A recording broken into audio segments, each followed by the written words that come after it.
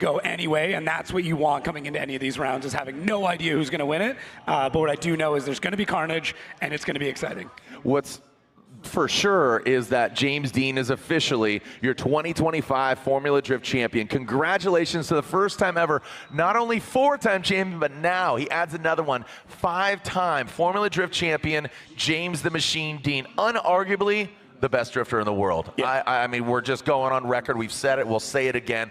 Also, it is back-to-back-to-back for the Ford Mustang, because Chelsea Denofa won it in 23, James won in 24, and again, James gets it in 25. Let's backtrack. Right here in the city of Long Beach, round 1. Frederick Osbo came back and he won that event. Then we moved on to Atlanta, the birthplace of Formula Drift. Yeah, and the battle back and forth between James and Freddie went all the way through into the night, but ultimately getting that shoey, James Dean takes the win there, and that puts us over to Orlando. Arroyo Manoa, we know this kid will be a champion. The question is, when will he be a champion? What an absolute legend. This gentleman, this young man just has such a stature to him at such a young age, very talented. Then we went to E-Town, the first ever purpose-built Drift Coliseum. Adam LZ, a big victory for him. Not only the overall win, but doing it with his own program. Not part of the RTR campaign, that E36. And then we went to St. Louis. Yeah, and another epic set of battles. There we go, that all-Irish final we were looking for. But Mr. Dean, once again, taking home another win in a dominant fashion. Seattle, I got to tell you, this is quickly becoming my favorite event. I always say Atlanta, but this has jumped up in so many ways, and it's a special place for Matt Field, the Beast from the Bay. Utah, not only did we crown a prospect champion to Cody Buchanan, but James Dean came back, he fired on all cylinders, literally, he made it the event to crown his championship, to get the win, really solidifying why he is the best drifter in the world. The Mustang RTR comes out on top, one stop left, and here we are. We will stop. We have a halftime break between 32 and 16, but there is the man, all smiles, 4 miles. The best thing about James is he's that athlete that wins with grace and is ready to give you the shirt off his back, the tires off his car, and the warmth and sincerity from his heart. Yeah. He is just such a nice guy. You know, right after this, yeah, we're going to Pike Bar. We're going to have some beers. We're going to have some smiles. Yes, he's a champion, but it's irregardless. He's just a good dude. He's a great guy, but also a steely competitor. As soon as that visor goes down, don't get confused. No. As soon as that door closes, he is a madman. Yeah, that visor goes down. No holds barred. And you can see, as we just rattled off the stops, here we are, the Shoreline Showdown. October 18th, we're going to put a bow on it, and we're going to put an exclamation point on a fantastic season, culminating 22 years of the Formula Drift Championship. What began in 2004 as 4 rounds, we've now grown and expanded over the years. And gosh, what some special guests that we have here. I know my man Robert Wilson and his wife and his daughter Paige are in the building. Mad Mike Wadette is here. We got Bullseye and the Malaysian contingency, Indonesian contingency. Mr. Iwata signing another 5-year deal with Formula Drift Japan. So the Japanese series will continue on with MSC as well. So just so many international drivers here. Some great fans wearing some teal toques or some teal t-shirts, cheering on Jacob Gettin. So you can put all your words together. So you win before you show up as well. Yeah, I agree. It's amazing to have everybody out here, and it just means we have an epic event there. You can see just how dominant James Dean's been, and now I mean,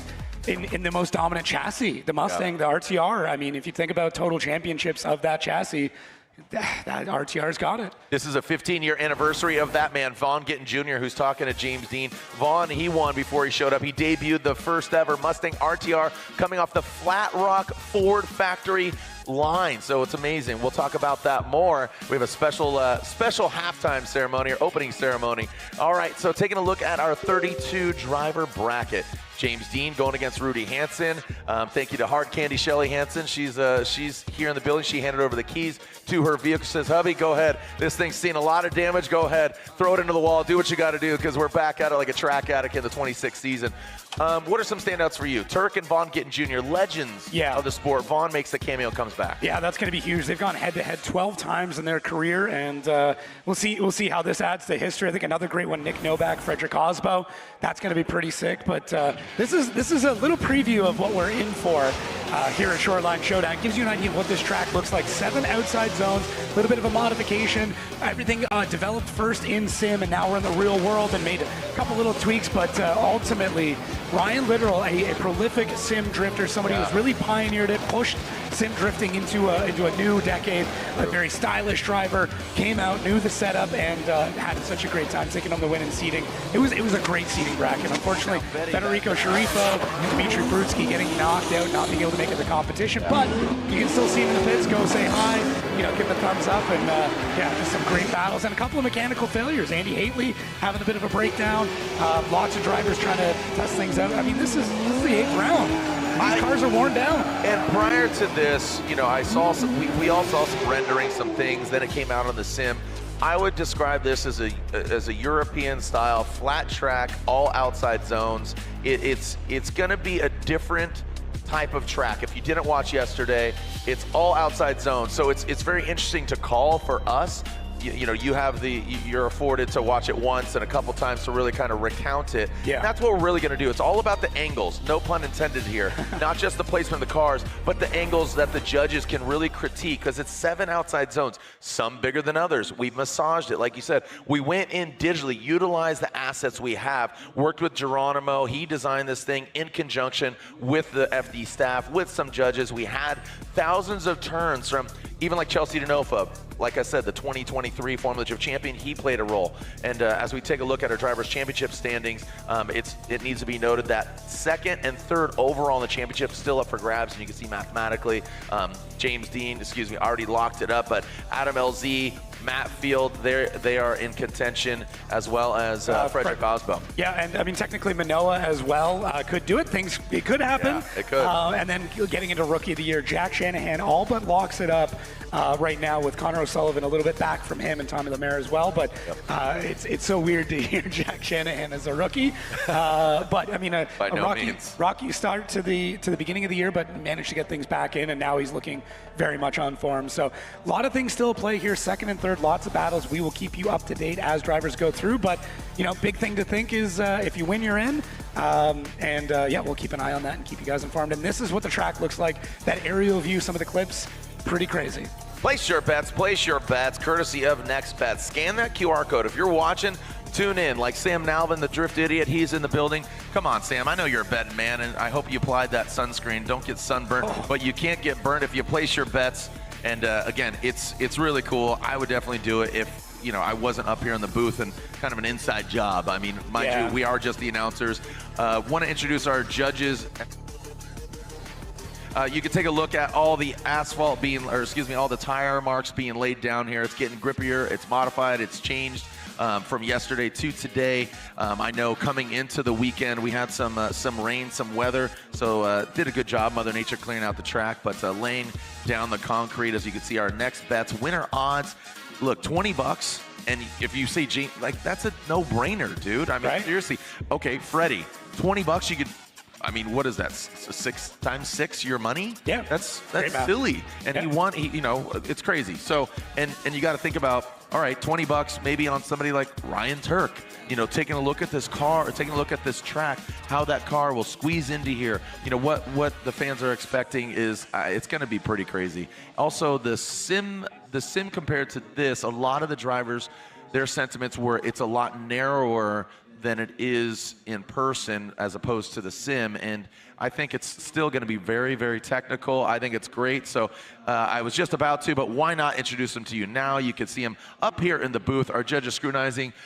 We had a rotating judging panel. It was Robin Ishida and Vernon. Vernon is here in the building to celebrate our banquet tomorrow night, but Vernon's sitting out, and Robin Ishida steps in. Brian Egger and Reese Marin have been consistent throughout the year. Wave to the camera there, boys, as we're up here in the booth. So thank you. As Robin Ishida, Brian Egger, Eggert and Reese Marin are analyzing the runs. And again, it's about placement of the vehicle, getting the car sideways, and there we are on the start line. Let's take a look at and open the door. Keys to victory here. Jacob, what are the judges exactly looking for? We talked about the zones. That's obviously key. Yeah, fill all the zones, make calculated transitions. We got a bunch of transitions in it, so you got to do it quite well, quick and snappy, and be committed with angle and avoid corrections. There's nowhere to hide here in either the lead or the chase. So we've got a great overhead drone view. We call it the truth serum because it's going to show everything, but judges really pushing that. There's 7 zones, fill all of them. And every transition, we want to be quick, we want to be snappy, we want you to set up. There are a couple of small decel spots on this track, but nothing crazy. The idea is that you are more or less keeping that momentum all the way through. And there is Frederick Osbo, maybe sending out some emails. I'm not sure what he's up to. But, hey, Freddie, I'm going to need you to work over the weekend. Can you get those TPS reports on my desk by Monday? Okay. Yeah. Yeah. Okay. If you could do that, that'd be great. This is controlled not so chaos right now. It's Control Alt Delete. Yeah, it's Controlled Alt Delete. That's well said. Good one. All right. Well, Frederick Osbo, he is featured in the new series. It's back again. Controlled Chaos. We're going to show a teaser later. Really cool. Oh, I saw the clip, or that teaser. It features Frederick Osbo, Ryan Turk, and introducing Amanda Sorensen, part of the Rockstar program, and she's competing in Pro Spec Championship with her younger brother, Cameron Sorensen, and again, we got Brandon Sorensen out here as well. James Dean, Rudy Hansen, you can see these guys have not gone against each other. The numbers are stacked against Rudy Hansen, but with no track knowledge, no car setup, but here you are going against the championship, nothing to lose. Yeah. So James the Machine Dean, he'd love to just refine it, get 4 wins overall in the season. He's already got 3. I think for him, the history now, on top of everything else he's done, is to have the most dominant season in FD history. And I think he's pretty much on it. When I went back and looked at the points, obviously points now are a little bit different, but if he does quite well at this event, it's cemented that this is the most dominant season we've seen in FD history. Yeah, it's really impressive to see what James has done. And like I said, he just does it with grace, and had an opportunity to talk to him Wednesday night at the Ford Mustang RTR reveal. Talking to him, he's really excited about next season. I mean, that gentleman's always got a steering wheel in his hand. Definitely busy. He's building an S chassis. He's just a busy all-around dude. Yeah. Let's get ready for our first battle officially of our history-making Shoreline Showdown. James Machine Dean, Rudy Hansen, James Dean out front in that Pennzoil RTR Spec 5 Ford Mustang in that first outside zone. You can see actually it goes into the 3rd and 4th. Look at James, good angle there. Rudy, you can see him jumping up. Good angle for him. Needs to mimic that angle though. Now goes into that 6. You can see how long that is, dragging that bumper into the box. It's not about the walls, it's about the box on the ground. It's a Mustang in a box. Step 1, you put a Mustang in the box, bang, right across that finish line. And that was a great way to start it. A good just kind of bar to set by the 5-time champ. And this is the bar, though. I mean, this is going to be really tough for pretty much everybody. One of the big things I picked up here, James Dean getting on throttle very early through outside zone 2.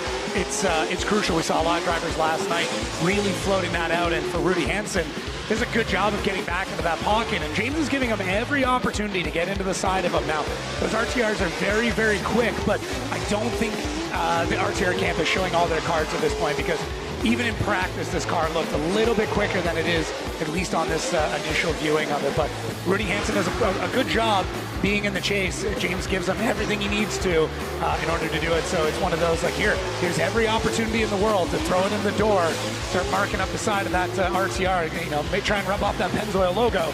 And for Rudy, he takes advantage of it in a few spots, but not all the way through. You saw the stats there. They've never gone against each other in 5 years, right? But Rudy, I don't know, this James Dean guy, I don't know if he's really going to put the car on the...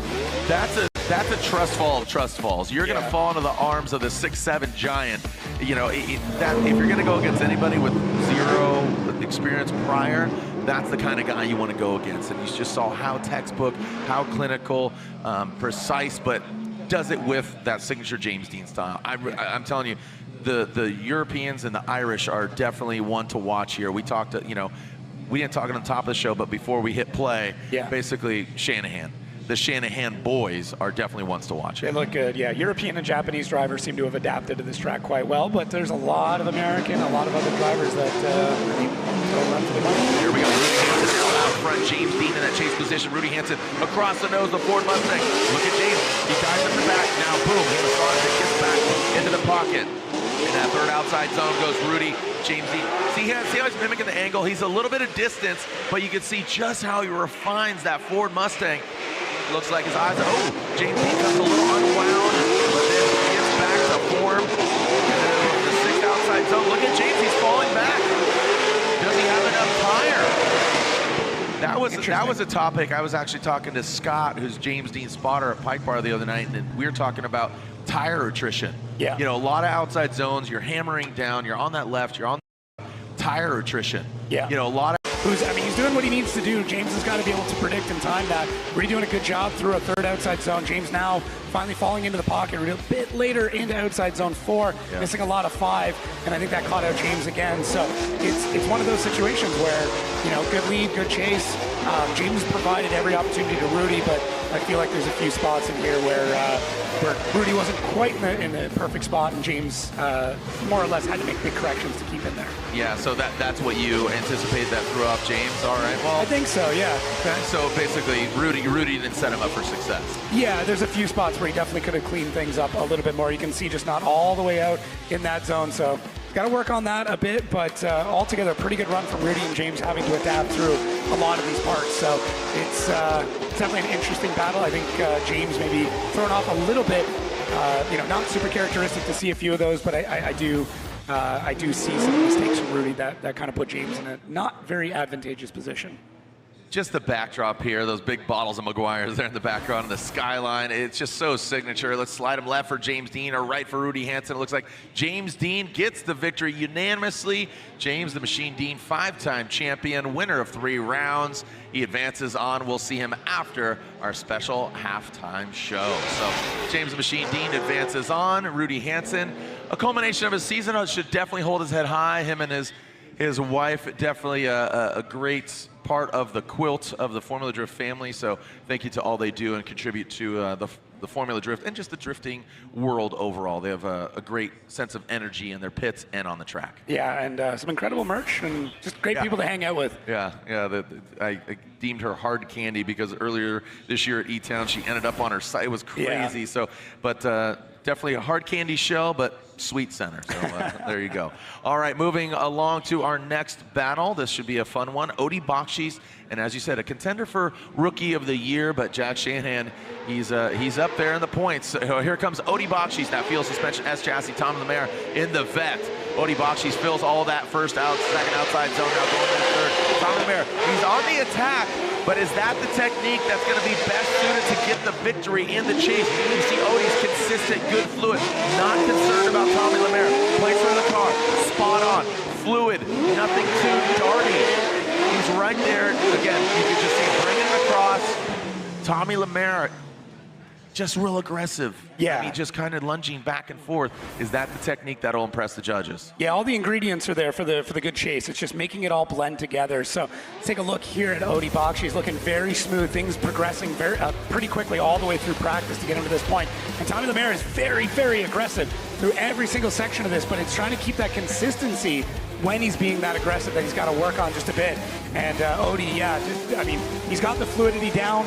He's really, really coming to his own on this track, and he's had a great season. It may not be the season he's wanted, but a couple of podiums earlier this year shows that he's still always a fierce competitor. Tommy Lemaire in his rookie season had an outstanding job here at Long Beach 1, or the original Long Beach, or Streets of Long Beach, whatever one we're labeling that one now. And he does well on these street circuits, and we're seeing that here. Just gotta be a little bit more fluid in the chase.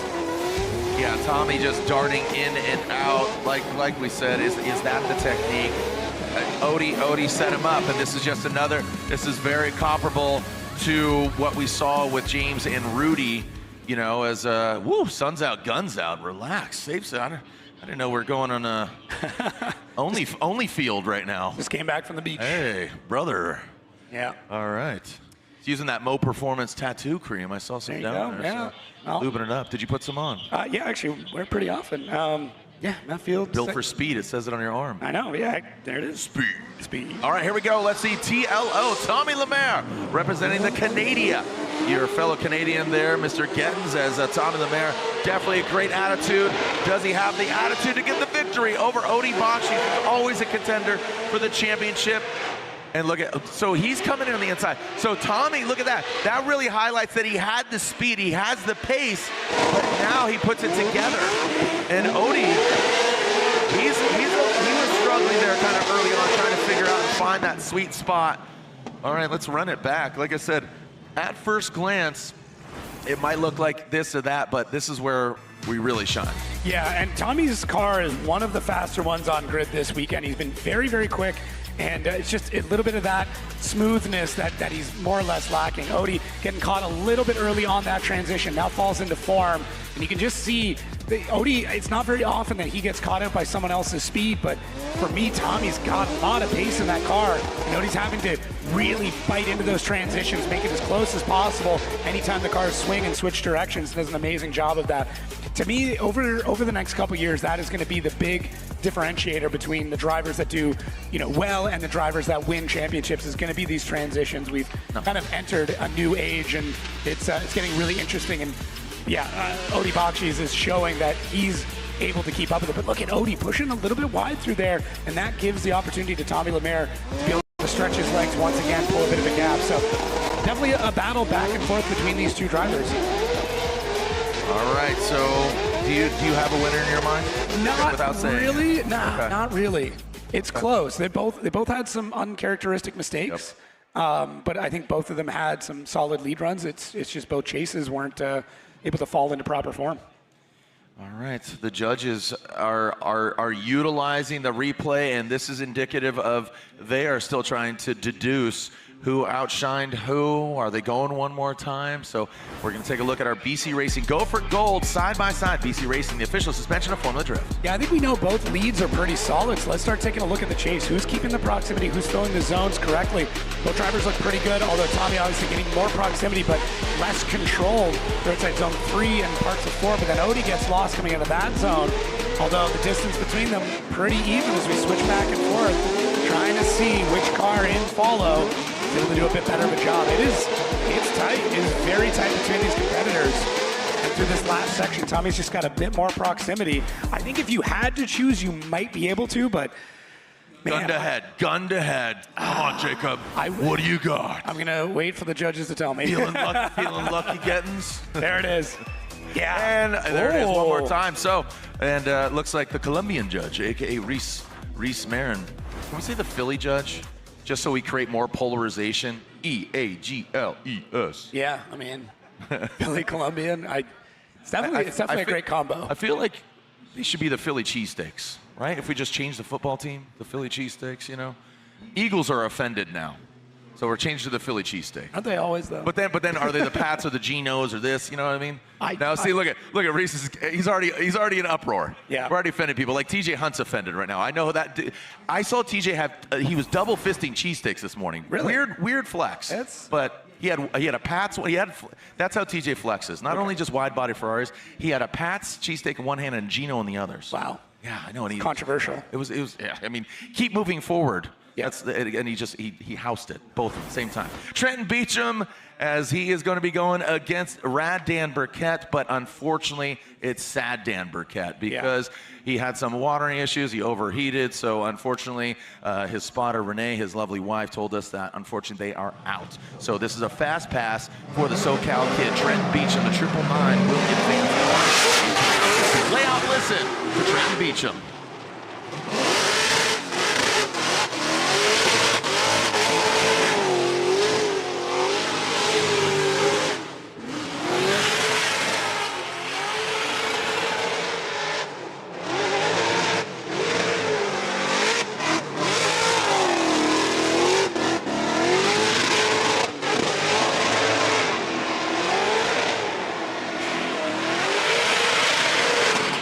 Down by the Beecham, boy. Well done, Trenton Beecham.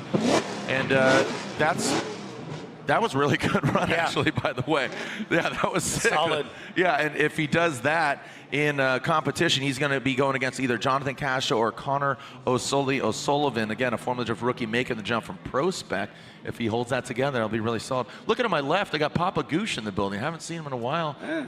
Ken Gooshy's Pops is in the building. Wow. See him. He looks I think they're the same age. He hasn't aged a bit. I know, that's incredible. Ken, congratulations. You got good genes. Yeah. He's going to look young forever.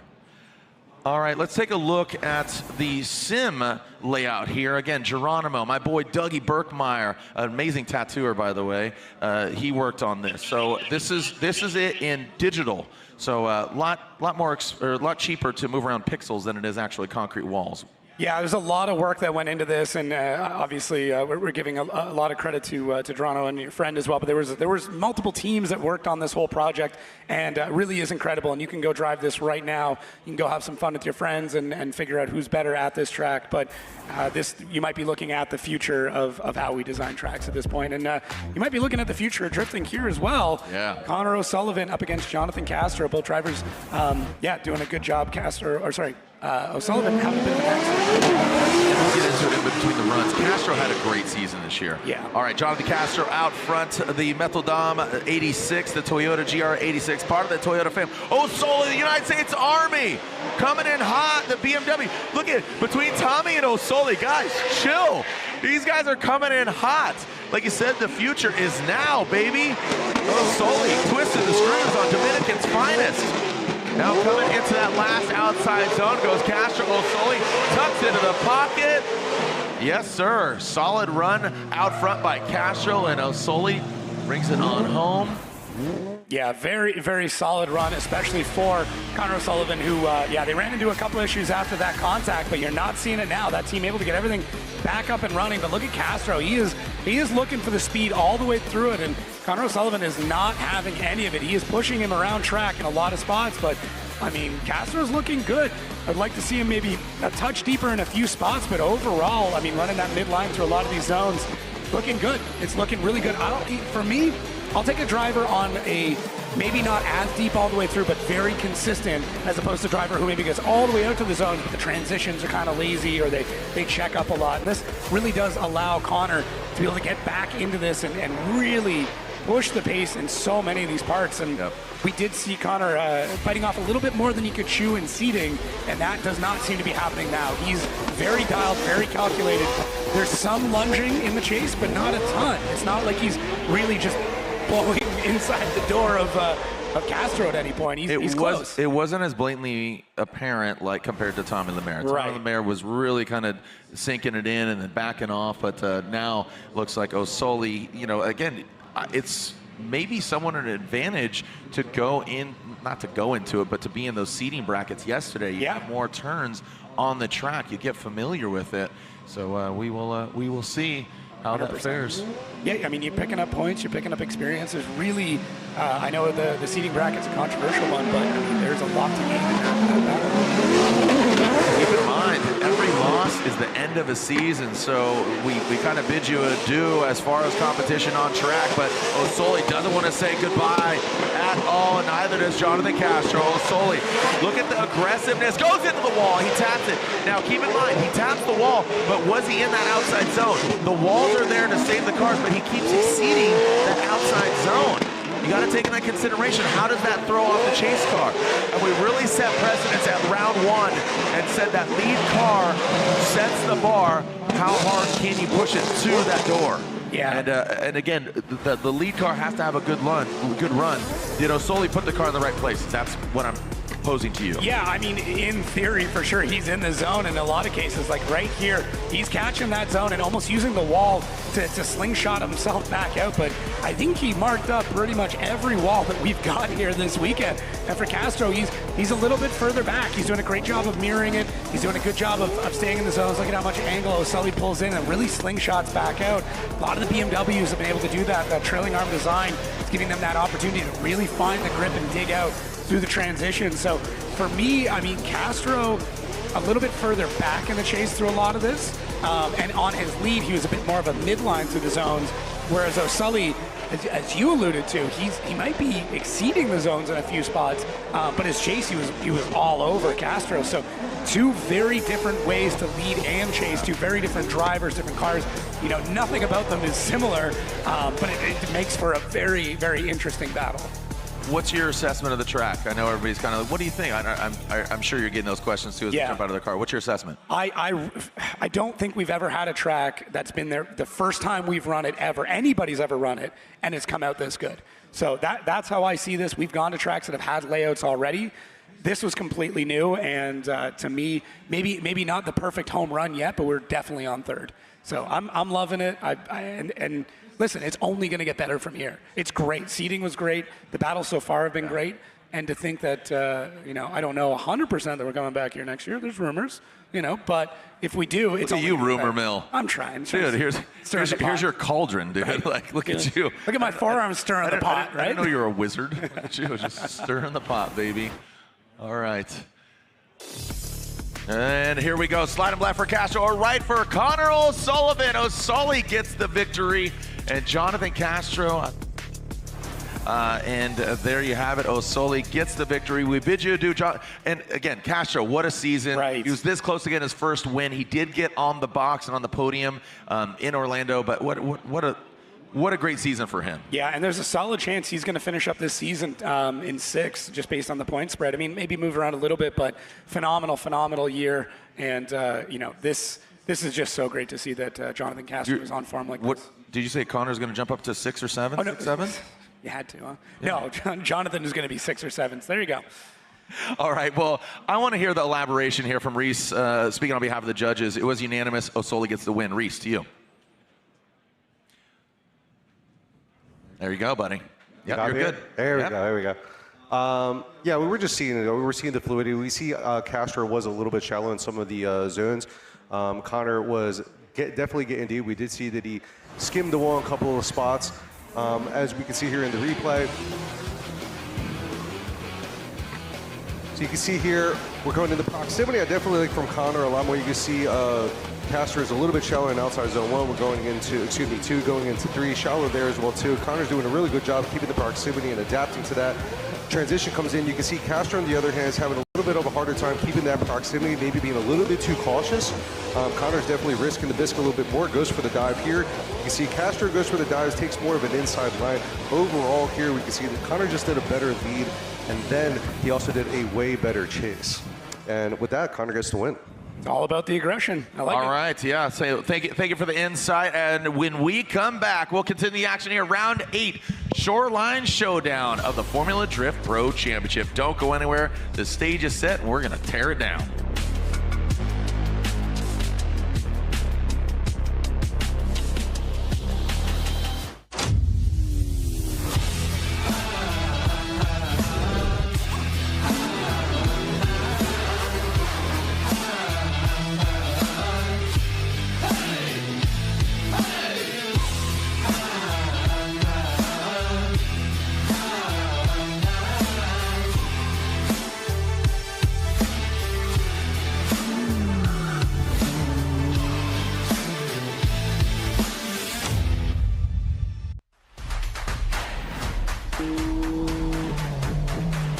モータースポーツで得た高度な技術をすべてのレイズホイール一本に込める魂は永遠に変わらない。ビヨンド・ザ・レボリューション。ザ・コンセプト・イズ・レーシング。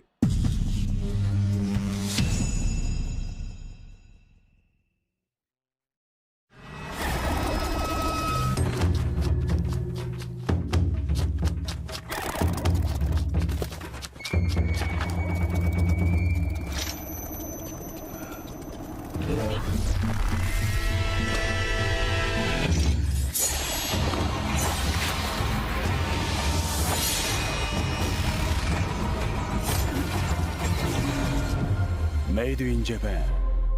Breed. New Fast Orange Body Wash was formulated specifically with mechanics in mind from the #1 brand in heavy-duty hand cleaning. You never know what you're getting into when you're working in the shop. The new body wash takes care of everything from my dirty hands, arms, and face to simply make me feel clean all over. Tiny wax beads help get the toughest dirt out, while also taking care of the strongest automotive odors like fuel, oil, and exhaust too. It's ideal for those areas of skin that are exposed to grease and grime during the day, but gentle enough to use all over your body. Find new Fast Orange Body Wash at O'Reilly Auto Parts.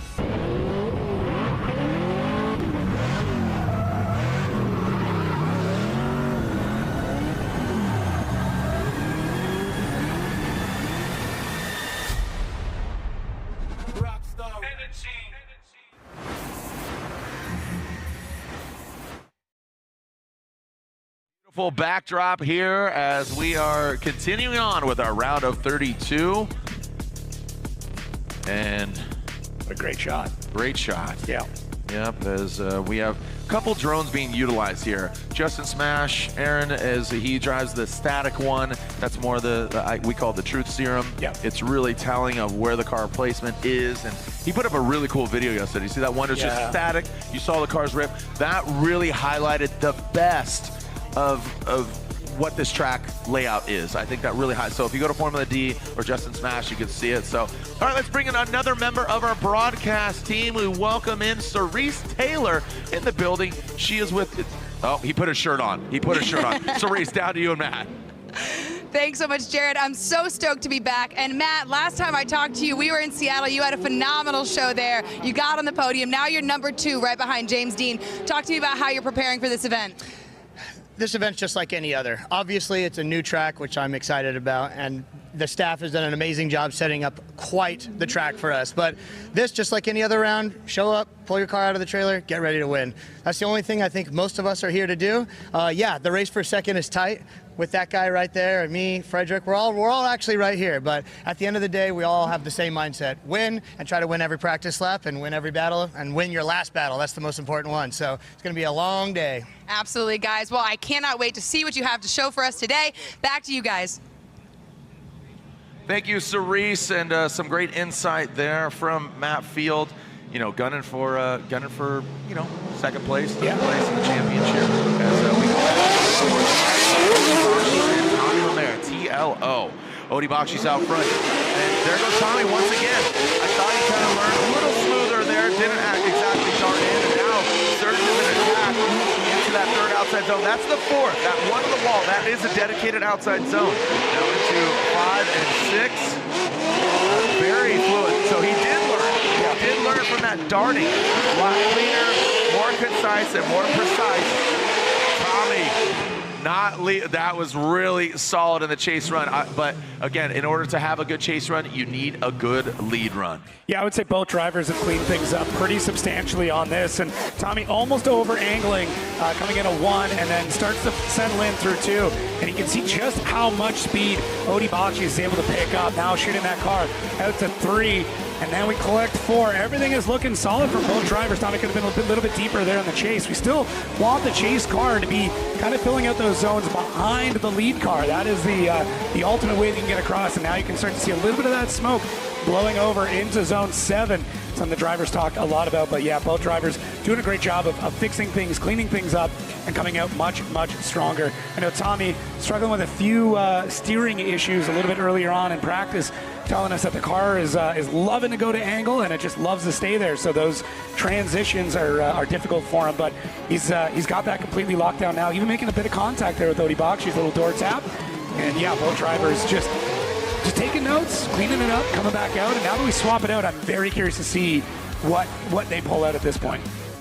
I really liked the advancement of Tommy Lemaire, refining that chase run, but like we said, Odie had just a really good, clean, sterile lead run. Now Tommy, on that first battle of these guys, I saw Tommy a little bit more dominant as far as gripping up and getting out of those zones, not just beelining it, but with that fluidity, with that side bite, he really kind of, I would say that, had advantage on that first run. But now Odie has learned some things as well as he goes into the back of Tommy Lemaire.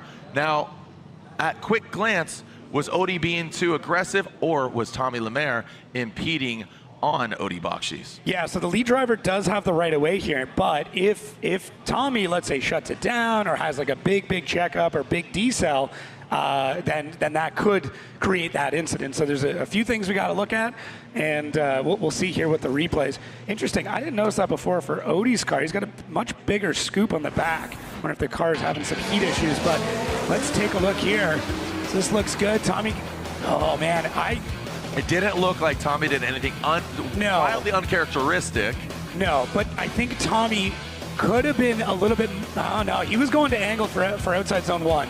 He was on the correct spot. I just think Odie maybe just got a bit too aggressive. The only other thing I could see is if Tommy slow rolled at some point, like started to decel before he should have. There's always going to be a bit of a natural decel right before initiation or during initiation, but that was a tough one in that Corvette. Thankfully, just backing in the tires, but you can see, I mean, they're built to crumple, and it definitely looks a little bit more like a can at this point. Well, this is basically, you know, the final round. Leave it in the wall. Obviously, you don't want to write the thing off, but what a great season it's been. Castro, congratulations on your first ever FD podium. He's with Cerise Taylor now. Yeah, totally agree. You're doing great this season, Jonathan. We're here in Long Beach now. You're 6th overall. What is your strategy? What's your plan going into this round with the layout that we have ahead of us? Yeah, we were trying to have a very smooth car, not too aggressive, not too much grip, because this is a technical track. You have to be wall-to-wall. So for that, we need a kind of loose car type of thing.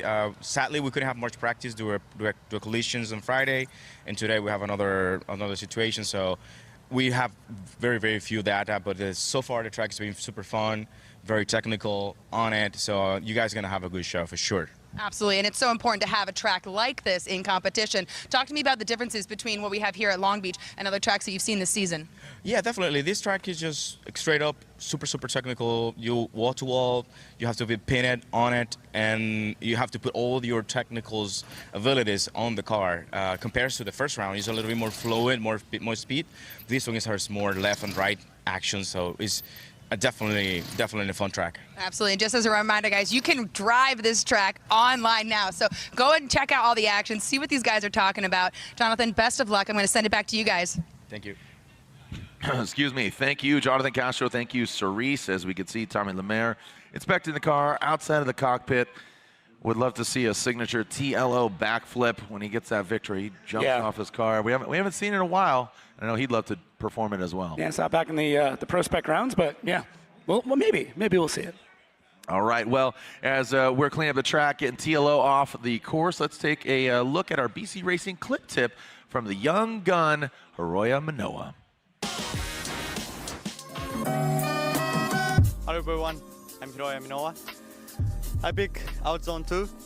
I think out zone 2 is the most important part of this track because we have to carry the speed from the outside zone 1, initiation.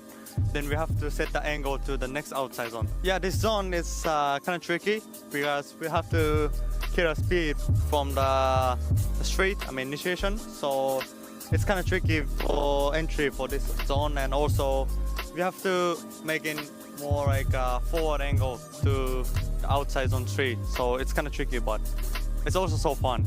This has been your BC Racing Clip Up.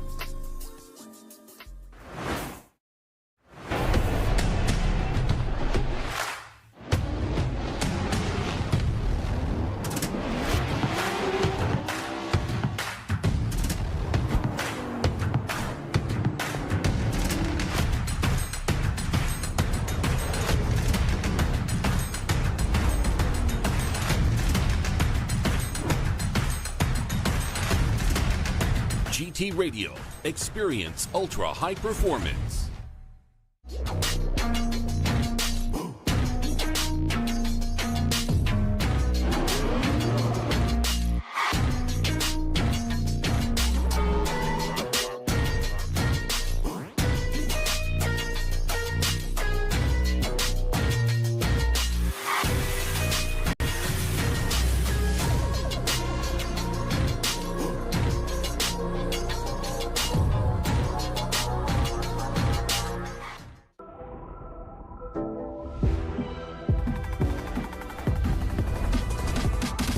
Get out there and have fun. because you've got Meguiar's. And we've got your back. From wash, to paint care, to maintenance and more, Meguiar's has your hybrid ceramic solution for every adventure. Meguiar's, reflect your passion. This is where champions are made. Born from Formula Drift. Engineered for your daily drive. Where Kenda's Vezda UHP Max Plus proves it's not just track ready. It's street dominant. This is podium to pavement. Vezda UHP Max Plus. Only from Kenda. Find yours today at kendatire.com. BC Forged Wheels. Custom built per order, offering extensive design, finish, and machining options. Strength, style, and precision come standard. Track proven, street ready. BC Forged. Proud sponsor of Formula Drift 2025.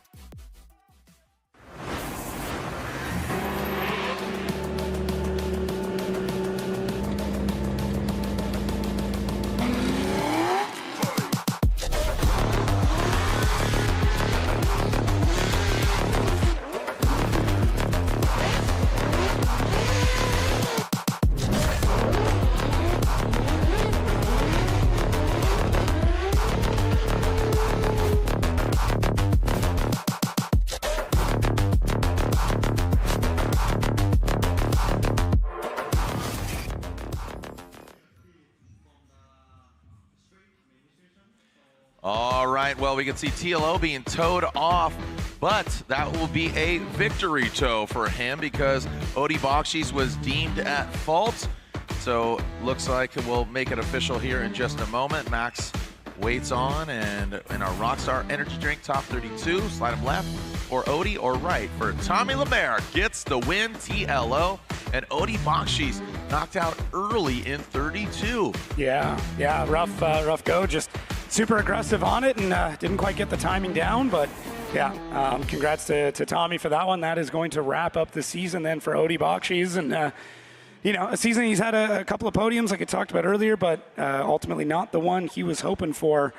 Currently sitting in 7th, and we'll see where that stacks up as we continue on through this event. Odi Bakshis has just really become such a diverse driver. He's always part of the conversation, just kind of a silent assassin, you know, as far as, you know, suspension setup, what he's done for other teams. He even tapped Justin Pollock, a former Formula Drift competitor, to be a spotter. So he has all the resources, he has the assets, he has the knowledge just coming together. And when he does well, he's like trending well. I remember that he popped like 3 motors in one weekend leading in. He popped a motor, changed it out. He won an event with a popped motor going across the finish line in Jersey many moons ago. So we know what he's capable of. It's just sometimes bad luck on your side. The Gremlins are alive and well. Yeah, and I don't think we talk enough about how much luck comes into play. And obviously great skill, great preparation, everything else can mitigate some luck. But ultimately, you still need a little bit to win a championship, and that's eluded him a few times. Dylan Hughes and Ben Hobson, another 2 rising stars. Hobson making the jump a few years ago, piloting that RTR Ford Mustang. Dylan Hughes, he jumped his way into competition in Utah, literally, as he jumped and mounted Matt Field in Utah. That was pretty dynamic. There, like, roll the tape. We'll see it at some point in this production. It was pretty fun. Heatwave made some amazing videos. I saw my boy Ripper here. I don't know if he brought the boat over here. He pulled up here on the shore as we're about to set ablaze and set ashore here for Dylan the Dozer Hughes, and Ben Hobson drops into formation here. Dylan Hughes in that BMW, the royal purple BMW, into that 3rd outside zone, going to the 4th, boom, taps it, hits it, quits it. Ben Hobson, that Pennzoil Mustang RTR, you can see him just wavering there in that chase position, now dialing it in, very fluid is Dylan the Dozer Hughes in that last outside zone. Dylan riding that outside zone. Oh! He backs it into the wall, and Ben Hobson couldn't go anywhere. It looks like he thrashing and a bashing. Yeah, from right off the jump there, it looked like Dylan Hughes kind of struggled to get the car to bite, and you can see this through outside zone too. So initiation looks good, floats it out. Now he's a little bit late getting on throttle. That pushes wide. Ben does a great job of adapting to it because Dylan, I mean, if he would have waited a split second longer, would have been going off track. And then through the rest of this, you can just see Dylan having to make some of these big corrections, and Ben does a great job of adapting to so much of it. It's not a perfect run out front from Dylan Hughes, but through the latter half, he gets it dialed. And really for Ben, he's having to adapt to what's going on with Hughes out front, who is filling those zones, and definitely filling the zone there. You got a wall hit, then a Ben hit, and then back to the wall again. If Ben would have been back a little bit further, I think Dylan might have actually spun out after that or straightened, because it was a pretty good hit. So for me, Dylan on paper filled those zones, but how he did it was not very fluid. Yeah. And Ben on paper didn't have an amazing chase, but he was trying to adapt to what was going on with Dylan up front. So it's coincidentally another BMW we saw earlier, Osoli. Yeah. So it felt like that. Just it needs to be a little more refined, you know, because it's just 7 outside zones. It needs Just to 7. be tight. Yeah. You know, it's pop. You know, we'll see. Now Ben Hobson's going to get the clean air. Will he refine it? Will he rise to the occasion? We know Ben has it in him. He had such great success in Pro Spec. You know, I think it's really just a game of inches, talking about either between the steering wheel and the seat or in between the ears. I know Ben is capable of it, just it coming together for him. And every driver that has stepped foot in an RTR has taken at least a season to get comfortable with it, and is it's a bucking Bronco, and you got to break it. And when he does, it is going to be ridiculous. But he's getting close. There's lots of signs of it. Everything through practice has been good. Just a couple of times in competition where it hasn't come together for him. But we'll see. I would think Ben's got a bit of an advantage going into this battle. Hopefully he knows that and thinks that, and or maybe he doesn't. Maybe he thinks he's behind and just goes out and stomps this. We'll see. All right, well, we're about to find out. He could refine it and bring the heat, but Dylan Hughes wants to put a stop to that. The dozer in the royal purple BMW. Here is Ben Hobson out front. Dylan Hughes in the chase. Now coming across the nose of the BMW. Look at that, Nitto tires, go ablaze. That was really well done. I like that. That was what we're looking for. Clean, sterile, tidy from Hobson. Throw some more angle at it. Dylan Hughes, he is in tow. I mean, this is it. This is what we're talking about, that refinement. Look at Hobson. Great placement of the vehicle. Dylan Hughes isn't part of the equation. He's trying to be. You can see a good transition there from Dylan. Timed that perfectly. Gets back into the pocket as Ben Hobson brings it across. Well done by Hobson and Hughes. Yeah, great run from both of them there. And Ben's run really highlights something that I think is going to be divisive all weekend, which is a transition between 6 and 7. Sorry. And it's just there's so many different ways to go about it. But we'll get there. Look at Ben Hobson. Very calculated all the way through this. Looks good through these zones, maybe a bit shallow through 3. 4 is now back on track, though. And Dylan Hughes is there. He is doing a great job of mirroring all the way through, but does not actually get the proximity. And right here, look at how long Ben is out there. And you can see all the different tracks. There are different ways that you can transition between those 2 points. Some drivers are electing to transition really quick, fire out to 7. Some drivers are choosing to hang it out a lot longer on 6. And it is up to you and your spotter to understand what you're going to be going up against and adapting to it. Dylan Hughes does a great job, probably knowing that's what Ben's going to end up doing there. Adapts to it, does quite well. It's going to be a tough call for these judges on this one. They're taking a look here. They've got a gigantic television with 4 different angles that they're able to go and scrub through. So they're getting every single angle, and they'll be scrutinizing the heck out of it. Talking about how this event is unfolding, my producer Kemp got in my ear and said, here's Castro and Odie, who are 6th and 7th in the championship. They're knocked out early on in the 32. Also keep in mind, Osoli advances on, right? Yep. So he's in. Jack Shanahan, we have yet to see him, but we'll see him in a little bit. If Jack gets knocked out and Osoli keeps on, he might take that Rookie of the Year. Oh, look at Ben Hobson gets the win. Dylan Hughes was 8, he's gone. Wow, so Castro, Odie, Dylan, 6, 7, 8 out. Hugs for those guys. Wow. And again, these guys will still be cranking some beers later on at the Pike Bar, but hats off. Look at that. You can see that. This is a point of confidence here for Ben Hobson. We know what he's capable of. Dylan Hughes' his pops is his spotter, and you just got to know when to fold him, man. And this is a great moment for Hobson. Long may we drive, Pennzoil. This could be a big, what were you going to say? Finish that sentence. Yeah, this could be a what? This could be the turning point for him. This could be that one battle. Sitting 28th in the standings right now. And the nice thing is it's going to jump quick. He's already up to 25 with just that. The point spread is not very big in that lower section. he could really climb the ranks if he has a solid event. Do you like the changes that we made? Do you like the changes? Oh, look at this. Revenge, Grudge Mac, Novak, and Osbo. I like the change. I'm just going to say it. I like the changes of you win 10 points. Yeah. Mathematically, it's just way easier to follow. We needed like one of those Texas Instrument calculators that I just blankly stared at when I was a kid in high school in order to figure out the championship before. Now it's like, all right, you win, you get 10. Here we go. All right, bit of a grudge match here. Novak and Osbo. Novak throws it in. The Linfluencer watching on. Let's send it, baby. Nick Novak, the Novak Racing Kenda Tires BMW. Frederick Osbo. Freddie dials it in. We know he's capable. He won here at round 1. Can he go back-to-back? Can he bookend it for the Norwegian Hammer? Look at Novak. Throws it out, but went a little too far. He goes and hits that cone. That is definitely indicative of being too aggressive. Novak zeroing in on that last outside zone. Brings the heat in that last one. What's interesting here is, like I said, it's this track is a little European style there, Sonny. I'm so happy. You can read her lips there. So happy. Look at that. I'm really happy for Ben too. Look at that. I feel like he won today. Right. You know. Right. But this track, I feel like it has a little bit of Power Alley Seattle. You know, the second half, but let's take a look. Walk us through the run. It's got a little bit of everything, and that's what makes it so interesting and such a great way to wrap up this season. Nick Novak struggled a lot through practice, and he struggled exactly with what we're seeing here right now with some of these over rotations. And you can see Osbo. Look at that. I mean, listen, that would have been sick. If Novak really would have landed that would have been incredible, but that is a fairly big mistake. Osbo holding back quite a lot through a lot of this run, and I don't know if that was strategic. He's got, right now he's got Steph in his ears right next to us, and they would have kept a lot of good notes on Novak, knowing what he was doing in practice and anticipating that maybe the same mistake happens again. It did for Novak. He's a driver I would have thought, to be honest, would have come out here absolutely swinging, considering another driver that spends a lot of time on sim. But to me, this looks like there's something in that car that's not quite right for him. It's not biting the way that he wants it to. Came out late in practice. I don't know. Just everything to me points to Novak's car is not where he wants it to be.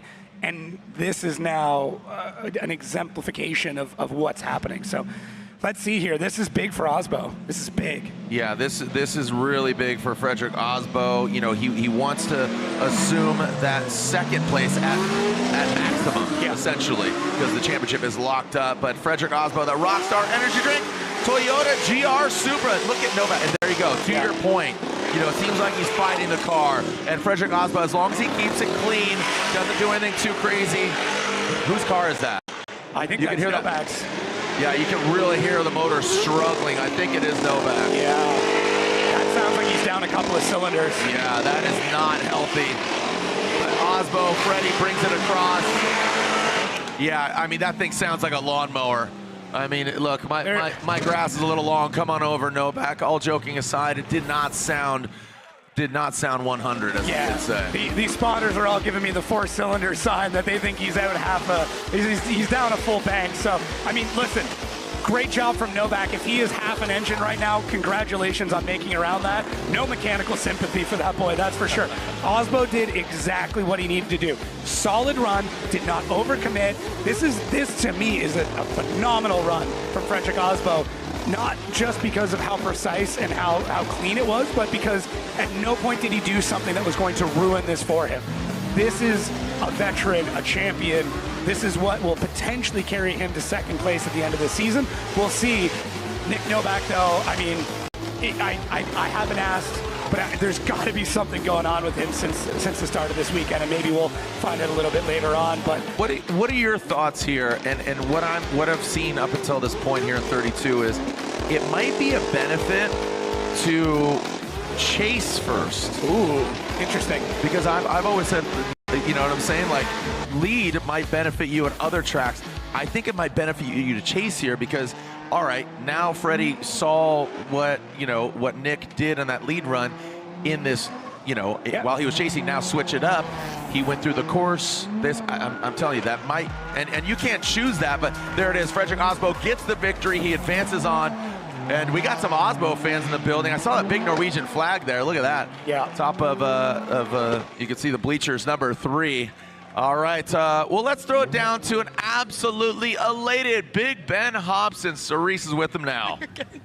All right, Ben, I am so happy to be able to talk to you. Ben, first and foremost, it is 2025. How does it feel to be in top 16? Oh, it feels amazing. It's like round 1 Long Beach. I got top 16 in pro my first time, and now round 8 Long Beach. I finally got there again, so we're stoked. The car's great. The team is great. The driver's great. I'm even happier, dude. I'm freaking, my throat hurts from yelling so daggone much. The energy over here was it was electric, man. I walk up and I see Boss Man Von Gittin Jr. with tears in his eyes. He's so proud of you. You guys have had a phenomenal weekend. You got the launch of the new RTR. You got James Dean's birthday, and now we're getting wins, baby. Getting wins, baby. The old banana boat Ben's back in action, baby. We're in the banana boat out here, and we rocking. You heard that right, guys. All right, back to you. We can't wait to see what you have today, okay? Thank you, thank you. L-I-V-I-N, brother. Yeah. All right, and what a testimonial to the point we were talking about. This feels like he won here today. Just getting that monkey off his back, man. Just saying, all right, I can do this. All right, speaking of doing this, let's who's going to do it. Mr. Cool, that Cadillac XLR chasing down. Looks like that of Hiroya Manoa, that Njuku Racing 86 Jerry Yang Racing vehicle. You know what he's capable of. That 3M vehicle, that wrap looks good. Well, yes, sir, hits that outside zone 4, and we know what Hurst is capable of. He's a little more of a wild child here, and you can see it and you can hear it. How aggressive. The pride of Paducah is bringing on in for Kentucky. A little bit short on that last outside zone by Hiroya Manoa. Rising to the occasion, the uprisers, the Manoa family. All of them drifting, the pops, the mom, and Hiroya obviously getting that victory earlier this year. Yeah, he's looked outstanding all the way through as the smoke already pouring in up here in the booth. Jonathan Hurst gets caught out just a little bit through outside zone 2, but starts to climb back pretty quick. And I mean, Manoa is just, he's on this. We said earlier that the Japanese and the European drivers seem to adapt to this track really quick. It's very similar to the tracks you would see overseas and across the oceans, and they're doing well. But I will say Hurst in the chase, great transitions, and is able to really keep on the side of Manoa all the way through. And it looks like Hurst has got a bit of a quicker car here. Manoa's car maybe a bit floatier, a little bit easier to drive. So when they swap this back around, I'll be interested to see if Hurst is able to try and pull a bit of a gap on Manoa. And maybe that's sort of the setup plan that they've got right now. But man, Manoa looks so smooth through this whole thing. Another driver that would have put in hundreds of hours on the sim as soon as this track was released, I guarantee. I mean, his parents are probably telling me he had to go to bed. We're already seeing some tire fires coming out too. Yep. Not a shocker there from the Jerry Yang Racing camp. It seems to be kind of their calling card. Yeah, I mean, the Forsberg, his cars, I mean, he's had tire fire since day one, man, from his old S15, his V8 350Z, and even his all-new Z, as cranking some Rockstar energy drink up here in the booth, as well as looks like we are getting a competition timeout from Mr. Cool, trying to keep it cool for Jonathan Hurst, that pride of Paducah. And Jacob looks like he's talking to the spotters. They're right next to us, so yeah. Great insight. What are you deducing? What are we hearing? What are we talking about? Just they're having some weird things pop up on the dash about the engine. They want to take a look at it, make sure that it is all good. Or the manifold gonna blow? Could be. I mean, listen, this you have to remember. I believe this is the same engine he had as a backup from Utah, which is something that was a combination of parts given to him from Jerry Johnson, from Connor O'Sullivan, and I think Brandon Sorensen as well. So Hurst is one of the nicest guys on grid, and so people are very happy to help him out. All right, let's throw it down to Frederick Osbo. I mean, Cerise, he is driving so well here today. Remember, keep in mind, he won at round 1 as well. Absolutely. So we're here back in Long Beach where you had your dub, as the guys are saying on the live stream. How are you feeling today? You look absolutely dialed out there. Thank you. Thank you. You look great too, by the way. I'm feeling pretty good. We started the weekend off trying to find the line, trying to find the groove, as did everybody else here. But I feel like we've gotten better and better throughout practice. And, you know, Nick, he's a killer. I mean, he took us out in Utah. He is lightning quick. He shows what lives in those Kenda tires more than we do. And not gonna lie, really, really tense before this battle, but we kept it clean. We were right there.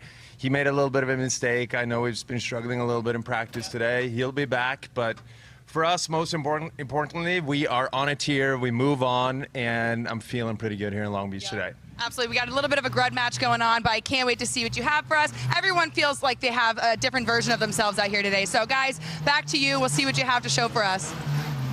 Thank you, Cerise. Looking fly. Looks like She's ready to break out into a dance or something like that. She can cut the rug for sure. What? Yeah, cut a rug. Dancing, no? You don't use that? Thanks, Boomer. Paint the town red. All right, here we go. Speaking of painting the town red, let's paint it white with some smoke. Connor Shanahan, he's one to watch, but so is Ryan Literal. He won the seeding brackets yesterday. Another confidence booster for him, but Shanahan, all eyes are on him. Little, you can see that left foot brake, that front right wheel coming to a halt in this Red Bull 86. Now coming on into that outside zone 6, and then going into 7. Now transitioning on in. Look at that fluidity of Shanahan. That allowed Ryan Literal to just time it perfectly. A little bit of delay there from Literal, but Shanahan, we said it. He is definitely one to watch. Yeah, this is any track with a lot of transitions is one that the Shanahans do quite well at. Outside zone 1 looks phenomenal. Outside zone 2 gets on the throttle very early. And there's Literal a little bit further back in the chase, but doing a good job of mirroring through so much of this. Through 3, things are looking very sorted. 4, once again. And Connor Shanahan plays that right pedal like a fiddle. You can hear it and feel it as he just dances on it, using like tippy toe to keep that car in a perfect grip state and a perfect power band. It's truly amazing to listen to the way that he drives. And I mean, Ryan Literal all the way through the chase, it was great. It wasn't super aggressive through the first half of it, I would say, but then really starts to dial it back in a little bit later on. So maybe just waiting to see what Shanahan's going to do through 1 and 2. I've heard a few drivers talk about that, saying that they're willing to sacrifice 1 or 2 zones early to try and find the right spot. So I'm not shocked by this. We might see it a few more times, but as we move through these battles, you're not going to be able to sacrifice anything. So it's an interesting tactic that we're seeing from Ryan Literal. We'll see how it pays off, but for me, Shanahan's got a phenomenal lead run, and that is going to be tough to beat. Let's see, as Ryan Literal, rip roaring, ready to go. Literal will lead, Shanahan chasing him down. We are staged, we are in the gate here in our Rockstar Energy Drink Top 32. Shanahan, all eyes are on him. Again, this gentleman entered the conversation last year. New car, new build, but same great dynamic driver. And Ryan Literal, look at that was clean. He just set sail. That was very, very smooth into outside zone 2. Now going into 3. I think Shanahan needs to bring a little more aggressiveness, and that'll really solidify it for him. Because look at, he's back there. What are you doing? Connor, get up there. Get to the side of Literal. Oh, and Ryan Literal. So now with that clean air, like I'm telling you, it might be a technique, or it might benefit you to lead on the second run. Interesting. I think that is a significant benefit. Yeah, I mean, it could be a tire thing as well, that you've got, you might have chased first, but that other driver was in the lead. Now that they're chasing, those tires might be overcooked. We're seeing a lot of wheel speed out here, a lot of smoke pumping out. So for me, I mean, Literal missed the vast majority of the second outside zone, and Connor Shanahan had to stay in it. So Literal not able to get out to 3 takes a bit of a triangled line, or an angled line out to 4. So Connor, I think, was back for a reason. He was seeing that Literal was taking the lines a little bit wonky, and that, to me, is a bit of an over-rotation. I think you can angle through a lot of these zones, but there's going to be a point where you've gone too far over. So very stylish, a very, very stylish run from Ryan Literal, but ultimately you still need to keep that forward momentum going through, and I'm not quite sure if he accomplished that. All right, slide him left for Shanahan, right for Ryan Literal, and looks like Shanahan gets the victory. Connor Shanahan, the Irish pilot, gets the victory. Congratulations to him, and there's some hugs. Hat tip to Ryan Literal, some great driving there from him yesterday into today, and going into next season. Let's see where the Sunoco pilot comes on up. It's lit, it's Ryan Literal, but Connor Shanahan just gets it done here in 32. Yeah, he looked very strong early on, and it's no surprise to me. He's one of the drivers to watch for sure, and stoked to see Ryan Literal coming into his own now, getting things back up and running as we get a beautiful shot there of that Irish flag. And a lot of Irish fans here, ran into a bunch of them last night, received my first ever Irish flag bucket hat, which was an honorable thing. It was a little ceremony. It was great. Ceremony. Yeah. They bestowed upon me an Irish bucket hat. Wow. Yeah. It was very impromptu, but I appreciated it. Does it fit? Where's it at? It does. Huh? Can you officially wear it up here? Is that kind of? No. I'll wear it on the plane home. Okay. Yeah. I never knew that was on my on my one list. Here we go. Now we're going to the second half of the Jonathan Hurst, Hiroya Manoa battle. What happened to Hurst? We'll find out. Maybe didn't want to expose a weakness to the Manoa camp. Now look at the angle here from Jonathan Hurst as Hiroya Manoa tucks into that smoke. Big angle from Hurst, but and look at the attitude of Manoa. It looks like he checked. Oh, look at that. Hurst dives in on the inside. That is way off of that outside zone 6. Brings it into 7, and now crosses the finish line. So we'll run that back. Take a look again. Maybe that issue is still showing up here, unfortunately, for the Mr. Cool Cadillac and the driver, Jonathan Hurst. Yeah, a spotter let me know that they're probably down 1 to maybe 2 cylinders on that car, and I think it shows. He's just not able to really get the power down, and the amount of grip that they put into these cars, you need every single horsepower that you can get, so being down potentially a quarter of that, it's going to be tough, even on a slower track, and to me, that's what it looks like here. Hurst just not able to keep those wheels spinning, and as they start to lose that wheel speed, they start to grip up and try and drive that car forward. Manoa does a great job of adapting all the way through. You know, they're smart. They're going to understand that something was going on with Hurst, and I'm sure his spotter just let him know, hey, keep your distance, keep an eye. You know, if he's really crushing the zones, make sure to get in there. But it was pretty evident early on that Hurst just not able to. And you know, it's analogous for a season that was not great for him. Yeah, I mean, if this is the last we've seen this season, I really hope to see him more, because it was a tough year for him for sure. Somebody said, I think it was Andy Luck in the Let's Be Honest podcast. Andy Luck said, there's drivers that have potential. I would say that Hurst in the right vehicle could be definitely dangerous. Yeah. I know he likes, and it's unique, the Cadillac, but if everybody at 100%, I think Jonathan Hurst has definitely got what it takes. Speaking of getting what it takes, is Hiroya Manoa gets the victory and advances on to the top 16. We are halfway through officially our Rockstar Energy Drink Top 32. What are your thoughts on that, Jonathan? Yeah, I think if you put Jonathan Hurst in another vehicle and put him on an amazing team, he's definitely a contender. Yep. Yeah. All right, so there is a look at our top 16 bracket shaping up. Dean versus Lemaire, Beecham versus O'Sullivan. Look at that. I mean, just, again, 6, 7, and 8, those guys knocked out as far as the standings. And that was Castro, Bakshish, and Dylan Hughes. And speaking of our most recent victor down there, bottom left-hand corner, Connor Shanahan. Cerise is with the Shanahan Bros.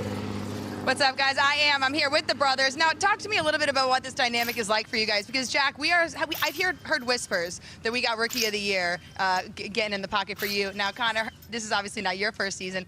What makes you proud of your brother? Yeah, it's amazing we've drove for basically our whole lives together at the other side of the world. So to share a season of Formula Drift with him, back on the streets of Long Beach, it's a pretty crazy feeling. 2 boys from Killavullen who chased the dream, and here we stand at, the biggest stage of competition again. It's amazing. Hasn't been our most successful year. I don't think we got to really show our true colours, but, we're building a platform, building the knowledge to, hopefully claim Formula Drift Championships one day.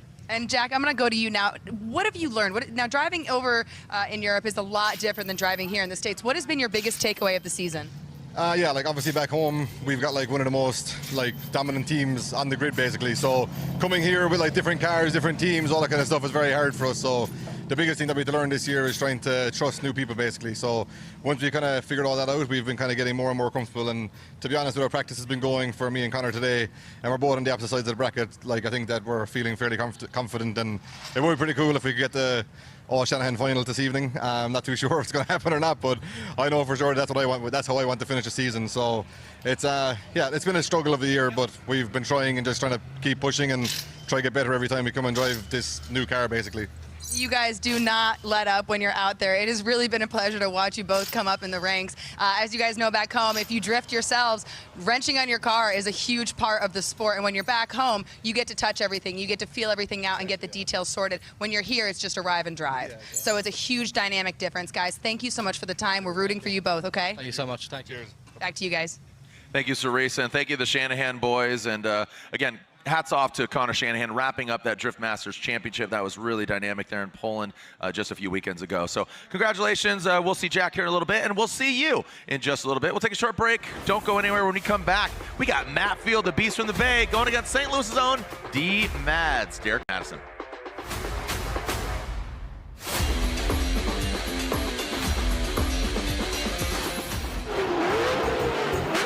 Okay, come on in for a pit stop and we'll fuel you up real quick and get you back out there.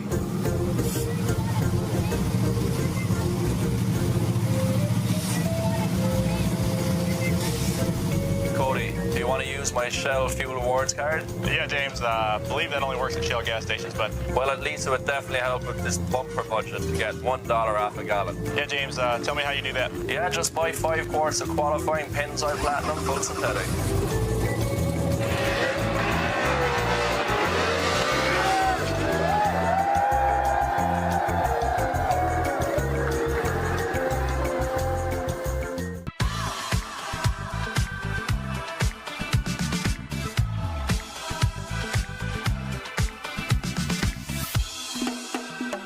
Yamava Resort and Casino at San Manuel is giving away a Maserati Thursdays in October. Play all month long for a chance to take home an elegant and powerful Italian sports car. Details at Yamava.com. Must be 21 to enter. Please gamble responsibly. Yamava Resort and Casino at San Manuel. You in? Visit your local discount tire and service centers for all your automotive needs. We're family owned, serving as your one-stop shop to have your vehicle running smoothly. We offer 5-star services and a price match guarantee. Plus, get 2 tires free when you purchase 2 select tires. What are you waiting for? Go online and schedule your appointment today.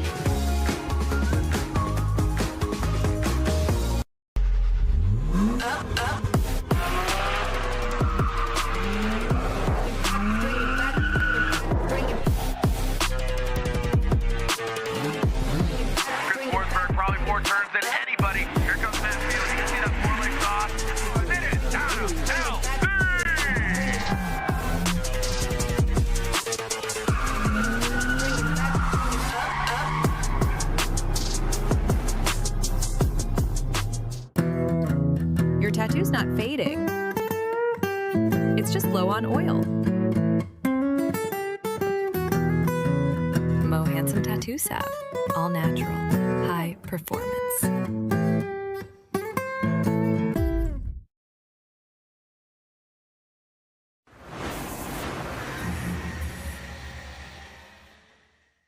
It's time to get precise with Rain-X Precision Clear wiper blades. It's all about precision when I'm drifting in the rain.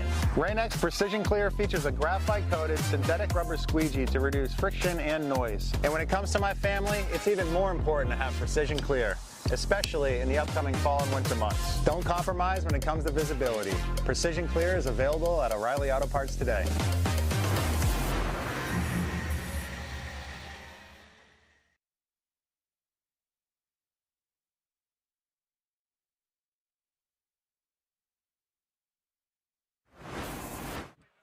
Welcome back here to the Shoreline Showdown. We're officially halfway through our top 32.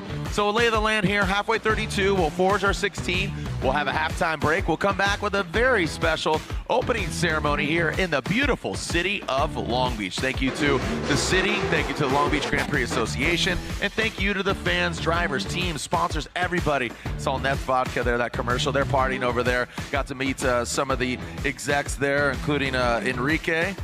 From Neft. I know Ernie's in the building as well, and Jason, the whole Neft fam is expanding, including Matt Field, the Beast from the Bay, Adam LZ, Chris Forsberg, and there might be a Kiwi part of that equation as well, Matt Mike Woodette. So, all right, Matt Field, Derek Madison, as we are getting ready for our next battle here. Matt Field, the Beast from the Bay, that's performance, heat wave, you can feel it, you can see it, but blinded by the light, nope. You got heat waves on. Team Matt, that coilover depot vehicle now transitioning in the back of that Corvette. Matt Field brings it on in, very clinical, very precise. Look at that. Give this man a scalpel. I didn't know he was a doctor. Look at this. Well done, the Beast. Comes out, it's almost Halloween. The fangs are out, sun's out, guns out. That last outside zone goes Matt Field. Yes, sir. Lean Customs on the hood and Lean Customs in the building. Come by. They got some pins on sale. $6 to $7. $6, $7? Yeah. I think that's what they're running deals for. I think so, yeah. Yeah. Pretty crazy. Yeah. Matt Field, I mean, completely clinical. You talked about it. I mean, just being a surgeon through this run, this is a phenomenal run here for Matt Field. The driver sitting second overall, and he's he's got to win basically everything all the way through to make sure that he can stay on top of that spot. It looks good. He's on throttle all the way through, absolutely pumping the smoke out and almost blinding himself getting into outside zone 7. Derek Madison doing a really good job throughout so much of this run, doing some nice dives, able to try and work into the pocket there, but needs to be a lot more aggressive. There's so much trust you can have with Matt Field out front, and I would have loved to see Derek Madison take full advantage of it. A few spots in here you can see he was going for it. Look at, there's Derek Madison really wanting to get in there, but he's got to make that lunge. As soon as you come through the transition, as soon as you pump through that smoke, you just got to fire in, and that's going to be the big difference maker, I feel like, here and potentially moving forward in drifting.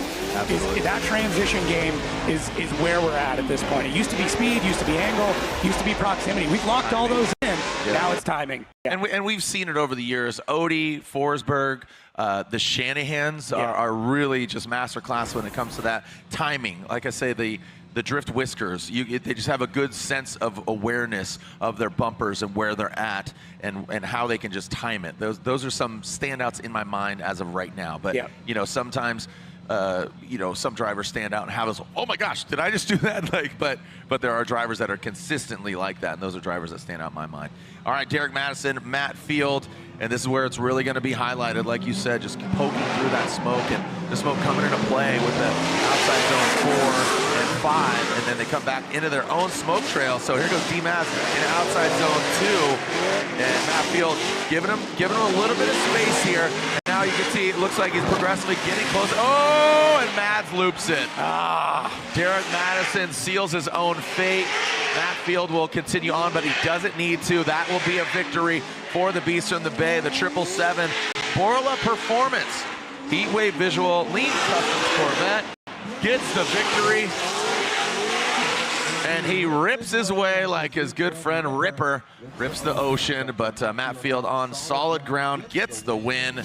Matt Field locks it in. Yeah, and for Derek Madison, a year kind of plagued with some weird mechanical stuff, a lot of growing pains for him, but happy to see him making that jump into pro, and this is just, the beginning of his pro career, so excited to see what he's able to do. Big smiles, just an amazing personality. I would say one of the best soundtracks in the pits as well. Soundtrack? Yeah, music-wise. I don't know if you've been over to those pits. They got a great playlist every weekend. What kind of genre? It's not your music. It's definitely my music. We're talking like 90s to 2000 punk and metal. I'm joking. Yeah, I like punk. Okay.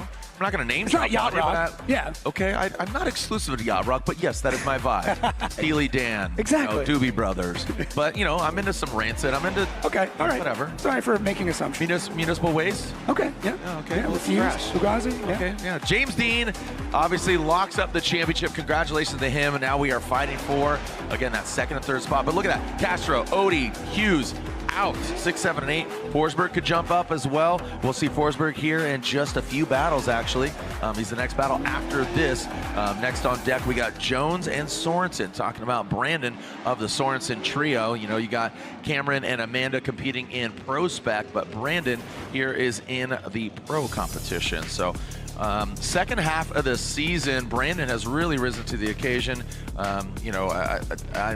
21 years old, and just would love to see him, and I think he definitely wants to rise to the occasion, so we'll see. Jeff Jones, always fun-loving, but when it gets down to brass tacks, definitely plays a major role in the drifting world. Hot Pit Auto Fest, great events. They got an event coming up in Las Vegas in just a few weeks, so excited for him to contribute to the drifting world. Here we go. Jeff Jones, Brandon Sorensen. Jeff Jones at Evo Auto Works from Redlands, California. Right down the freeway, Jeff Jones dials it in. Brandon Sorensen, good, calm, and collected from both of them. Nothing really extraneous, and just as I say that, Brandon comes into the side of the Nissan 370Z. Looks like Jeff did exceed that outside zone just a little bit. Brings it back in with that big drift energy. Brandon trying to grind the door with that front tire. Now in that last outside zone, Brandon cuts up the inside. He grips up quite a bit. Did Jeff impede on that, or was that Brandon's own power and accord where he came in on the inside, transitioning from 6 to 7? Yeah, it was definitely an interesting one. These drivers have gone head-to-head 5 times. Jeff has taken 4 of those battles. So for Brandon, there's a little bit of pride, a little bit of ego on the line here. So Jeff takes a fair bit of time before he really gets on the throttle. He's halfway through the second outside zone before he really gets things going, and just not able to fulfill a lot of these zones and really sink it in. Does a good job there through outside zone 4 and not too bad through 5. So it takes Jeff just a hot minute before he kind of finds his flow and adds a ton more angle through 6. And then on this transition, Brandon just gets caught coming around a little bit earlier, but does an amazing job of sinking back through. So for me, I think Jeff didn't have an amazing start to the run, but had a great collection all the way through the latter half, and vice versa for Brandon. Looked good right off the crack, and then as the run went through, that missed transition between 6 and 7 definitely it caught up with him. So didn't panic though, sunk in pretty well to the latter half of 7, but at that point it's still a pretty glaring mistake. All right, now we're gonna switch up the order. Looks like just making sure there's nothing out there on track. Hey, thank you to our track staff, our Formula Drift staff. They do such a great job out there. The fridge, let's go, tarps off, buddy. Keeping it cool down there. He'll do it too. I know he will. That's why I said it. Let's get weird. Final round. What are you gonna do? Yeah. Fire me? All right. Fire the fridge? Yeah, you can't fire the fridge. The fridge keeps it cool. And we are switching the order. We will see Brandon Sorensen out front, officially more than halfway through our top 32. I'm liking the track. I'm loving it. Again, you know, just a lot of scrutinization prior to coming in. When we got in the building here yesterday, first time ever, actually turned and burned, and you know, there was some critiquing, some massaging. I think we landed on a really fun, dynamic, interesting, and something we've never seen track. All right, Brandon Sorensen, United States Air Force, BMW. Rips into, now, so again, with that mistake, he knows he needs to really shine here and maybe force an error of that chase position on Jeff Jones. But as long as Jeff keeps it consistent, this victory could be his. Brandon, big angle, really maxing it out. Going from that outside zone 6 into 7 to that final outside zone. Ooh, that got a little precarious there for Jeff. Almost duplicated what Brandon did. Yeah, the final zone here, that last wall has been pretty divisive between drivers and is starting to become the focal point of a lot of this run. Every driver wants to finish strong. They want to, you know, they want to make sure that the last thing the judges see is some great proximity either to the wall or to their opponent. Look at Jeff kind of waiting a little bit longer through that transition and almost does the opposite of what Brandon did, getting caught on the opposite side of it, but does a good job. And Brandon, a little bit later to get to a few of these sections, tons of angle coming out of 6, gets that car backed around, and you can see how much speed he's able to collect there. Now Jeff sinks in through our 7th and final zone, and not too bad, but I think both drivers are trying to find the flow through so much of this. They're trying to get into a spot where the track is really working for them. I feel like they're kind of battling against the line as opposed to truly embracing it, but we'll see. This is going to be a tough one for the judges. Both drivers, I think, need to clean up a little bit here and there, but we'll find out what the judges think. Could be a one more time. They could be looking for a side-by-side. Yeah, it could be. It could be. I think there's some pretty glaring mistakes on both sides. That is an option. Again, driver A, driver B, or one more time. Those are the potentialities. The EVA Auto Works Nissan 370Z. See what Jeff brings in the 26th season. He's always got a great attitude. Here we go. Slide him left for Jones, right for Brandon Sorensen. It looks like a one more time.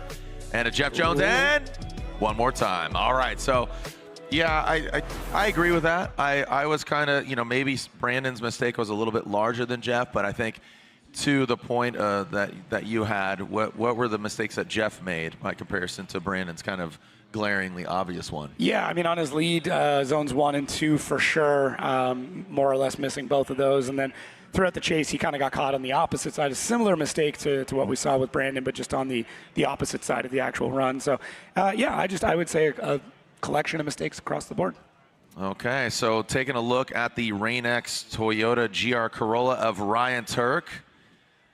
And two legends of the sport. Ryan Turk, you know, just he's one of those names that is always at the beginning of the season up for contention for the championship, needs to bring it together, has had, you know, just a season that hasn't had just the success that we anticipated, but I know he has it in him. And then Von Gittin Jr. shows up. It's like, all right, I'm here to party. Yeah. You know, like Wednesday night, saw him. He's like, dude, I am so excited to drive.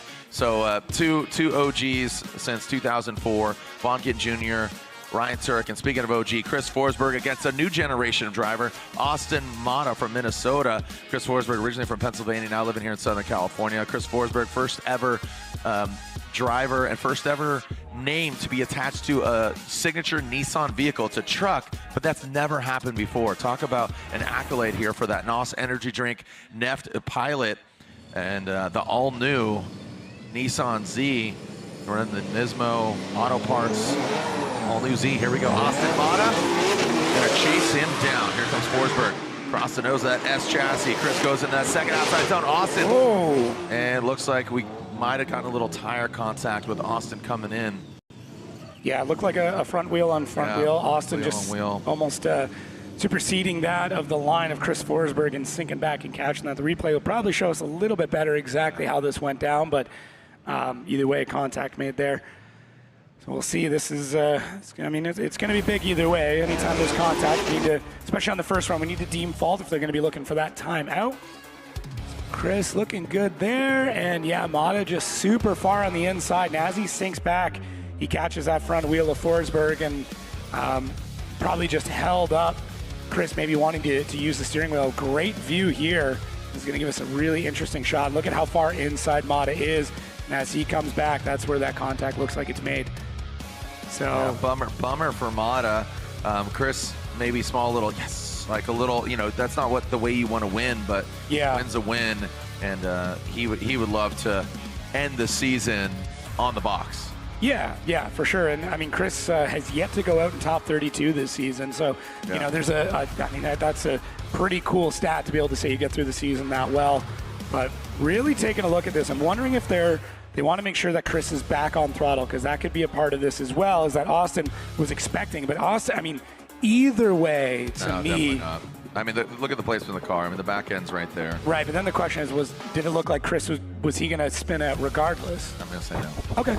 I got to play devil's advocate here. That's what we do. I know. Yeah. I know.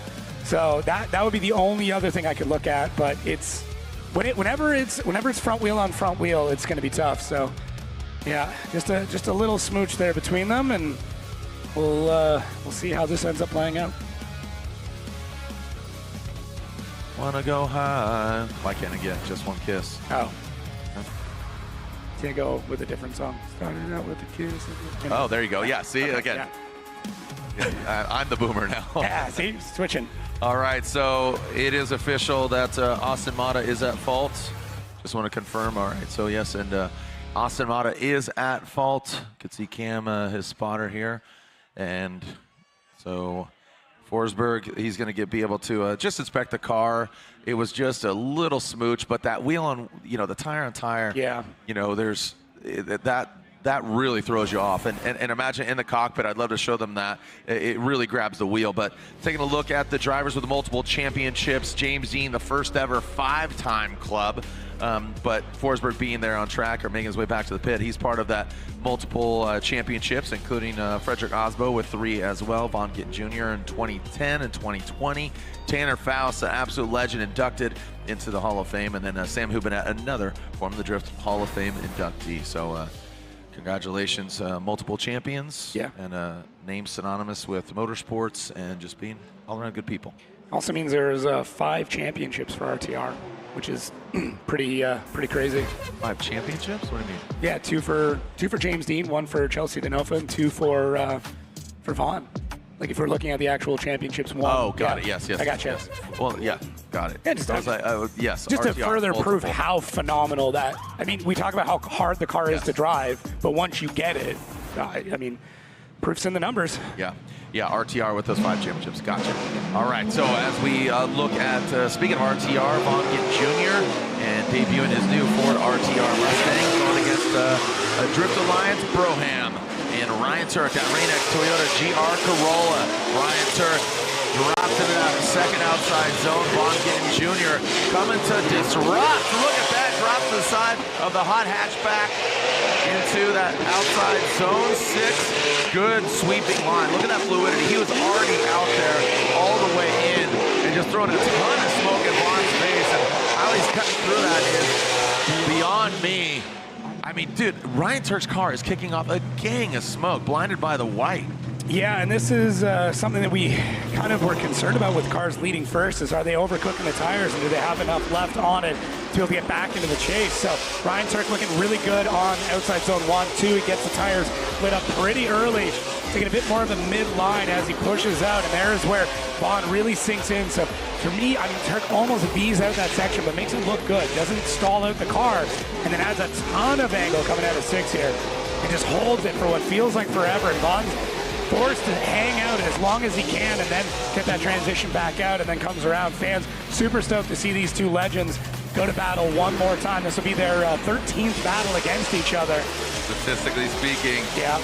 I mean, yeah, Vaughn's got 8 and Ryan's got 4, looking for his 5th. Part of our halftime show. Oh, cool. Actually, so or I should say our opening ceremony. So also let it be known, we're hearing that Ryan Turk's lovely wife Shannon is about to give birth. So Ryan's taking a red eye to go home, but it'd be awesome to give birth to a podium, and that would be the icing on the cake to welcome his second child into the world. Shannon, our heart goes out to you, and hope everything goes smoothly. Love you, Shannon. All right, here we go. Vaughn getting Junior into that outside zone, and Ryan Turk gives back just a little bit. Ryan Turk, he needs to get that. Oh! Vaughn, where you going? Vaughn just slides so, like, that was slow motion. And Ryan Turk will get the advancement. What happened there for Vaughn getting Junior? And Ryan doesn't need to continue on because he was the chase car, but Vaughn takes himself out. Yeah, that was really weird. It was trying to see if I can catch anything from that angle. It's super, super tough. Sometimes you can see something already broken or something a little bit strange, but that back left got smashed. Yeah, he came in there with a good amount of momentum. So see if we can tell what's going on even before that. So, I mean, both drivers look good through one. Takes Vaughn just a hair of a second to be able to get into outside zone 2. 3 is looking good, but the car just washes wide, and he tries to throw the anchor out to slow it down, but either way, just the weight of that car is going to keep it pushing. And yeah, so he comes off throttle. It is possible that something maybe shut down in the car and he tried to dig out and it just wasn't doing it. But wow, yeah, Vaughn, people. I mean, we have one of the most noted drivers here, and there's tons of fans. So glad he's all right. First thing he does, call it into the team. All right, this is what's broken. I may not be driving anymore, but I still want it fixed. Yeah, that's going to be all she wrote for Vaughn getting Junior. Takes himself out. Like you said, what went wrong? And hopefully we can get Cerise down there and talk with him and see what happened, because you just handed Ryan Turk a victory, and it wasn't 100% in Ryan Turk, because he was back there a little bit, and let's be honest, if he was chasing him a little bit closer, he might have gotten inside. There we go. The international's crossing it up there. We'll make it official. Slide him left for Ryan Turk, and the Rain-X Toyota GR Corolla, the Rockstar Energy Drink driver, gets the victory, taking out the 2-time champ. Welcome back to the show, but the car is going to get parked. But as we can see, Cerise is down there with Ryan Turk.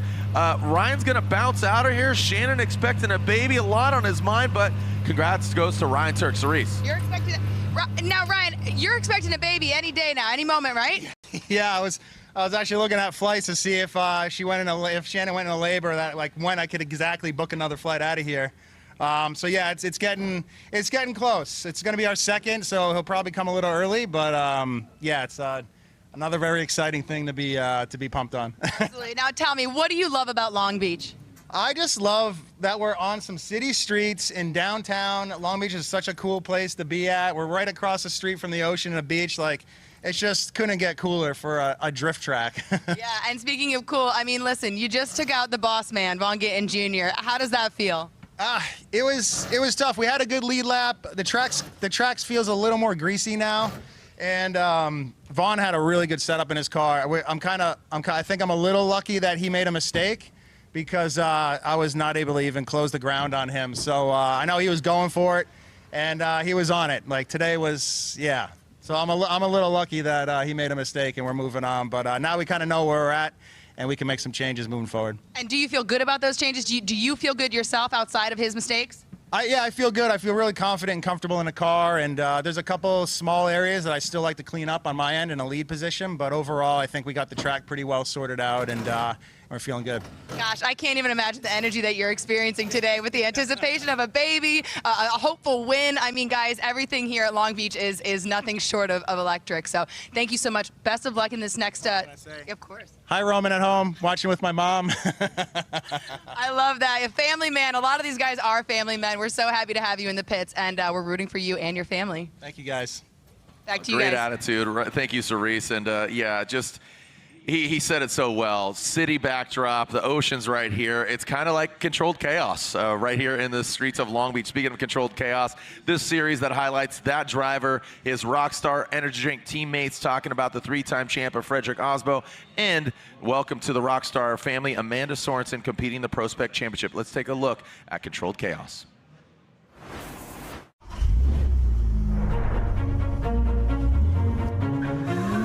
Who is Frederick Osbo? Who is Ryan Turk? It's a deep question right off the bat. Who is Amanda Sorensen? I'm more of like an outcast, I guess. Freddie's small town kid from Norway. An underdog. Still learning, still improving. I'm a lot of things now. A dad and a husband, car builder, shop owner. I'm 100% professional drift driver. This should be fun. Yo, Ryan, some great driving by Amanda. 3-time Formula Drift champion. You know, being a drifter, we get so defined by what happens on track. Big swing there. He applies the pressure. It's not really just about whether we win or lose. It's much greater than that for all of us. Oh, boy. I'm honestly just another driver out there driving with the boys. I really just mesh with these people. I've loved the relationships, the competition, the challenges, overcoming the challenges. I really, truly love this sport. Everybody that makes it what it is such a great environment to be a part of. Make some noise! I have a certain speed in my blood and a well-rounded set of abilities that have gotten me pretty far in this sport. I think I've always been pretty good about following my own intuition and things that felt right to me. Ryan Turk gets the win. I want to be iconic. I want to do cool things, not only just on the track, but also outside of the track. Congratulations for making history. Drifting is big ups and big downs. Your new champion, Frederick the Norwegian Hammer Osbo! I love the butterflies and nervousness, but excitement at the same time. It's a dogfight here. Also kind of the unknown part of it. When you go out on track, you kind of don't know how things are going to unfold. You can only control what you can control and do the best that you can. Hello. Holy cow. That is not ideal for Amanda Sorensen. There's no denying that we're here to win. Frederick the Norwegian Hammer Osbo gets the win. The question is finding the right energy, the right path to do that. Getting aggressive. As scary as it is, it's a pretty spectacular adventure we set out on. He's not going to let him run away with it. My name's Amanda Sorensen. Frederick Osbo. Ryan Turk. Love the controlled chaos of this sport. That was drifting.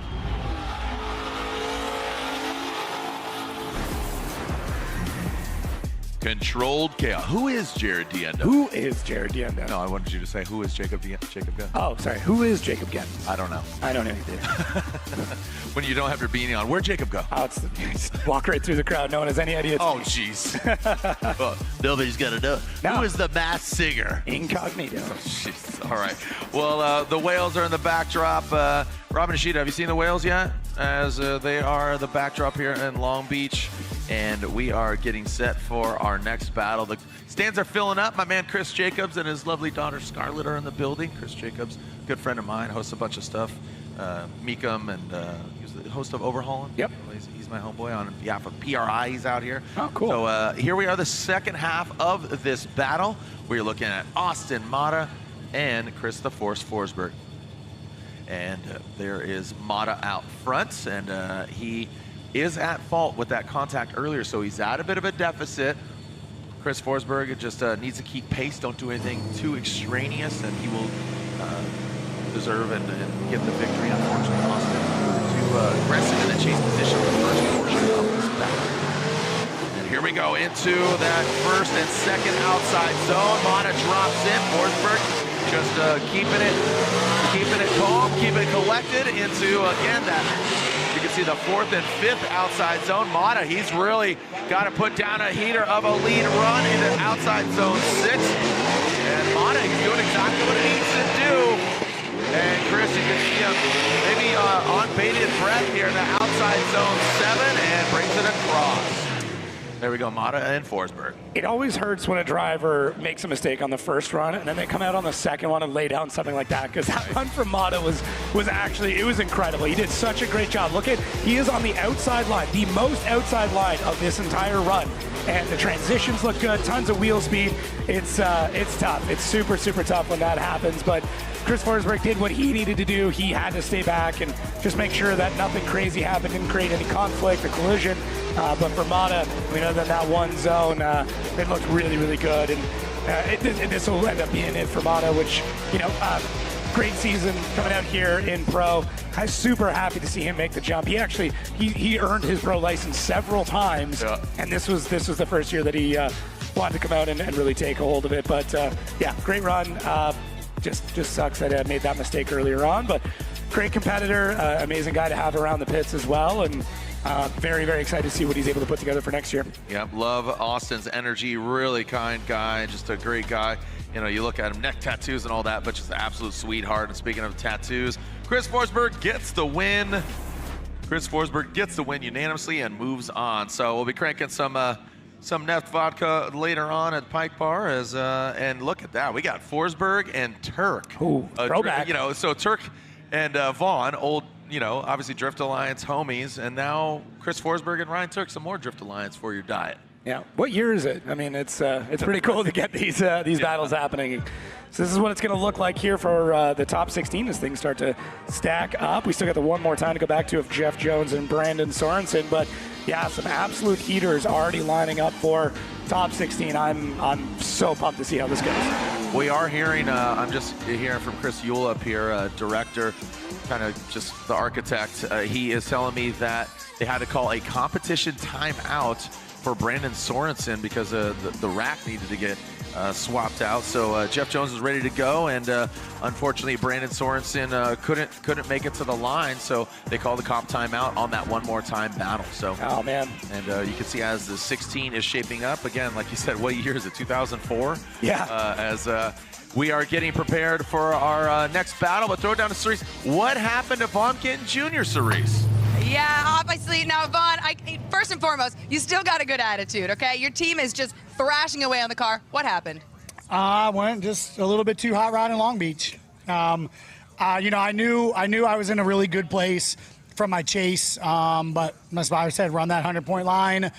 I just adjusted my mark a little bit on outer zone because I knew Turk left about 6 inches to a foot, and I was trying to close it up, and I made a little adjustment in addition to the speed, and it just messed my timing up a bit, and I didn't rotate the car in time and just ended up touching the marbles out there. And as soon as I got in the marbles, I knew I wasn't turning it and just basically shut it down, ate the wall, and, here we are. So. Your team always does a great job of getting you back on the track. I can tell that you're not nervous at all. No, I'm good. Unfortunately, I'm out. Stoked for Turk. I told him I got to lose any jerk out here, but it's you. So. But Annie's expecting a kid like any moment now. I know. I hope she can hold off for him. But I'm pumped. It was an honor to be out here, and very cool. Formula Drift has created their own street circuit, and I'm really proud of how I drove this weekend. I made a mistake at the wrong time, but it feels good to hop in after 6 rounds and be right back where I need to be. So had a blast. Much love, everybody. Thank you. You've had a good weekend. Ford, everything. James is good. Ben is good. Everything is good over here with RTR, guys. Back to you. Thank you. And such a great attitude there, Vaughn Gittin Jr. Like I said, if I can lose to any jerk, I'm glad it's good like that. You can see Jeff Jones in the background taking his run here as Vaughn Gittin Jr., like I said, he takes himself out, but as you can see, you can sense it. He knows the championship's locked up. Ben Hobson's in 16. Everything's coming up just outside of his own performance there. But again, we're going to have a really cool opening ceremonies there. It's going to include Vaughn Gittin Jr., RTR, Mustangs, and things. You'll see in just a little bit, but providing the spark, the Optima batteries. Shout out to Paige and Robert Wilson and for joining us here today. And there we are. We're officially 75% completed with the top 32 and the Rockstar Energy Drink top 32. You can see just a few more battles left, 4 battles to be exact. look at these battles, how they're shaping up. Yeah, there's some really interesting ones. Which one? Beecham Sullivan for me. I think that's going to be really, really cool. Just a little bit of I guess not really a throwback, but two drivers that had amazing years back in the feeder series. To be able to go head-to-head like this will be good. But this one right here, Adam LZ, Andy Haley, both drivers spending some sim time, and this will be very, very interesting. And what's the outcome here is, obviously Adam LZ, arguably one of the most popular drivers, going against Andy Haley, the Drift Wizard. LZ, he's fighting to get second overall in the championship. Currently sitting third, trying to take out Matt Field, but he's already in 16. Here goes Adam LZ in that Drift HQ BMW E36, and the newer model BMW of Andy Haley chasing him down. Into that outside zone 6 goes LZ, and Haley, you can see decent proximity, has to back off, then now gets back to the side of him. So just Haley, not exactly the pace that Adam has set out front. That Evo AutoWorks BMW against the Drift HQ BMW. Yeah, Adam's team have an incredible ability to just put so much grip into this car while still keeping it drivable. Consistently one of the fastest cars on grid, and Adam is such a master at handling pretty much any mechanical situation that's thrown at him. He's driven more vehicles than almost anybody else in drifting, so does a great job of adapting to pretty much anything he's got. Andy Haley is a driver that has maybe spent more sim time than almost anybody else. Anytime I would open up Discord or Asset, of course, I'd see him in the lobby running laps here, so it'll be great to see his lead run, but in his chase, definitely a little bit further back all the way through, and Adam, solid. Every single zone was solid. Very, very good run. Is still leaving a little bit on the table here and there, getting really close to the wall, maybe not tapping them. So that says to me, Adam's got a bit more left in the tank, that when it comes down to battles further on in this event, he can still pull out a crazy run, similar to what we've seen earlier this year in New Jersey. He can pull it out at any time. And for me, Andy, he's got to put down a pretty much perfect lead run and potentially hope that Adam isn't able to keep up. That's how Andy's going to win this. Yeah, that's, you called it. I really can't add much more than what you said. So Andy will now lead Adam LZ, chasing him down. Adam, like I said, currently sitting third overall in the championship. He has amassed, it looks like 180 points compared to Matt Field, 190. He's currently tied with Frederick Osbo, but Freddie obviously already in the top 16. We are one wheeling and a peeling and flying on in. There goes Andy Haley, the Drift Wizard, dropping into formation. Goes Adam LZ with that net vodka on the roof into that third and fourth outside zone. Bang right there. You can see it. And Andy Haley's doing exactly what he needs to do, but he cannot shake LZ. LZ, if you're European. Now coming to the outside zone 6. Goes the Evo AutoWorks BMW. Adam right there in tow, and 7. And crosses the finish line. Pretty even battle between them. I don't know if it's enough, but it might be enough even for a one more time, because Andy, although not nearly as quick as what Adam was putting down, very smooth, gets all the zones, and floats out really well from 1 into 2. Great arc through there, comes out of it maybe just a touch early. Adam gets caught a little bit out off guard, but then that puts Andy on a great line through 3 and 4, and now Adam adapting in the chase, trying to keep it into the pocket. Andy could have been a bit deeper through 5. 6 is looking solid. This is a great run from Andy Haley, and I really do think that all the sim time that he has put in is paying off for him in this situation. Adam, I think, realizing how good that run is, has a phenomenal job in the chase through 7, and there is Ben Hobson. Look at that. I mean, that dude, I don't know if there is a happier person, within the next 100 acres, because he is so pumped. And a great shot there from Justin Smash. We can see one more time this FPV, how things are going for both drivers. So Andy Haley, not as much smoke coming off his car through a lot of this. Maybe not running as much wheel speed, really playing with the grip window on that car, and doing a great job of it. So this is a phenomenal run from Andy Haley. I can't take anything away from him on it, and Adam does have a great chase on it, so we'll see. It may come down to just who had more proximity in the chase all the way through. Analyzing it and break it down. Jacob Gens, I'm Jared Deenda, Cerise Taylor, your tour guides. Actions speak louder than the words. We just put an exclamation point on it. Again, that Neft Vodka team cheering them on from the pits. And we can see the Drift HQ BMW. Slide him left for LZ, right for Andy Haley, and it looks like Adam LZ gets 1 vote. Oh, one more time, and Adam LZ edges it out. So Robbie Nishida and Reese saying that Adam LZ and Brian Eggert said one more time, but outnumbered majority rules, and Adam LZ narrowed it down. So as we are, again, and we could see, let's take a look at our BC Racing Go for Gold side by side. Adam LZ advances on, and he'll be going either against Jack Shanahan or Stuckey. Throw it to Reese Marin. Reese. From Adam in the chase is really right, what we are stood good to out go in order from having the advantage here. So you can see here going through, Adam just seems to have just a little bit better. He did have some errors in the chase as well too, but then he closes in. I really do like the proximity there. You can see really good job there. Haley just kind of backstops, leaves a little bit too much room on the table. As you can see here in the last zone, Adam does a really good job of getting into the pocket and just edges him out for the win. Hey, all right, thank you, Reese, as the judges review. Yeah, that was... Oh, sorry, go ahead.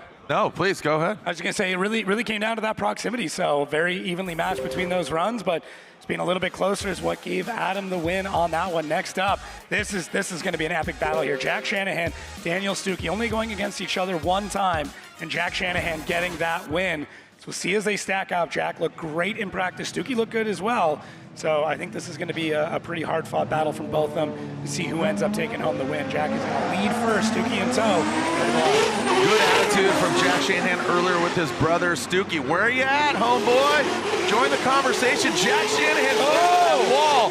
That got very sketchy. Woo. I was puckering up as Jack Shanahan leads in that BMW. Again, that tiny little Beamer. And a big dude, Jack Shanahan, into that outside zone. All of them obviously outside zones. Now coming into that last one right in front of the judges' stand. Brings on in Stuckey. Little late to the party in that Kenda Tires S chassis. Yeah, judges already talking about this because obviously we saw Jack Shanahan having a bit of an issue through outside zone 2. So out of the gate, I mean, Stuckey looked like he was sleeping, and Jack Shanahan floating it out from 1 and then over angles just a touch into 2, catches the wall but still stays in the zone. And to me, Stuckey was pretty far back, so I don't think he can make an argument that he was affected by that. And then Jack through 3 and 4, and everything is looking really good.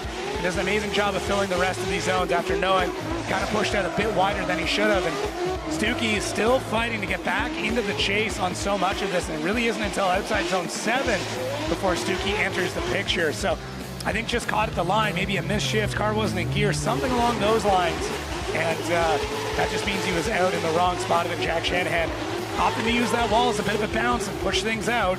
It's, yeah, I mean, he's able to salvage that. I think a lot of drivers after contact like that would have had a much bigger problem. Yeah, I mean, Jack is, again, he's going for Rookie of the Year. You said it, you're like, I mean, seems wrong. It just sounds weird coming out of our mouth. Yeah. You know, the Shanahans are absolute legends on and off the track.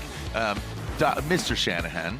Can I say that? Which one? The Pops. Ah, yes. Yeah. Legend. He's incredible. Folklore. Can fix books will be written about him. He can fix literally anything with a hammer.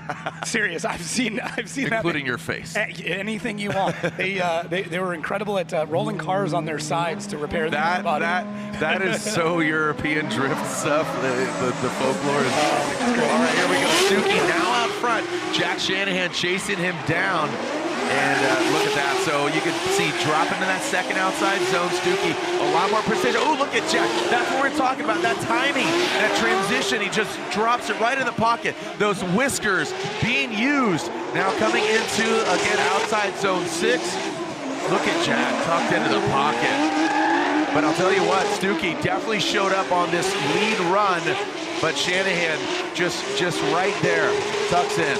Well done by Jack. Jack looks relaxed. Yeah. This is a very relaxed run from him. He probably got in his ear like, hey, you know, Stuckey is pretty far back. I think if you stay within a car length of him pretty much the entire time, you're going to be in a good spot. And that's kind of what we see here. So Stuckey, nice and slow. I really like how smooth this is from Stuckey. It's very calm and collected all the way through. Maybe not the quickest run, but like floats it out to all these zones. And he looks like he's relaxed all the way through as well. And this is a kind of a fun run from both of them. I think Stuckey could have been a little bit deeper through a lot of these sections, but both drivers pretty chill on every single aspect of this run. And Jack does a great job getting into the pocket through so much of it. Stuckey does an amazing job out in the lead, being very fluid.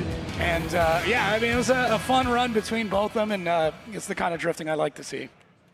Yeah, like you said, Jack just looks calm, cool, collected, going for that Rookie of the Year, and he's still in contention of it. Not officially locked up, but he moves one step closer to locking it up. Jack Shanahan gets the win over Mr. Daniel Stuckey. Stuckey, we bid you adieu. Hope to see you next year. Great energy, good vibes, and great head of hair. Oh, amazing head of hair. The regal. Yeah. He takes off that lid, and it's just like slow motion. Between him and Derek Madison, it's quite the hair battle we have going on. It's a follicle challenge. This is literally. All right, so we are advancing on 2 more battles left. I know Scarlett Jacobs and Chris Jacobs are in the building. They're excited to see what goes down as we throw it down to Cerise, who's with 2 letters, Adam LZ. That's right, guys. I am with movie star himself, Adam LZ. Adam, you've had a great season. A lot is happening in your life. What's going on this event for you? How do you feel about Long Beach? It's cool. I love being here, streets of Long Beach. There's lots of good food in this area, so like I love, pizza. I don't know. I'm just trying to take one battle at a time, just like the rest of the rounds this year, and that's it. That's it. That's all you got going on. You're in 3rd. Obviously, we have some heavy hitters ahead of you too. Do you feel any pressure? I'm trying to just take it one battle at a time. That's the goal. Okay, absolutely. Cool, calm, and collected, guys. This isn't his first rodeo. You've driven more cars out here than any other driver in this fleet. Why do you stick with the E36? I don't know. I think we just know it really well as a team. We kind of know the setups for the tracks. I know what it's going to do in weird scenarios, so it's just, I can drive it very intuitively. Awesome. Well, enjoy your pizza. Best of luck for the rest of the day, and we'll catch up with you later. Thank you. Back to you guys. I feel like we're interrupting his lunch. Sorry to bother you, Adam. Just want to talk to you about what's going on here. Sorry, didn't avoid the Noid over here for you old school. Again, boomer reference there. Way over. Yeah. Way over my head on that one. It was a large pizza company's mascot. Got it. Okay. All right, RCP Rome Charpentier versus Simon Olsen. RCP, we just know what he's capable of, and Simon Olsen, he's making that Mark V look definitely good. Again, we saw it. He parked it, joined another team. Now he's back. And he's found a sweet spot with that vehicle, but again, he's got to go through RCP, who knows that BMW front to back. Yes, sir. And again, he's a busy man with a lot of BMWs operating the Shanahan BMW as well. But look at RCP E36. We saw it, and Adam was talking about that as well. Now coming to outside zone 6. Look at that. I mean, this is a hard battle for Simon Olsen. He's back there quite a bit, and RCP just look at the grip RCP has in that BMW. Finally, Simon catches him in that last outside zone, but up until that point, RCP was running and gunning. Yeah, I mean, Rome deciding to swap back into this car, I think was a great decision. It's so well suited for this track, and he's so incredibly comfortable in it, and it really, really shows in this run. So Simon electing to initiate a little bit earlier on than Rome. I didn't quite catch it. Rome kind of missed the first outside zone, but I can tell you, he didn't really miss much else later on in this run, and a bit of a tepid approach there from the Norwegian through so much of this. And I mean, playing it maybe a bit safe, and we'll see, because he's pretty quick, and I'm seeing here Simon taking a bit of time getting back to it. Both drivers kind of checking the steering on it as they go back to the line, but I don't know, and fingers crossed there's no mechanicals from either of them, but to me, Rome's able to pick up a ton of speed through every transition, and Simon takes a little bit more distance to be able to get back into the side of the pocket. You brought up a great point. Has he not competed in the E36 this whole season? That's crazy, just changing cars here. This is the car that he's done so well, and he's driven this. I mean, going back to what Adam said, this is intuitive for him, so not having to struggle. And this car, not making as much horsepower as his other one. You don't need it here. Right, you need a car that can really fire out of the transitions, and the E36 does a great job of that. So trailing arm construction, depending on who you talk to, superior suspension design. But the one thing it's great at is when you decide that you want to launch it through a transition, they're phenomenal at it. All right, well, we'll see if the E36s do battle. They would have to meet in the Great 8. And right now we are looking at the second half of this RCP Simon Olsen battle. One battle left after this.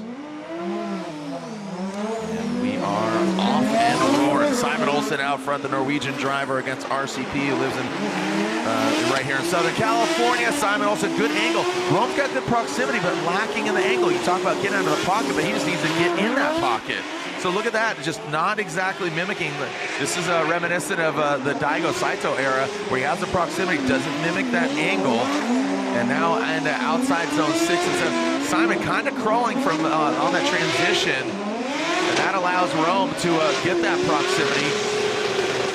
So leaves a little bit kind of out there from both drivers. Yeah, it could be a battle of setups too. There seems to be two main methodologies for setting up cars for this event, which is interesting. When you have something new, there's no like set, okay, this is how everyone should be driving. And to me, you've got the really quick setup and you've got the kind of slower, floatier setup. And neither one is incorrect. It's just some drivers are electing to go one way or another. As we can see that giant Norwegian flag there. And hey guys, if you're from Norway, please put on sunscreen. It is very different over here. But Simon Olsen's car a little bit floatier, maybe easier to drive, but not as quick. Great job in the lead here from Simon Olsen. He's fulfilling those zones. Car looks very smooth. You know, earlier this season, he was struggling a little bit to kind of get it to look very curated, but now it's great. He's filling the zones. It's a very, very like an amazing lead run here from Simon, but the difference is that Rome is able to keep in the pocket a lot more. His proximity seems a little bit better through a lot of it. To me, Simon's got a better lead run, but Rome's got a better chase. This will be pretty tough for these judges. So there it is. That it's another. We got two giant Norwegian flags here. No, just the Same one. Okay. Yeah, just the one. All right. Yeah. Osbo's crew. They got. I mean, we have the Norwegians are taking over Long Beach, baby. But again, reapply the sunscreen. Please. All you Scandos. Yeah. We got a Norwegian chant going. Skull, skull, skull, skull. Yeah. There we go. There it is. That's what I mean. This is. I mean, it's very easy to look and say, hey, there's a big separation, but yeah, comparing lead to lead, it looks like Simon's a bit deeper through outside zone 2. Getting into outside zone 3, Simon again right up against the wall. Rome kind of flirting with just the edge of it. But you can already tell the difference in speed. We started these replays at a very similar time. And you can see how much further ahead Rome is through a lot of this. Completely different setups in the car, but it's neither one is incorrect. It's just what one can you do better with. And yeah, it comes down to, I mean, I think Simon provided a better chase for Rome, and maybe that's why Rome had a better chase, whereas Rome's car was quicker, but he wasn't as deep in the zones, which means he can take a faster line. You know, if you're tighter in on the circle, you're going to be quicker. You don't have to cover as much ground. So very, very interesting. We'll see how the judges decide on this one. All right, well, here it is, RCP or Simon Olsen. Oh, 1-1, and Simon Olsen gets the victory, taking out Rome Charpentier, RCP. Wow. Yeah. All right, so with one more battle left, the Norwegian flag waves high once again. Skull, skull, skull, skull, skull, skull, skull. Congratulations. And again, we have one more battle left, and that is Wataru Masayama versus Ken Gushi. For the judges' review, I throw it to Reese Marin. Reese. Yeah, so as we're going through here, what really stood out to me was just that the depthness in getting to the zones. You can see that Rome is not getting into outside zone 2 really well. The transition goes in. You can see that there is a little bit of separation proximity, shallower in outside zone 3 as well too. And then it just keeps on going on. We can also see Simon, on the other hand, is getting deep into the zone, providing a better lead, which is allowing, in our eyes, for Rome to have a better chase, or at least for the two judges that went that way. Transition comes through. You can see goes on the inside here. Rome goes on the inside, gets back into the zone. Overall, Simon does a better job getting into the zone, providing a better lead for the chase, and we ended up going with Simon Olsen getting the win. All right, and, right here, our judges. I'm Jared Deanna. This is Jacob Gettens, right to my right, but our judges in front of us, Reese Marin, Brian Eggert, and Robin Ishida. We have one more battle left, and there's somebody I wanted to send a special heartfelt rest in peace. Sam Kaskanian, the Tanaka family is right next to us, but we lost a great member of the Long Beach Grand Prix Association, Sam Kaskanian, earlier this year in May, and I know a lot of his family and friends are next to me here, and Sam was a fantastic human being, played a major role in Long Beach Grand Prix. I want to send a shout out to the Kaskanian family. Love you.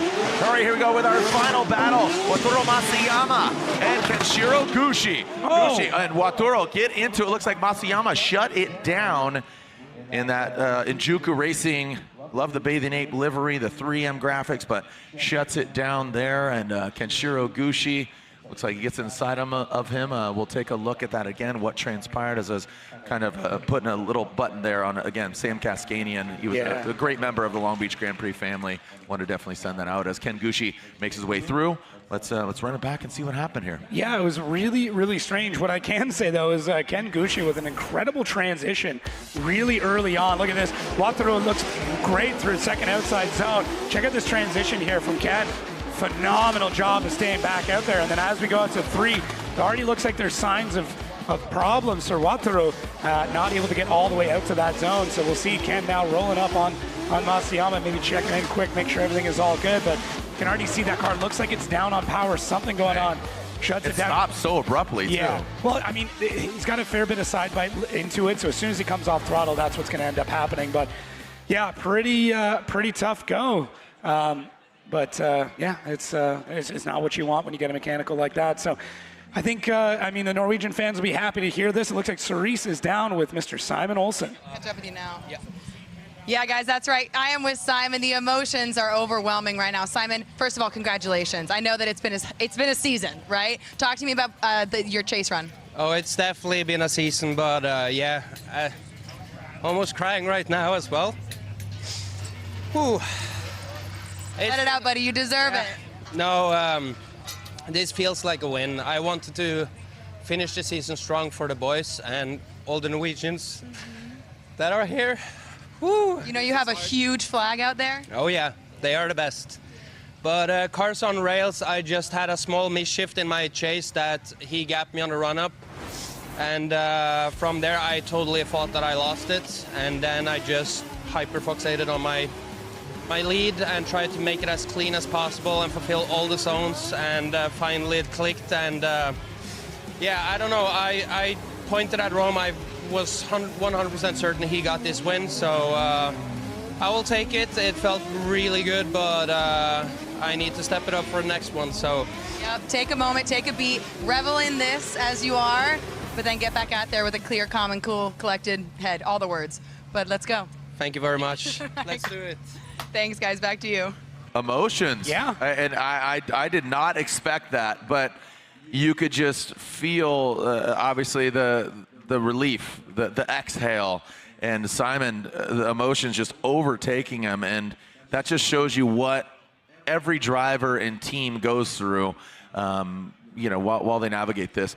Some of our fans are leaving, but we are hearing that Masayama will call a competition timeout, and this is our final battle. We'll see if Masayama can get the car back together, but he is at a deficit. Ken Gushi has a major advantage here. I'm assuming that Masayama is at fault, just leaning on the judges, and they are. But let's take a look at the current standings after, again, have to deduce and assume that, Ken Gushi will lead. He'll run through the course, but this is live scoring. This is after 32. So obviously we do know that James Dean has officially wrapped up the championship at the previous round in Utah, but going for second and third field, LZ, Frederick Osbo. You can see there's a tie between LZ and Osbo. Hiroya, you got to think if you win in the 16, so that's 10, 20, 30, 40, Hiroya would need either Osbo, obviously Adam, or Matt to lose in 16 or to even have a shot at third or even second. Yeah, it's got to go perfect for him. But I mean, listen, even getting up there, potentially getting a third would be phenomenal. Even fourth, considering how well he's done. So a lot on the shuffle, a lot going around when it comes to these standings. It's going to be very interesting to see what our entire field looks like once this day is wrapped up. Not that I want it to end anytime soon. This is phenomenal driving, and this course is. I really, really like it. We were just talking about that just when we were off air. I'm really liking this track because we don't have anything to go off of previously. Yeah. The track is new. Drivers have no setup. Don't know what to expect from any of the drivers, the vehicles, the teams.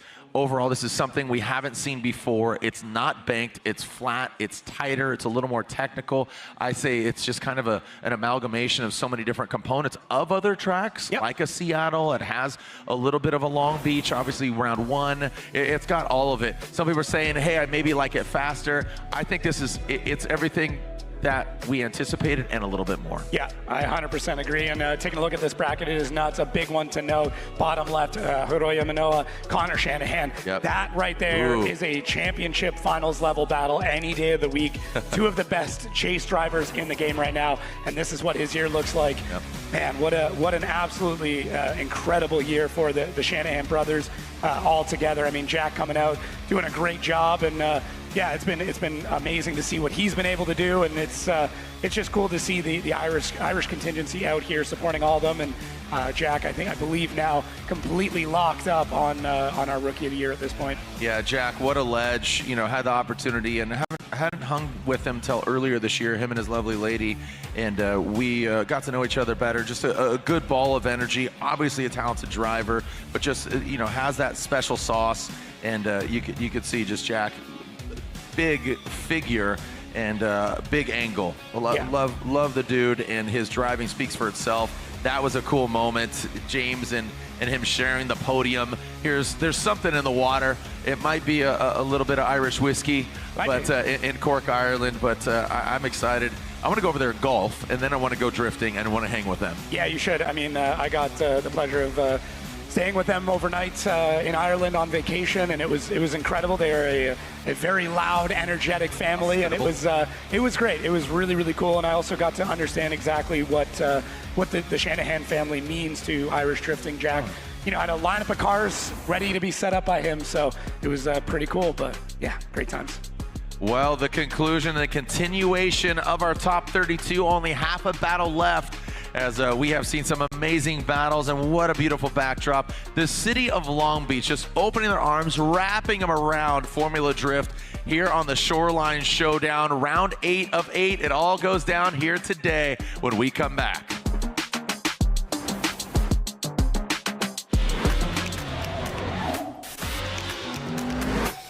Drifting is not just a sport, it's culture, it's in our blood. Here we go, Andy Haley. Oh, he is riding that tire right on that white line.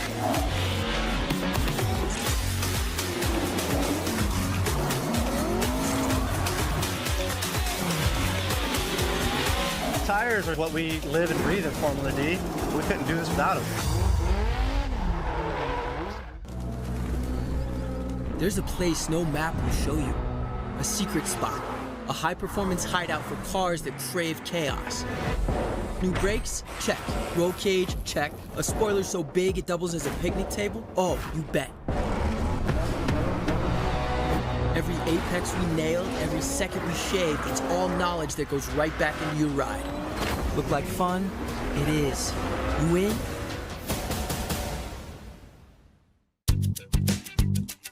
Need parts fast? We got fast. Need them now? We got now. No matter what you need, we have thousands of professional parts people doing their part to make sure you have it. We're O'Reilly Fast. Just one part that makes O'Reilly stand apart. The professional parts people. O'Reilly Auto Parts.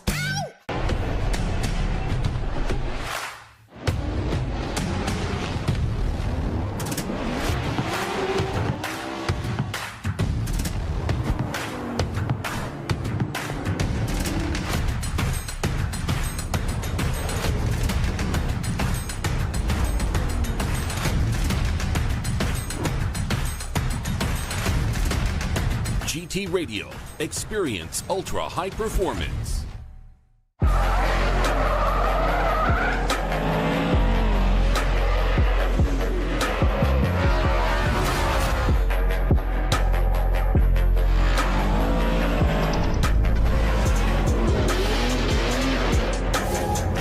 Love that car, baby.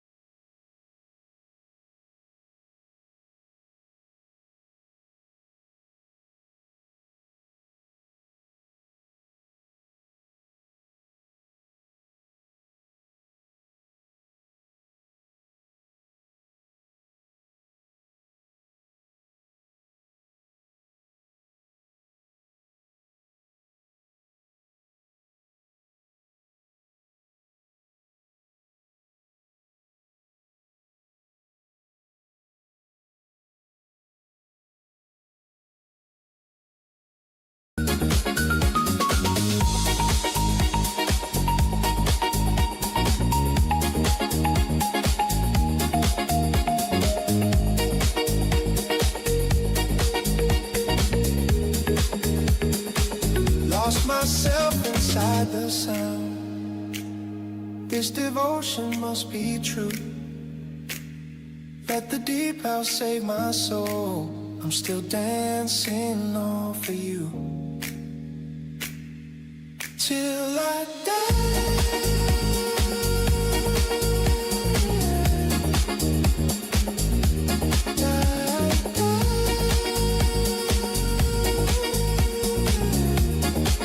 my heart won't stop beating.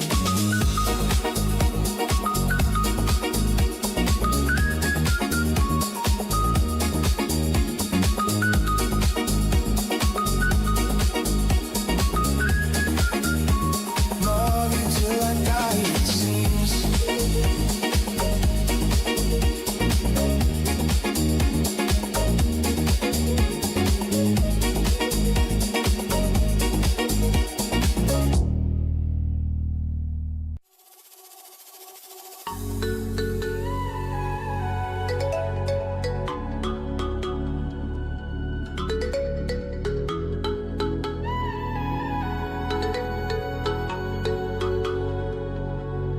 Headphones on, walking home, the street lights blur. I got your voice stuck on repeat, hello and purr. Midnight heat is rising, neon lights start to bleed. Every single beat you send me, baby, is all I need. I'm not looking for a sign or a crowded floor, just this rhythm in my soul and nothing more. You're the frequency I'm chasing, tuned to my head. Every single memory of you I've got to save instead. You're my stereo love, yeah, the bass in my ride. Play it loud, play it low, with nowhere to hide. You're the volume, the tone, the pulse in the crowd. Stereo love, stereo love, stereo love, stereo love. Gotta sing it out loud.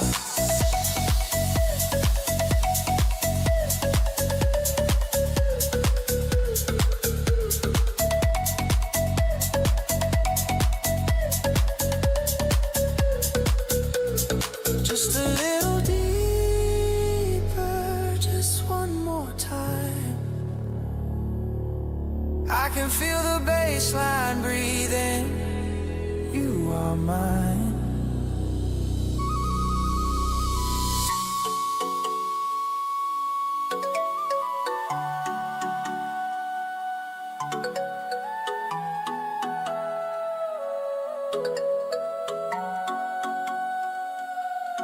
Just a little deeper,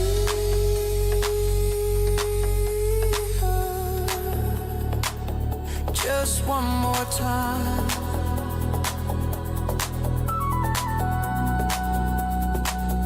I can feel the bass line breathing. You are mine.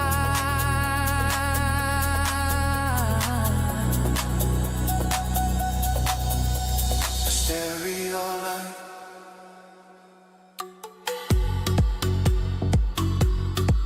Play it loud,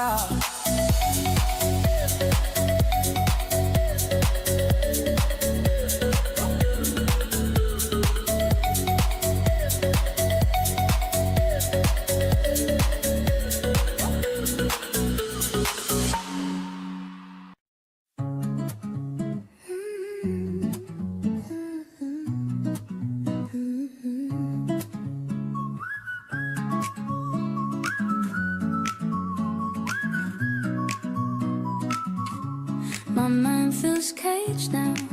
Yes, I need to be set free. This heavy weight is too much. I miss your gentle, soft touch. Don't know what is truly real. How does freedom really feel? I just want my own release. Need some lasting inner peace. Pushing through the solid wall. Ready now to finally fall. Can't hold it deep inside me. Nowhere left for me to hide.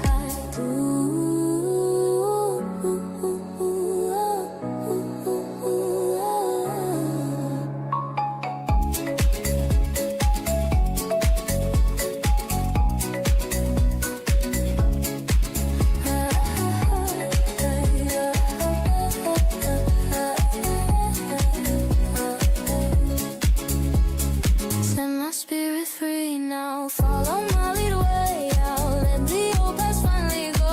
Watch my true heart now glow. Set my spirit free now. Follow my lead way out. Let the old past finally go. Watch my true heart now glow.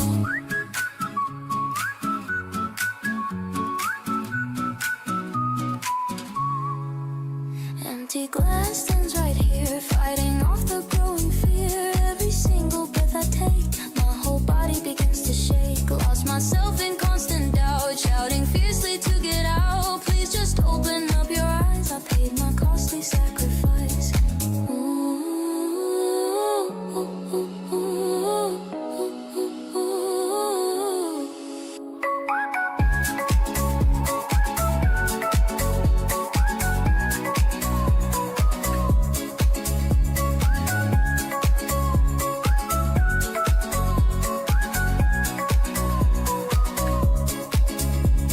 Set my spirit free now. Follow my lead way out. Let the old past finally go. Watch my true heart now glow. Set my spirit free now. Follow my lead way out. Let the old past finally go. Watch my true heart now glow.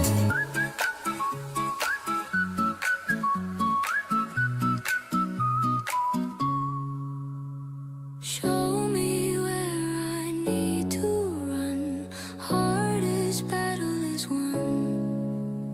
I fully trust you to lead. Plant a whole new happy seed.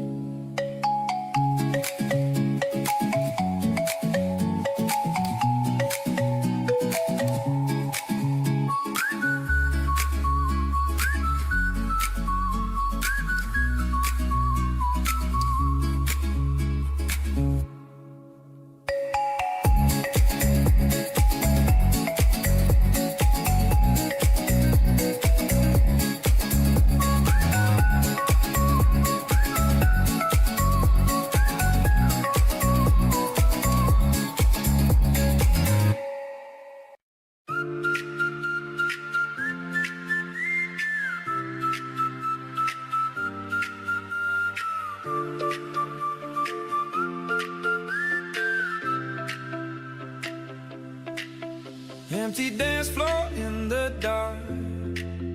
Your reflection starts to fade. Headphones on, the bass is low. Always chasing one less memory. This deep feeling won't let go. We were perfect for a minute. Thought our rhythm was so strong. Now the music sounds too cold. Trying hard to forget you. This is my lonely stereo love. Playing loud the songs we knew. Heartbreak on the perfect beat. Wish I could skip back to us.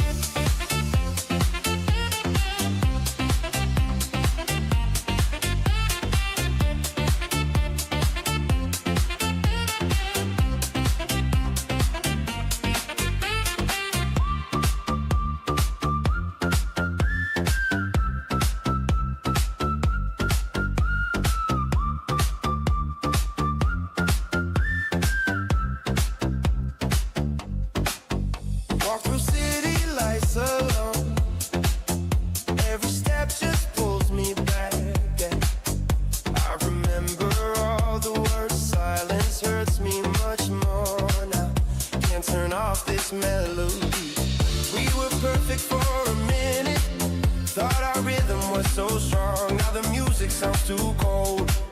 Trying hard to forget you, trying hard to forget you.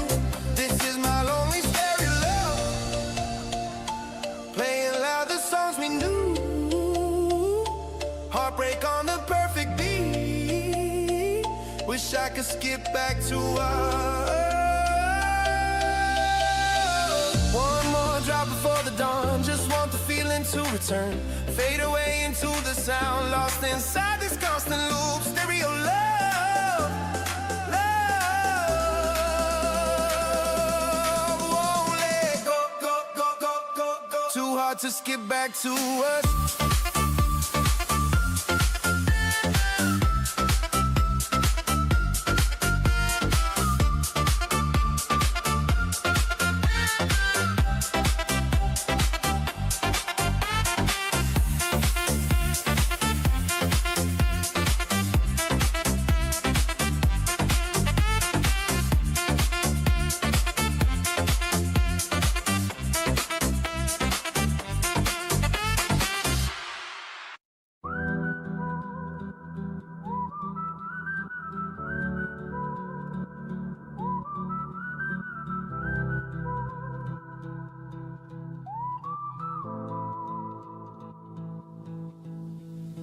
Empty room here now.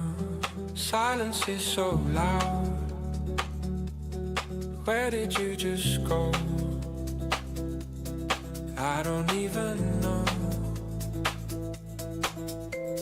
Sunlight turned to gray. Wishing you would stay. This hurts me so bad. Feeling really sad.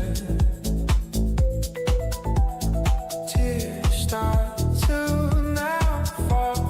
Can you hear my call? Don't know what to do.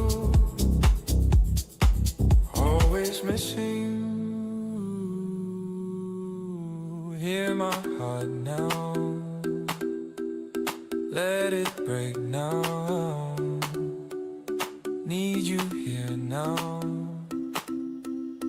Take me back now, here in the deep dark.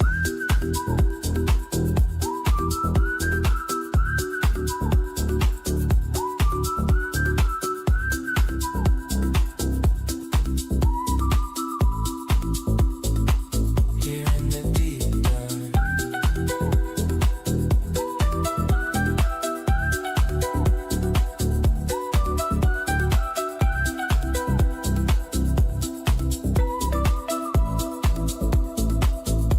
Shadows fill my mind.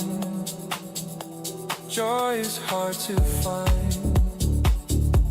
Lost in the night air. No one seems to care. I can't face this day. Just wish you would say everything's okay. Please don't run away. I can feel the light. Hold me through the night.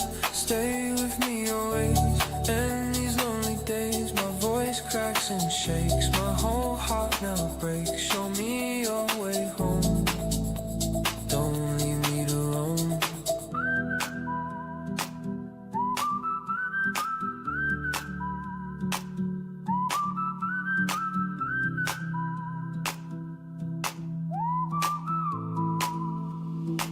Don't leave me to roam.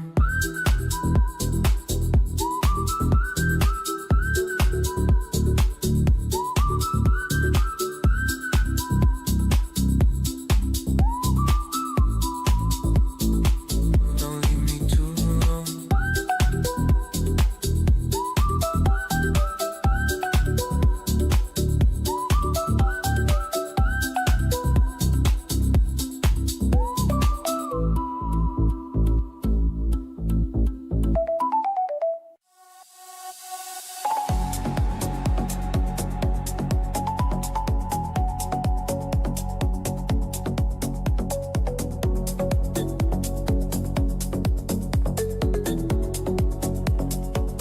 Sunset just dropped, and music is loud. Don't care about anyone else in the crowd. Got my hand in your hand. Don't need to speak much.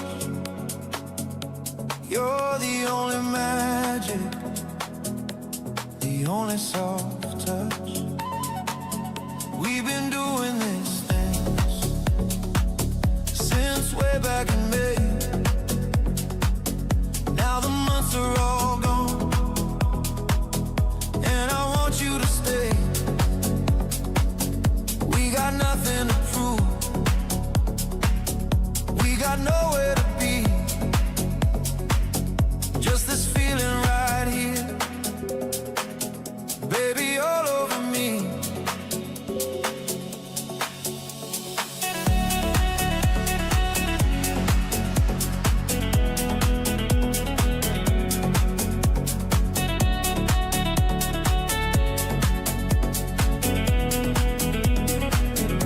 I've said it before,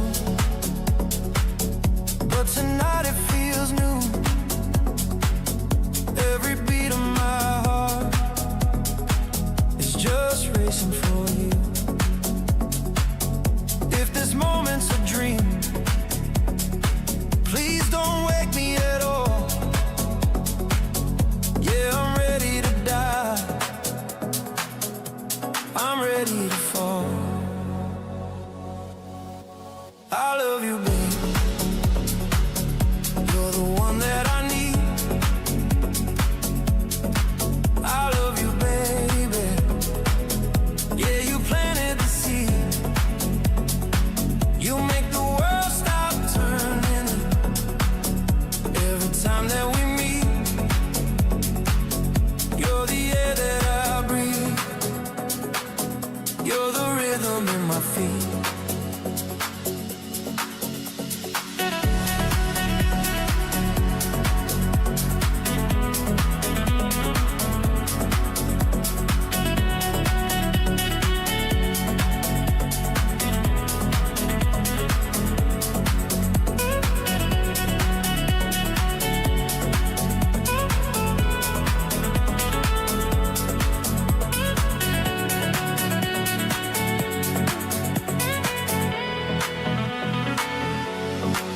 I love you, baby, like the sunshine after rain. I love you, baby. Won't you say it back again? 'Cause I'm never letting go. This love is for good. I love you, baby, just the way that I should.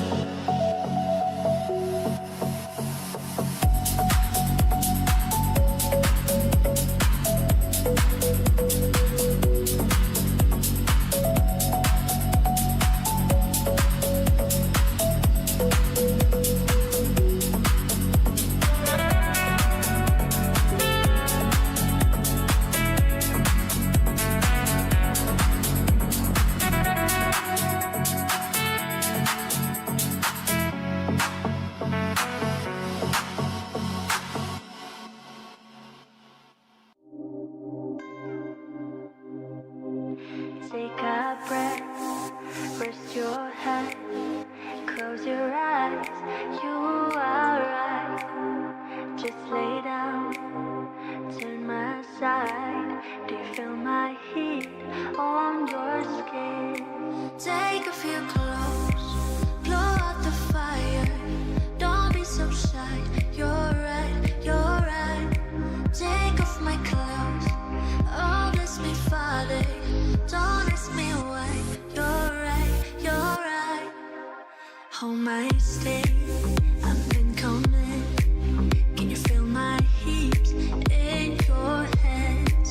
And I'm laying down by your side.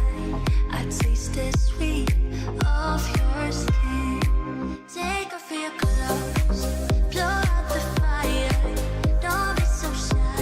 You're right, you're right. Take off my clothes, oh bless me, Father. Don't ask me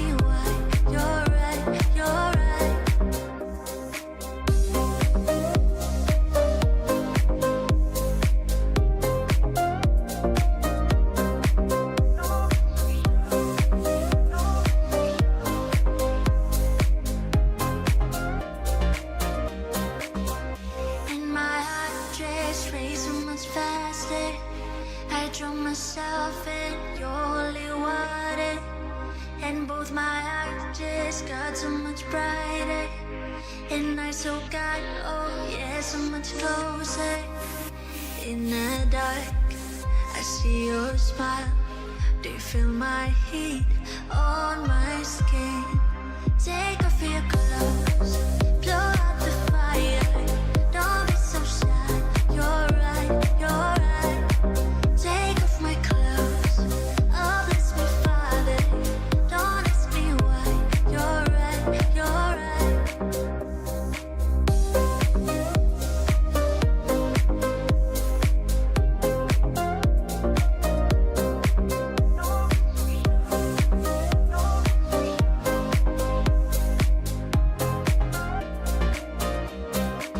Don't ask me why, don't ask me why, don't ask me why. You're right, you're right.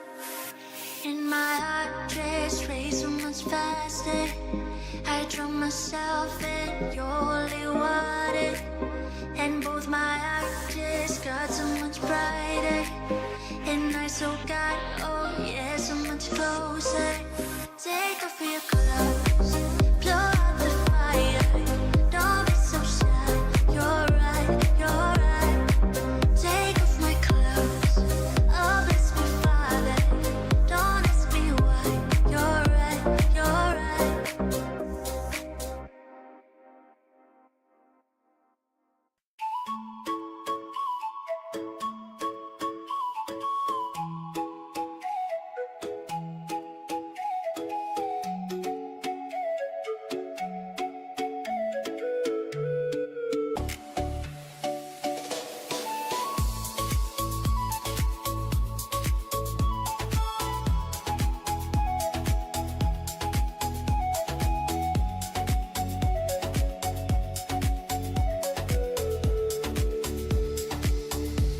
And then she'd say that nothing can go wrong when you're in love. What can go wrong? Then she laughed, and I turned into the day, pushing out fear and love alone. And then she'd say, it's okay, I got lost on the way, but I'm a supergirl, and supergirls don't cry. And then she'd say, it's alright, I got home late last night, but I'm a supergirl, and supergirls just fly.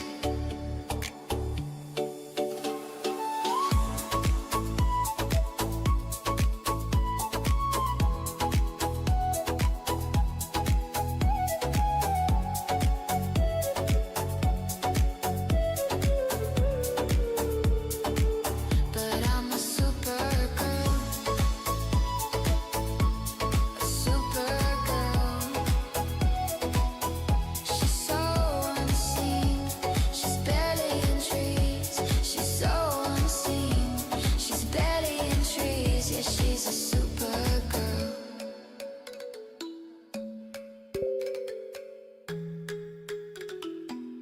She's a supergirl.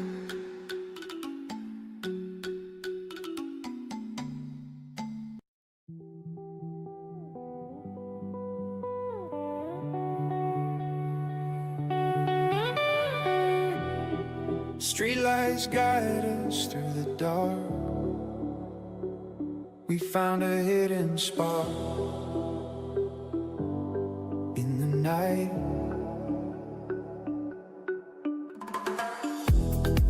Remember every single golden sunrise. This hope kept us moving onward. The shadows we left far behind. Ocean waves are calling out loud. I just wanna stay right here always. Please tell me this feeling is real.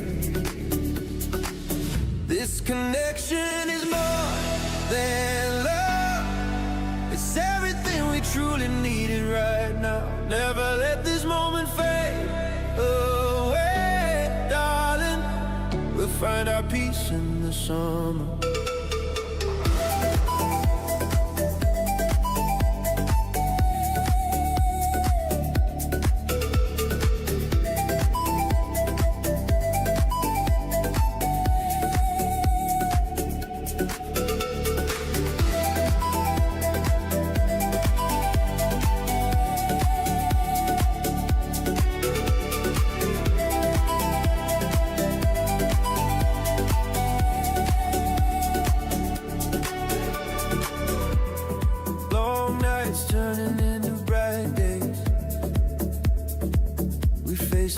And we survived.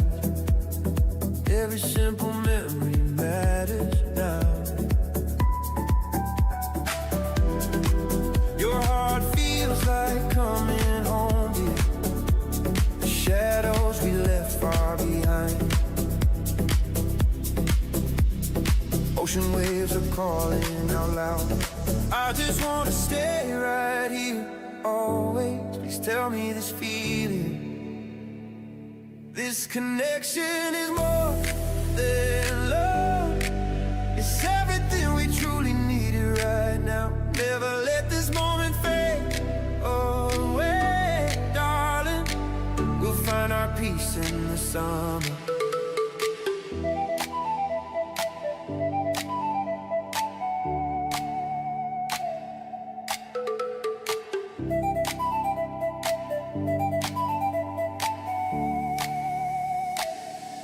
The quiet wind blows softly. I can't imagine life without you. This journey continues forever. We are more than just lovers. This connection is more than love. It's everything we truly needed right now. Never let this moment fade away, darling. We'll find our peace in the sun.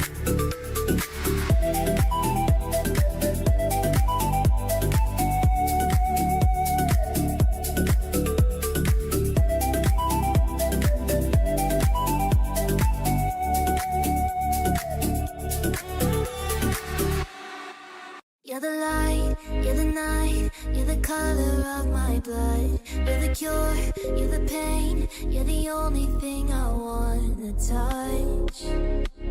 Never knew that it could mean so much, so much. You're the fear, I don't care, 'cause I've never been so high. Follow me through the dark, let me take you past our satellites. You can see the world you brought to life, to life. So love me like you do, la la, love me like you do. Love me like you do, la la, love me like you do. Touch me like you do, touch me like you do. What are you waiting for? Fading in, fading out, on the edge of paradise. Every inch of your skin is a holy grail I gotta find. Only you can set my heart on fire, on fire. Yeah, I'll let you set the pace, 'cause I'm not thinking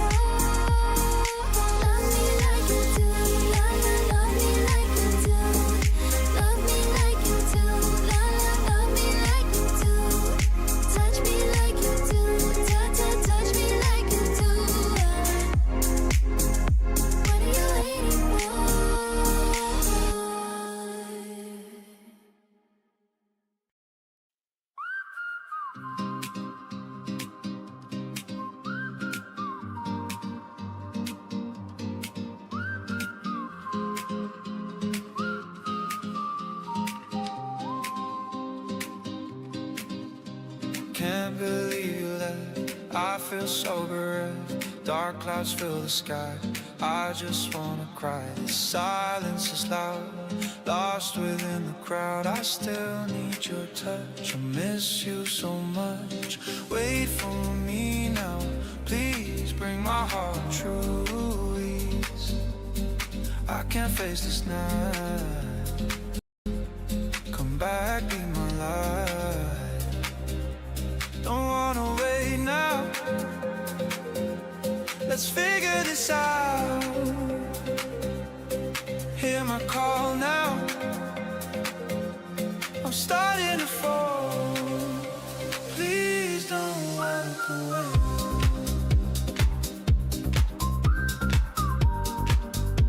Please don't walk away.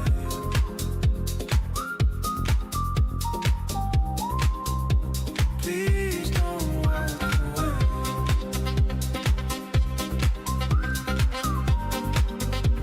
Please don't walk away.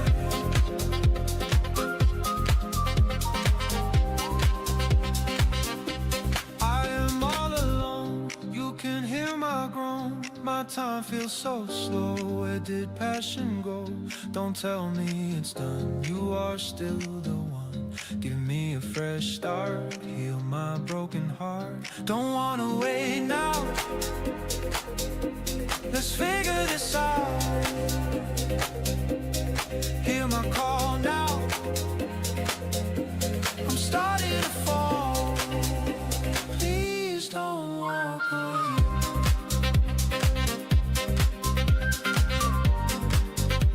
Please don't walk away.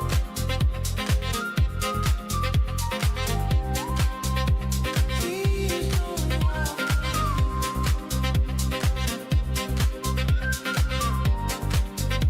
Please don't walk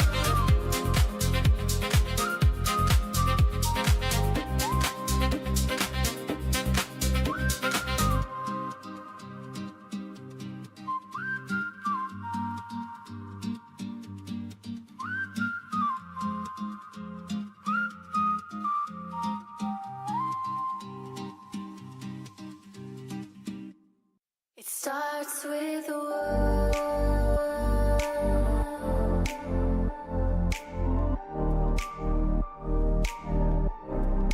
All I know.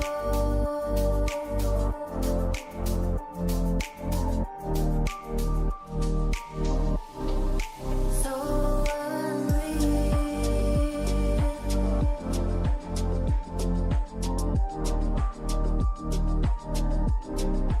Watch you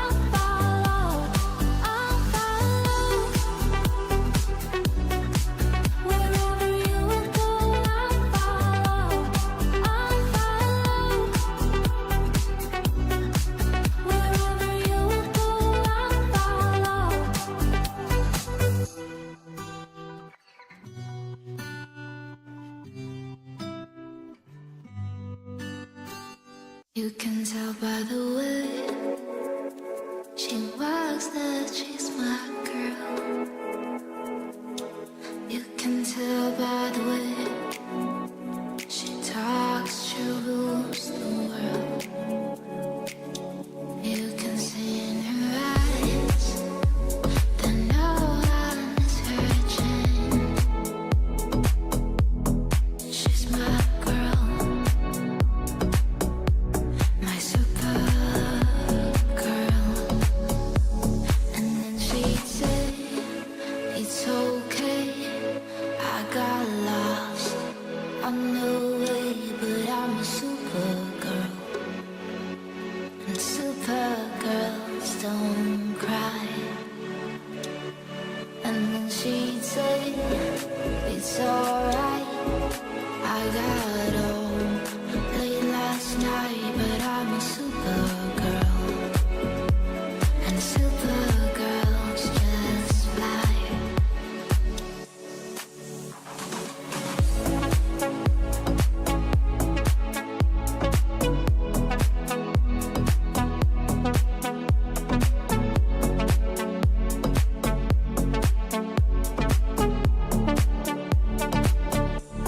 And then she said, and nothing can go wrong when you're in love. What can go wrong? Then she'd love the night turn into day, pushing her fear further alone. And then she'd say, it's okay, I got lost on the way, but I'm a super girl. And super girls don't cry. And then she said, it's alright, I got home late last night, but I'm a super girl. And super girls just fly. But I'm a super girl. A super girl. She's selling seeds, she's spelling trees. She's selling seeds, she's spelling trees. Yeah, she's a super girl.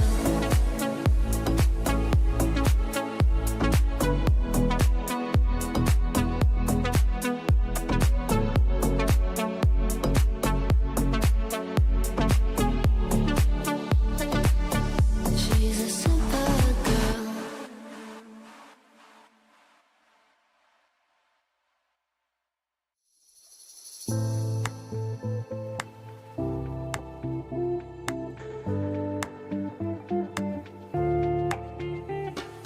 Yeah, you never said a word, you didn't send me no letter.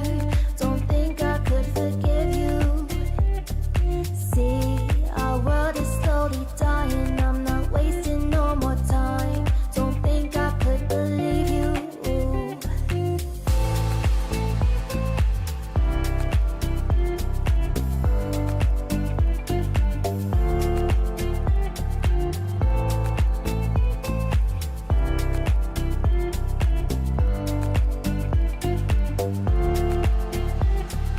Yeah, you never said a word, you didn't send me no letter. Don't think I could forgive you. See, our world is slowly dying, I'm not wasting no more time. Don't think I could believe you.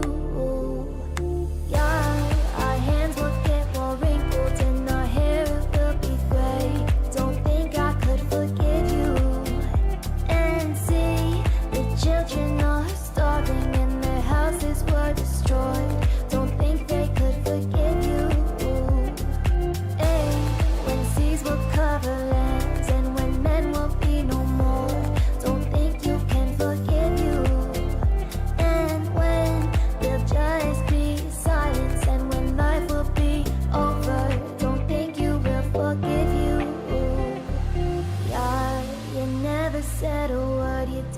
send me no letter. Don't think I could forgive you. See, our world is slowly dying. I'm not wasting no more time. Don't think I could believe you. Yeah, our hands will get more wrinkled and our hair will be gray. Don't think I could forgive you. And see, the children are starving and their houses were destroyed. Don't think they could forgive you.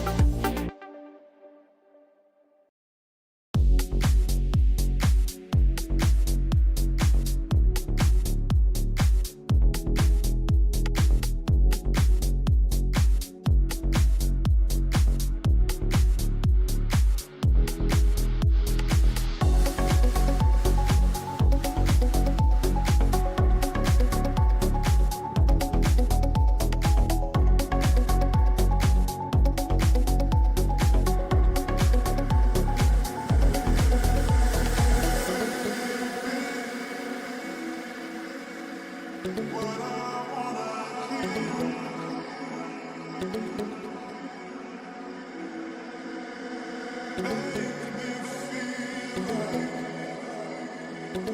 this last forever. If only for a night. Look me in the eyes, baby. Say we'll be alright.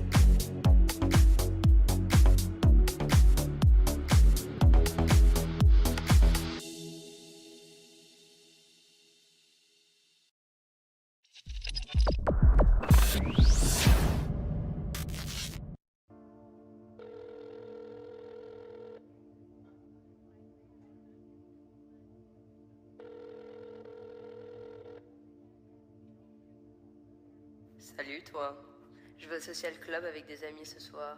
C'est au 142 rue Montmartre. J'ai mis ta robe préférée. Viens me trouver.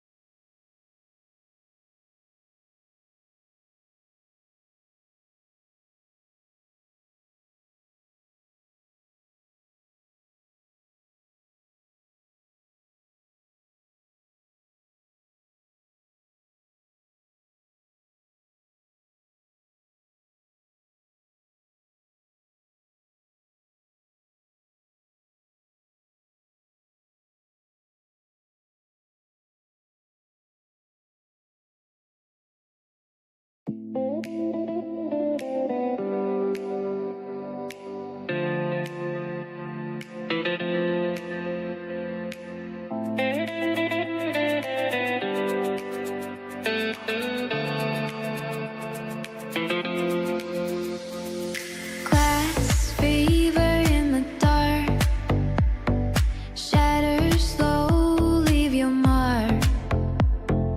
Every fracture holds the light, where the fire in the night.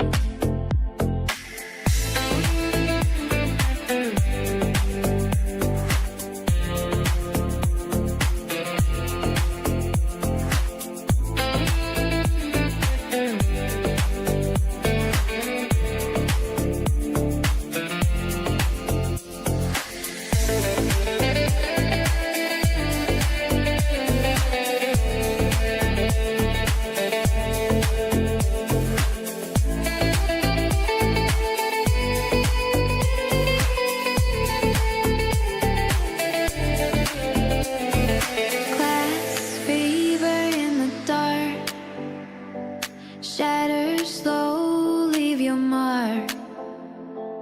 Every fracture holds the light, where the fire in the night.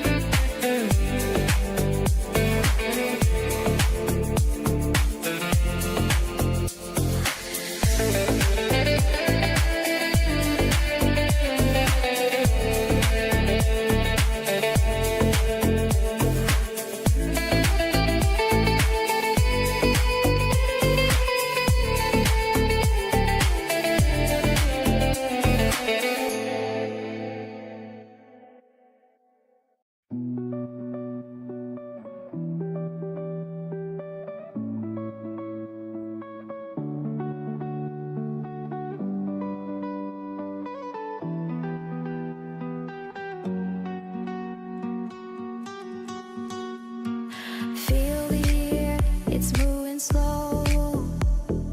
Let the night just take control. Hearts in sync, we'll find the light. Stay with me until the night.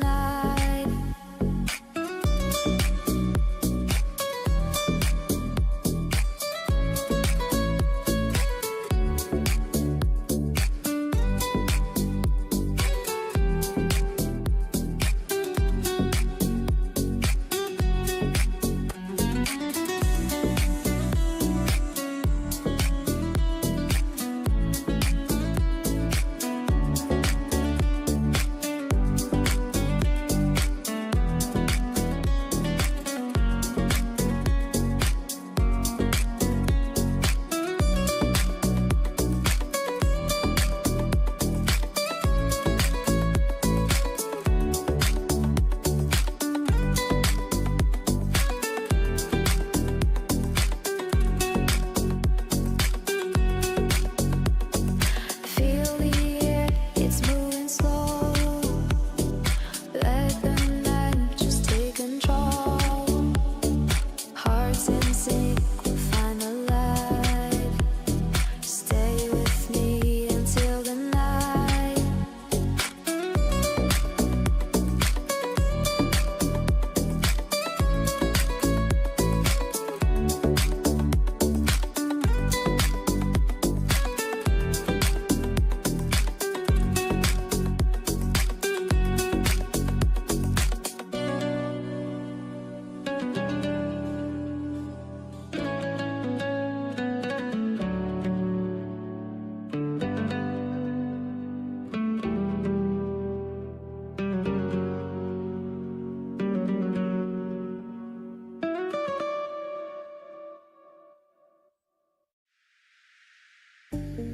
Hold me close, don't lose the beat. Hold me close, don't lose the beat.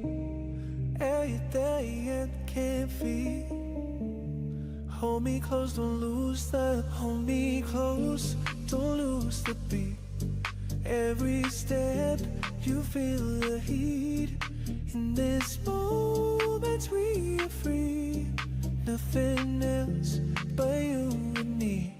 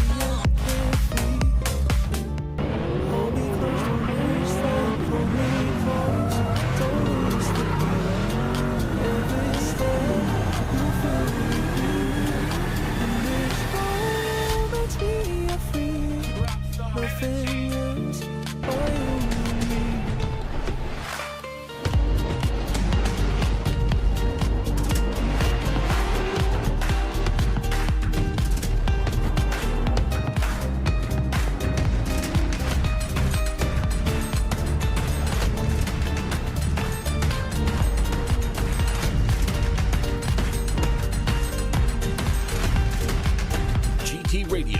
Experience ultra-high performance. Visit your local discount tire and service centers for all your automotive needs. We're family-owned, serving as your one-stop shop to have your vehicle running smoothly. We offer 5-star services and a price match guarantee. Plus, get 2 tires free when you purchase 2 select tires. What are you waiting for? Go online and schedule your appointment today. Are you ready to rev up your career? At the University of Northwestern Ohio, our high-performance motorsports program puts you in the fast lane with a 70% hands-on education. Learning from the best in the business, you'll master the skills needed to excel in the world of motorsports. From the pits to the paddocks, UNOH students and graduates dominate in all facets of racing. Turn your passion into a career at UNOH. Apply today at unoh.edu.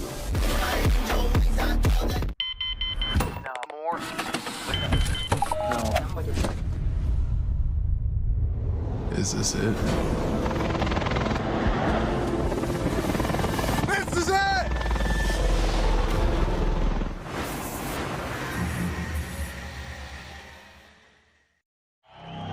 The only results that we really want is to win every round and win the championship. Don't really have anything to lose. This whole year is a big ramp. This is it. Today needs to go out. I don't want the season to end.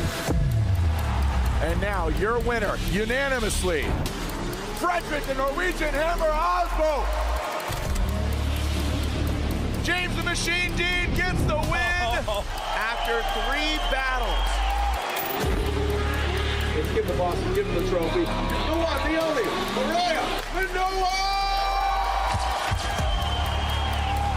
Back on the box once again, Adam Elzing. James the Machine Dean gets the win. Second place, Jack Shanahan. Wreckers or checkers for Matt Field. A 2-year dry spell has come to an end. With 1 round left, make some noise for the one, the only, James the Machine Dean. Well, the build-up has led to this. Let's take a look at our digital Shoreline course. Long Beach is going to be wild. Nobody else has driven this track yet. It's going to be one of the best events of the year. I gotta hold it down. Irwindale has always been the most insane round, and I'm really stoked to see it happen somewhere else for the first time ever. When everyone someone asks me, what's your favorite track? I like Long Beach. You're doing the Grand Prix or you're doing Formula Drift at the highest level. For us to be able to come back and go full circle, I know it's going to be just as intense, just as good, maybe even better.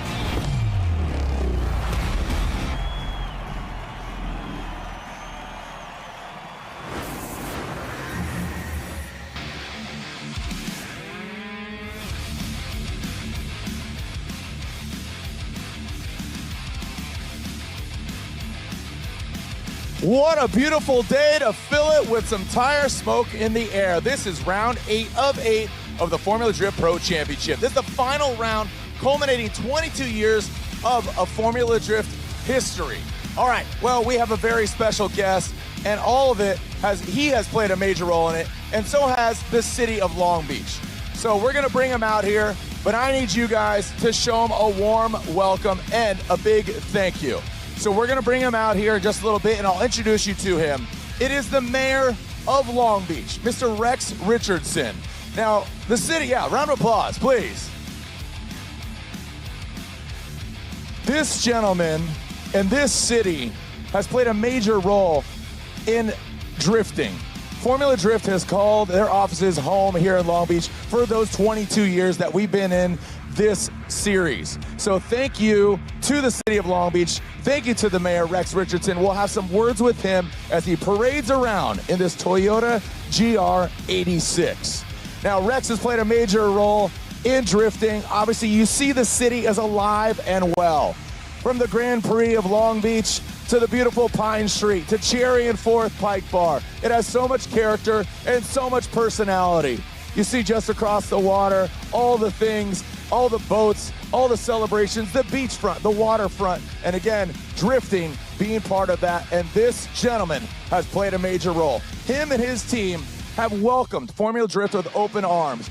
The Long Beach Grand Prix Association, Dwight and his whole camp over there, have welcomed us with open arms and wrapped their arms around us and said, yes, Long Beach is home for Formula Drift. When Irwindale, the House of Drift, closed and tore it down, Long Beach said, come on over here, we got you. You start the season and end the season here in Long Beach. And this gentleman, as he makes his way in this beautiful Toyota GR86 this way, we'll have some words with him, and I need you to show him a big welcome, a thank you, and again, we will let him know a big thank you. We're gonna introduce you to our top 16 drivers, and we won't stop until we find out who's on the podium. We know a champion is crowned, but a champion in our hearts here in Long Beach, this gentleman. Oh, you're driving? I thought you were just riding. Get on out here. Make some noise for the mayor of Long Beach, Mr. Rex Richardson. The hat, the shirts, get over here. I am so thankful that you are here. And thank you, Mr. Richardson, for the role you play in drifting. And thank you to your team for opening your doors, opening your heart to drifting. How amazing is it to have Formula Drift back here once again? Well, if you know anything about Long Beach, you know that we love car culture here in Southern California. We have incredible history of large-scale events, 20 years of Formula Drift, home to major events. Check, check, there it is. And here in Long Beach, it's only getting bigger and better. This year, Formula Drift, next year it comes back. 2028, we'll be opening up our doors for 18 sports, the largest venue city. Check, check, check. The largest venue city anywhere outside of Los Angeles for the Olympic and Paralympic Games. But everything we do here, Formula Drift, just helps us to build and prepare for the big show in 2028. So let's hear it for car culture, let's hear it for the LBC, and let's hear it for the thousands of fans that continue to support Formula Drift right here in the city of Long Beach. Congratulations. Thank you, sir. Thank you so much. I couldn't have said it better myself, and thank you. Hey, big round of applause for the city of Long Beach. Mr. Rex Richardson, make some noise. The mayor of Long Beach plays a major role. Thank you to his team. Hey, stomp your feet for him. Stomp your feet. Make some noise for Mr. Rex Richardson, mayor of Long Beach. What an amazing, again, festivity that we are kicking off So without further ado, if you could, please stand and remove your hats for our national anthem. And singing the national anthem, Mrs. Jennifer Kumiyama. Jennifer Kumiyama, she has been cast in Dahlia's Disney animated movie Wish, and she plays a major role and serves as citywide accessibility coordinator here at the City of Long Beach. Again, please stand, remove your hats for the national anthem performed by Jennifer Kumiyama. Oh, say, can you see by the dawn's early light what so proudly we hailed at the twilight's last gleaming, whose broad stripes and bright stars through the perilous fight o'er the watch were so gallantly streaming, and the rocket's red glare, the bombs bursting in air, gave proof that our flag was still there. Oh, say does that star-spangled banner yet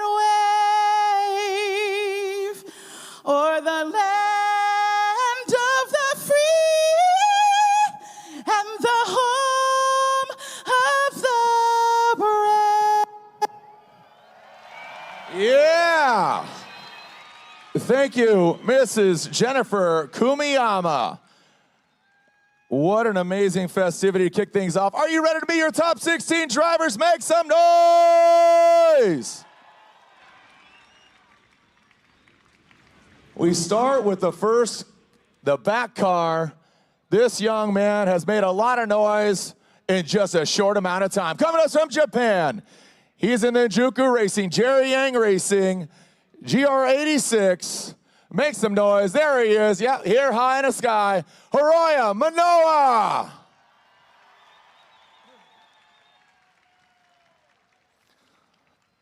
Rex is crazy, right? We're having a great time down here in Long Beach. The mayor, he says, let's get it. Moving right along. An OG since 2004. He rips around in his Gretty Toyota GR86. Make some noise for Kenshiro Gushi. Another driver since 2004, three-time Formula Drift champion, the NOS energy drink Nismo parts, all new Z. We're gonna crack some cans of Neff later at Pike Bar. The one and only Chris the Force Forsberg. We're out here killing it, just like this gentleman's killing tires, acting like he's alive, he's dead, he's about to do the Bernie, he wants you to join him. He's piling in that Evo AutoWorks Nissan 370Z, makes the noise and rock the Bernie for Jeff Jones. Another Southern California driver, he's in his LS BMW, sans the hood, the 999, make some noise for him, down by the beach, Trent Beecham.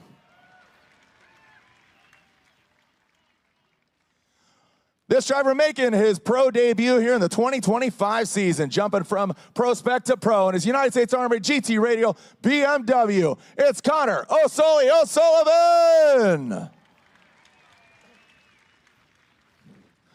Coming to us from Ireland, something definitely in the water. This gentleman just wrapping up his Drift Masters Championship, his second season in Formula Drift competition. Pilot of that Red Bull 86, one of the Shanahan bros, and it is Connor Shanahan.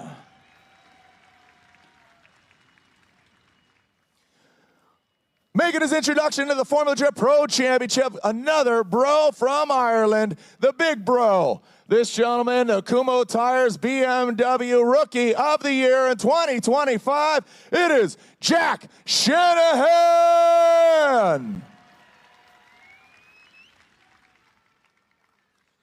Next up, it's an American car with a Canadian heart behind the wheel. He's flying that maple leaf high and tight. Make some noise for 3 letters, a big name. It is TLO, Tommy Lemaire.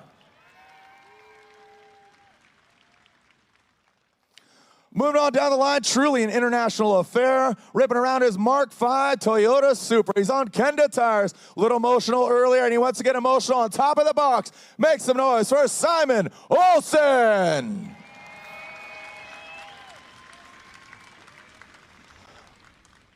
Another three-time champion fighting for second overall in the 2025 championship. He's in his Rockstar Energy Drink Toyota GR Supra on Kenda tires. The Norwegian Hammer, Fredrik Asbo.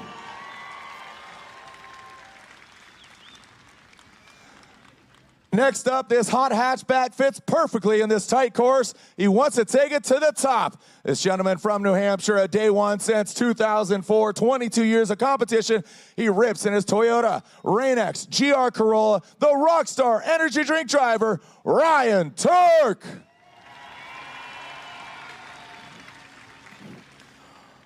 Another driver fighting for second overall. We know the championship is locked, but two big medal trophies, second and third, are still standing. Will it be this gentleman, unarguably one of the most popular drivers in the FD field, in his Drift HQ BMW E36? It is Adam LZ. Having a cool, chill chat with his wife right here. We're about to set sail with Big Ripper and Rip to Catalina. Not in this thing, but a big boat. Speaking of big boats, this big Borla boat, talking about Heat Wave, Lean Customs, GT Radial, fighting for that second overall in 2025. 777, the Beast from the Bay, Matt Field. Absolutely smiles for miles, ear to ear from this young man piloting his Pennzoil Mustang RTR Spec 5. Long may we drive, and long may his day be to the top of the podium. Make some noise for the RTR driver, Mr. Ben Hobson. Last but definitely not least, this gentleman has made a lot of noise. Such a kind gentleman, a tall drink of water, an absolute legend in the sport, and unarguably the best drifter in the world. He is ripping his Pennzoil Mustang RTR Spec 5. Speaking of five-time Formula Drift champion, 3 in a row for the Ford Mustang. Making history here today. It was locked up in Utah. Can he top it once again with this 4th win of the year? Make some noise for your 5-time Formula Drift champion, James the Machine Dean.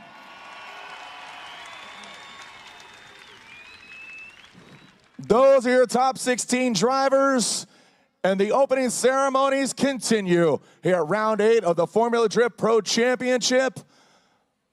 Thank you to Rex Richardson, the mayor of Long Beach, his family, and to his team. Another big round of applause for the mayor and the city of Long Beach. Make some noise.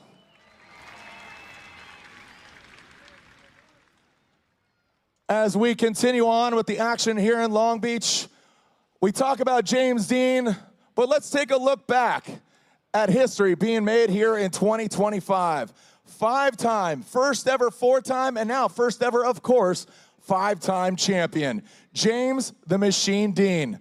Let's take a look back at his season and how we got here today. Welcome back to the streets of Long Beach once again. James Dean, Fredrik Asbo. What we are looking at are the 2 most dominating drivers in drifting history. This is a James we have not seen at all. Welcome to Road Atlanta. Here we go. Another one more time battle. Fredrik Asbo, James Dean. Don't leave in the judges' hands. James the Machine Dean gets the win. This is Type S Scorch. Can you smell it? Look at James, not backing down. Welcome to New Jersey. This is the Gauntlet. James Dean, nasty initiation. We're currently sitting second in points, 10 points off the lead behind Fredrik Asbo, and feeling pretty good. Welcome to the Crossroads. Shanahan and Dean, I mean, 2 iconic names, so history is about to be made.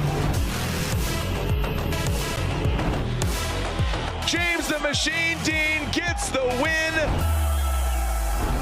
We're just focusing on being consistent, dialed, and we'll see how far we can take it. James Dean's going in this power rally. Second place goes to James the Machine Dean. What a season it's been up until this point. If James Dean wins in the Final Four, he will be your 2025 Formula Drift Pro Champion once again. James Dean drops into formation. James the Machine Dean doesn't get it done. James the Machine Dean locks it up, and he's the official 2025 Formula Drift Pro Champion. Wow, I don't know, I'm lost for words. Huge thanks to the RTR team. I wasn't expecting it this weekend, you know. Wow, yeah, this is a lot. Thank you all. James Dean, he does have another battle in the finals. Your 2025 and 5-time Formula Drift champion, trying to sweeten the deal with a victory here in Utah. James Dean, once again, dominant in the 2025 season. James the Machine Dean is your winner and champion. Young me would have never believed that I was capable of this. So for anyone watching that you have dreams, just chase them, because if you're passionate enough and you work hard enough, anything is possible. James the Machine Dean! This is amazing, and can't wait for Long Beach. We're going to enjoy it. I'm just sitting here talking and looking up at this gentleman and looking up to him in so many ways. Make some noise for your 2025 and 5-time Formula Drift champion, James the Machine Dean. Get him! Get him, gang. There it is. Lifting him up. Shelby, do better. There it is. We need the whole team. He might be light, but he is definitely long. James Dean, you're, what's that, what did you say? Yeah, heavier than I look. Well, again, you're going to be even heavier tonight and tomorrow night because you got another trophy, man. Congratulations, your team wanted to celebrate you. Your mom and dad are here, your family is here, your sister. I mean, what an event, what a championship, what a year for you, man. You just did it again. I mean, you're 3 wins this year, going for a 4th. You're still in it, and you do it with grace, and you do it with such humility. Absolutely. This year, honestly, I came into it obviously wanting to defend the title. It's never easy coming back after winning a championship, but the RTR team just came together and made this car even better than it was last year, more reliable, and it's done every single drift battle, no matter what we threw at it. It took it. The car's been super reliable, the team have been on point, and I've just been trying my best to make them proud because I know the hard work and dedication that they put in, and obviously all of our partners and sponsors for making my dreams become a reality. Like, it's hard to believe. I came to Long Beach for the first time ever in 2008 with my parents, with my 2 brothers. We got invited to compete in the Red Bull World Drift Championship.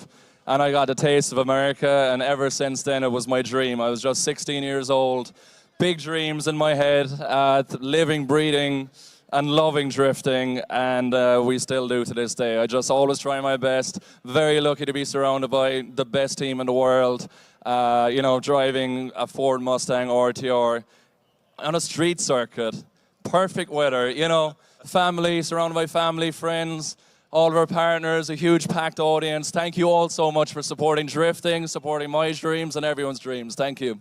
There it is. Make some noise for James the Machine Dean. I know you dedicated to your friend that we lost earlier this year. You got emotional, and rightfully so. You are such a humble, kind guy, and thank you for all that you do for the world of motorsports. Not just drifting, but motorsports. You do it with such grace and humility. Speaking of history, we made history Wednesday. The Mustang Project Fund, a.k.a. the RTR. 60 years of Ford Mustang history. They've never entrusted anybody else except one other person, and that second person is Vaughn Gittin Jr., the RTR Lab, and Project Fun and the RTR got debuted. So without further ado, you might have seen in the pits. For those online, we present to you the Mustang RTR off the Flat Rock building line. Here it is. 2 years ago, my RTR team and I embarked on a secret project with Ford. The mission was to create the most thrilling and fun-to-drive turbocharged Mustang ever. A Mustang that would elevate sports car performance for a new generation of enthusiasts. Introducing the new Mustang RTR, the first RTR to come straight out of the Ford factory, ready to rock. It's only the second time in Mustang's history that Ford has shared design and engineering duties to produce a Mustang. Is this real life? Somebody pinch me. It's an affordable turbocharged Mustang, full of RTR's passion for fun and winning with the DNA of Ford's greatest performance offerings. Let me prove that to you. Featuring Mustang's first anti-lag system. Anti-lag from the factory. That's right, we worked together to bring anti-lag tech to this Mustang RTR. It's the most badass turbocharged Mustang ever produced. Yeah! The new Ford Mustang RTR, available to all, not for everyone.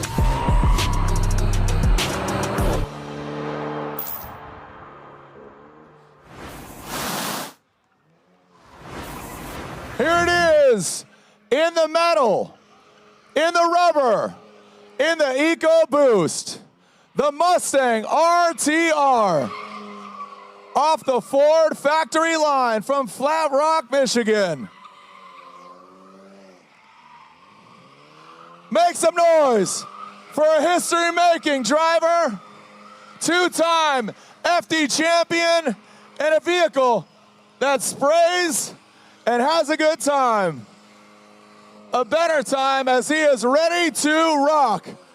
The professional fun haver, make some noise for the RTR.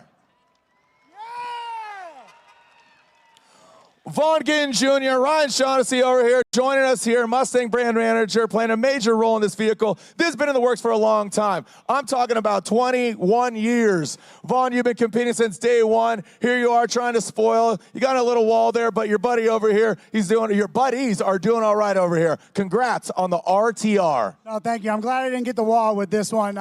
This is just an absolute dream come true, and the reason why this has come true is literally because everybody in the stands, the support for RTR, the support for me all over the world, my entire career, and Ford reached out and said, we love what you're doing, you're an amazing partner. Let's build the most badass turbocharged Mustang the world has ever seen, and that's exactly what we've done. Brembo brakes, anti-lag, different steering gear for maximum steering angle, stiffer dark horse parts, front bar, rear bar, stiffer subframe. It's an absolutely incredible car. The RTR design you all have grown to love, and it's just an honor to work hand in hand with Ford to develop something that will be affordable for people to get behind the wheel of. I could see one of these in my driveway for sure. Ryan, what a cool vehicle. Drifting, it's not a side dish, it's an entree, and it's a face full of smoke. Good times, RTR ready to rock. Heck yeah, this is everything that was promised and more. We've been working on this with Vaughn and the RTR team for 3 years, and the goal was to make it more attainable, more affordable for more customers, and to make it thrilling, badass, and fun to drive. And after that ride, I can tell you we delivered on that goal.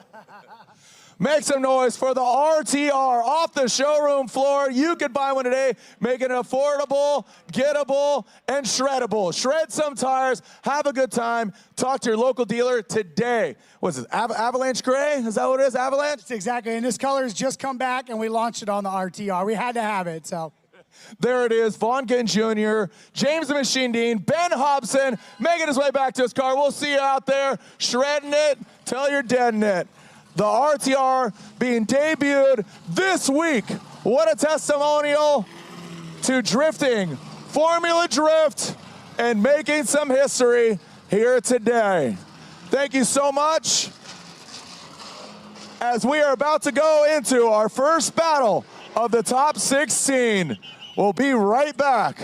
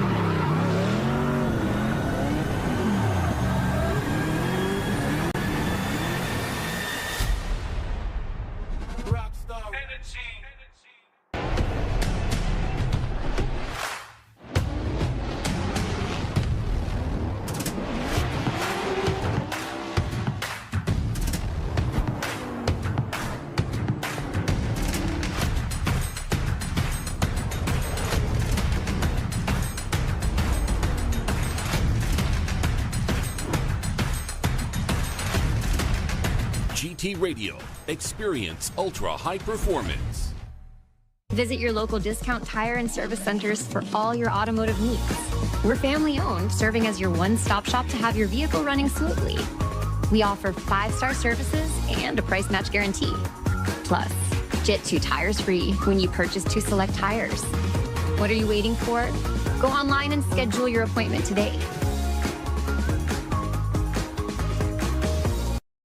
Are you ready to rev up your career? At the University of Northwestern Ohio, our high-performance motorsports program puts you in the fast lane with a 70% hands-on education. Learning from the best in the business, you'll master the skills needed to excel in the world of motorsports. From the pits to the paddocks, UNOH students and graduates dominate in all facets of racing. Turn your passion into a career at UNOH. Apply today at unoh.edu.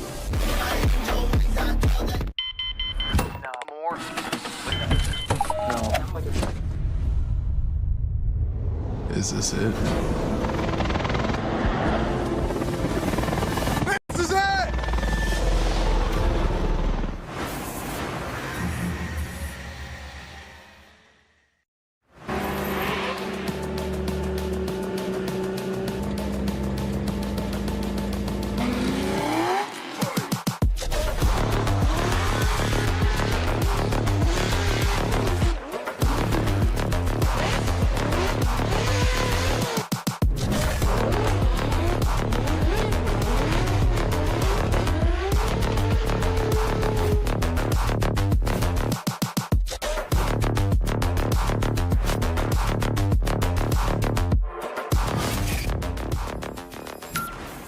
It's time to get precise with Rain-X Precision Clear wiper blades. It's all about precision when I'm drifting in the rain.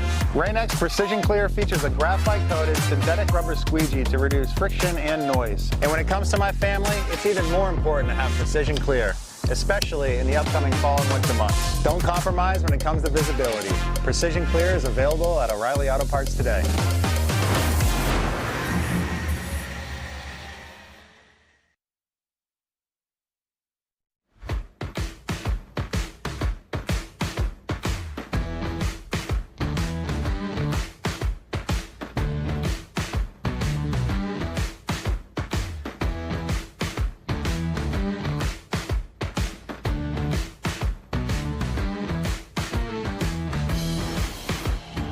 The only results that we really want is to win every round and win the championship. Don't really have anything to lose. This whole year is a big ramp. This is it. Today needs to go our I don't want the season to end.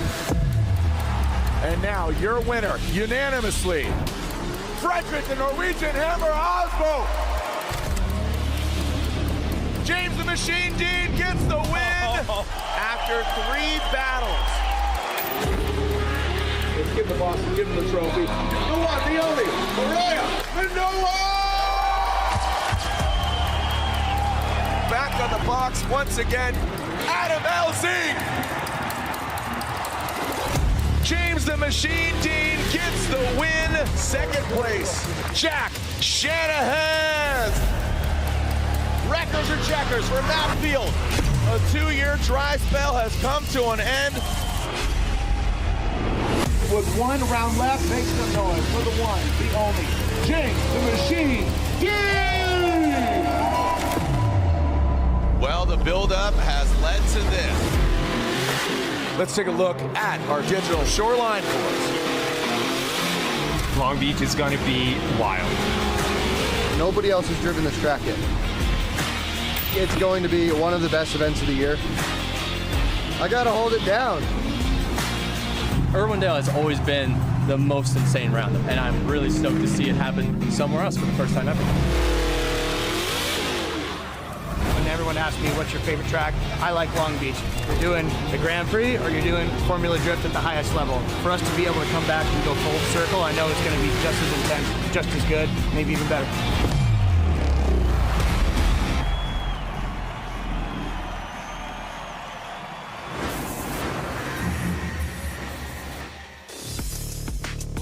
Welcome to Long Beach. That's right. It sounds so weird. I almost said Irwindale, but rest in peace, Irwindale. The House of Drift is no more, but we're making history in 2025. We begin the season right here, this sandbox, but just a different castle over here, a little bit closer to the water, but what a view, what a day. This stage is set, 7 previous rounds. It started here in Long Beach and it ends now here in Long Beach. A different track, the Shoreline Showdown. Not only literally close to the shore and on the shoreline, you can see the beach, you can see the waves beckoning our name. Jacob Gettens with by my side. Jared Deanna, are you ready to set sail on a top 16, Jacob? Oh, I'm ready, baby. Let's go. Let's go, as the kids say, LFG, as we are about to throw down on the Shoreline Showdown.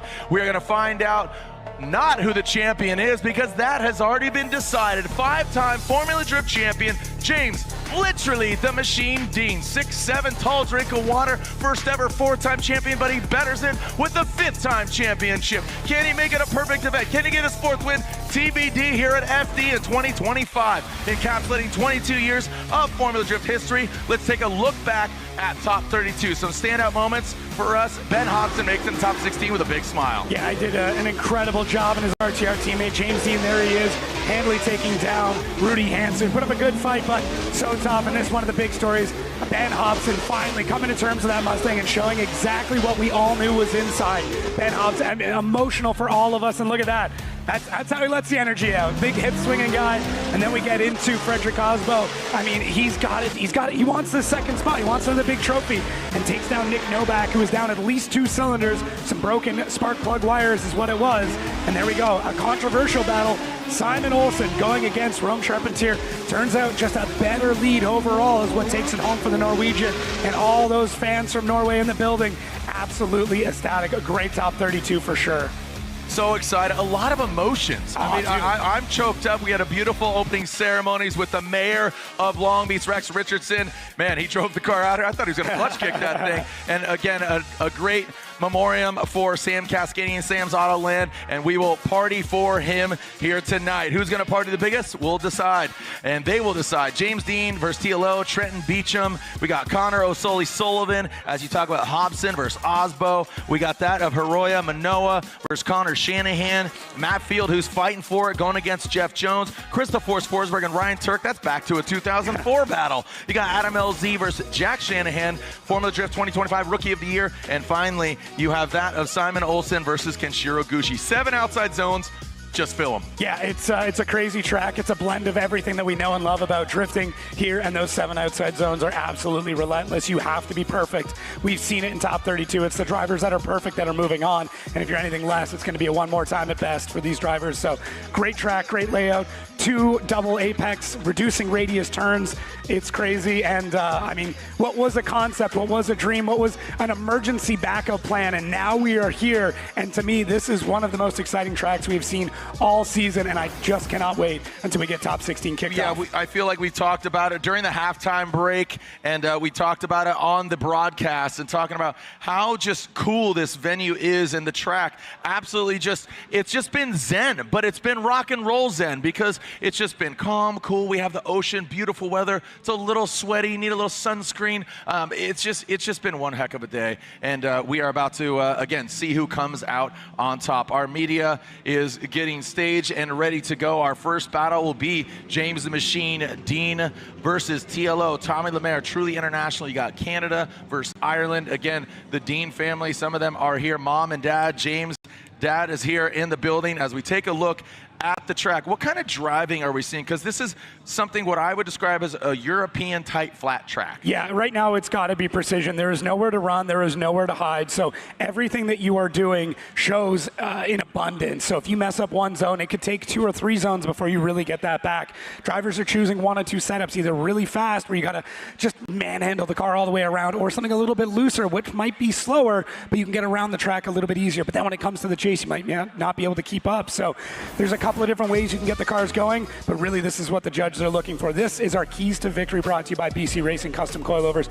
Fill all those zones, make calculated transitions, do it at the right time, be committed with angle, and yeah, I mean, if I can use your phrase, you just got to send it. Easy. Go ahead. You just owe me $20 now. That's fine. That's fine.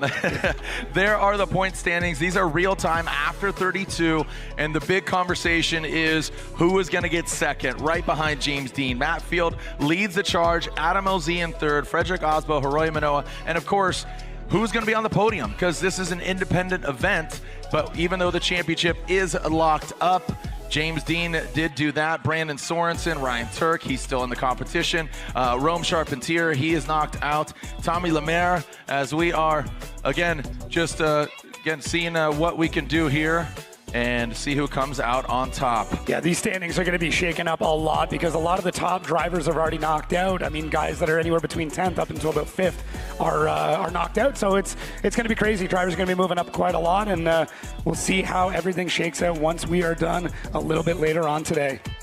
All right, so again, a beautiful opening ceremonies, and we have a packed house here for, again, what was a very unique layout here. This was an idea that came together, so super stoked on the FD team. Yeah, this is nuts. I feel like we've been talking about it since last year, and now it's here. We're staring at it. You got this beautiful drone view, and you can realize just how different this course is, how incredible it is, and how we've been able to adapt this area into a first of its kind, bespoke racing surface built for drifting, developed in sim. Now we're here in real life, thousands and thousands of people all packed into the grandstands to witness history one more time. And there is right now second place overall, Matt Field. For him, he's got to win this. He's got to get all the way up to the top, and we'll get to his battle soon. But first up, it is James the Machine Dean versus my fellow countryman, Tommy Lemaire, Mr. TLO, who cleaned it up after his one more time. He's looking good, but I mean, big battle ahead of him against the GOAT of James Dean. Yeah, it's really an uphill battle, but equally as it's tough, he can inch that he's going to see something very clean, dynamic, and James Dean-esque, as Ryan Sage would say. He loves throwing the esque at the end of it, and that's really what we can expect and anticipate from James Dean and Tommy Lemaire. And we will see if he can, again, we got a Mustang versus Corvette, an Irishman versus a Canadian, and here we are on American soil. So quite a beautiful, just melding of so many different things, so many different nationalities and different breeds of vehicles. So let's see who comes out on top and advances into the Great 8. James Dean versus TLO Tommy Lemaire. 7 outside zones, fill them, some bigger than the others. In the 32, he had some mistakes just here and there, but it was more just kind of mental lapses as opposed to just big dynamic whoopses. It was just quick little things. But here we go. James Machine Dean goes in that first outside zone in a second. And Tommy Lemaire in tow. Look at James Dean. How far out is he? And now, look at, here we go, into 3 and 4. And now you can see him approaching that. Hit it and quit it, tap it out to the wall. I mean, just look at the execution of that Ford Mustang. And now into that final outside zone, transitions one last time, puts it on that back left edge, and just riding that course's edge up tight to the wall goes James the Machine Dean. This is exactly what we would expect out of James Dean, an almost flawless run from first view, able to get out there, fill all the zones, looks absolutely pretty doing it, and Tommy Lemaire gets that front row view. So Tommy, on initiation in the chase, has to hold tight for a little bit. You can tell he wants to attack. He knows he can trust James Dean out front. You're not going to see any games. You're going to see a driver is fully committed, and as you see, look how beautiful that arc is from James Dean. Almost no corrections at any point in time. He's able to find the line, lock in, set the throttle, and then just push all the way through every single zone. And Tommy Lemaire's doing a great job of getting in the chase there, but the RTRs are able to pick up pace in so many unique areas. It's such a dynamic and incredibly well set up vehicle that, even if your driving game is on point, your car is on point, you still have to pull out something special just to hang with this guy. Yeah, and you can see Tommy Lemaire just a bit outside of that outside zone looking in. Good placement by both the vehicles there. And like I said, James, you can trust that he's going to place the car. And look at that, filling that third to last outside zone, going into 6, and then now swapping it over to 7. Yeah, it's nuts. I mean, it's going to be really interesting now they swap this around. I'm sure there's a little bit of nerves for Tommy Lemaire, and that's going to hopefully be washed away at this point. He can just get out and lead. He is a phenomenal lead driver. I mean, easily one of the best drivers coming out of Canada, representing all of Quebec. And yeah, this is big for him. This is such a cool moment to be able to go against a driver like this. All right, let's see. Tommy Lemaire out front, James Dean in tow. Tommy Lemaire initiates. Look at that. Yeah. I mean, look, anything you can do, I can do a kiss to say it better. As now into that third outside zone, and whoa, Tommy Lemaire, he's putting it on a show out front. James Dean, he falls back. James, where are you at? Tommy Lemaire. Want to see if there were any, I mean, you just have to think, did James make a mistake, or is Tommy just that damn good? Now in that last outside zone, Tommy Lemaire is the champ.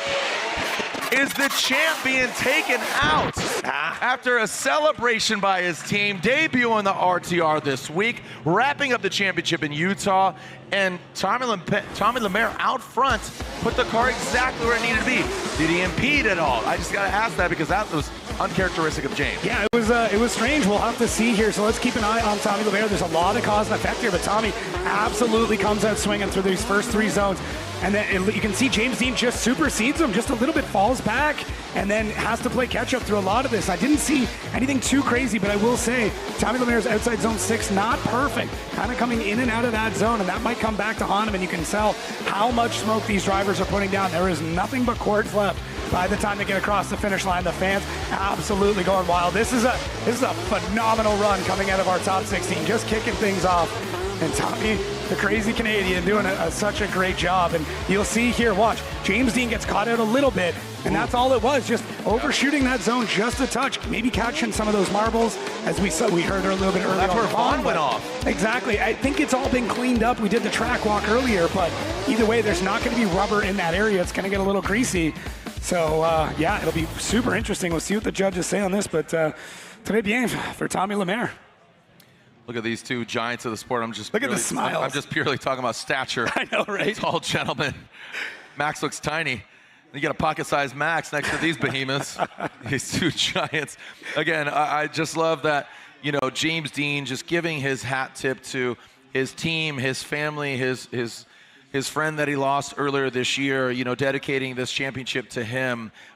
Absolutely humble. And speaking of humility, Tommy Lemaire, the way he has progressed as a driver, making a name, and slide him left for James Dean. There's one.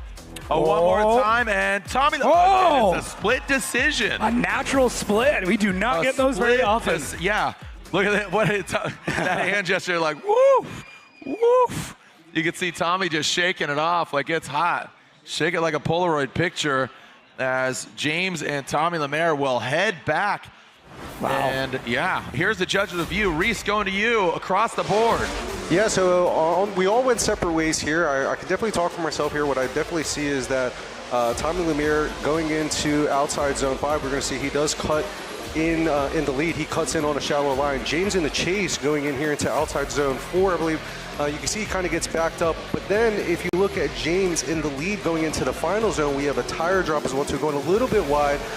So with one error in the lead, another error in the lead, and then James having the error in his chase, I ended up going with Tommy Lemaire.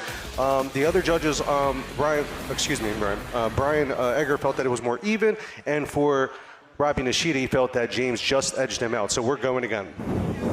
All right, thank you to Reese Marin, one of the 3 judges here for Long Beach.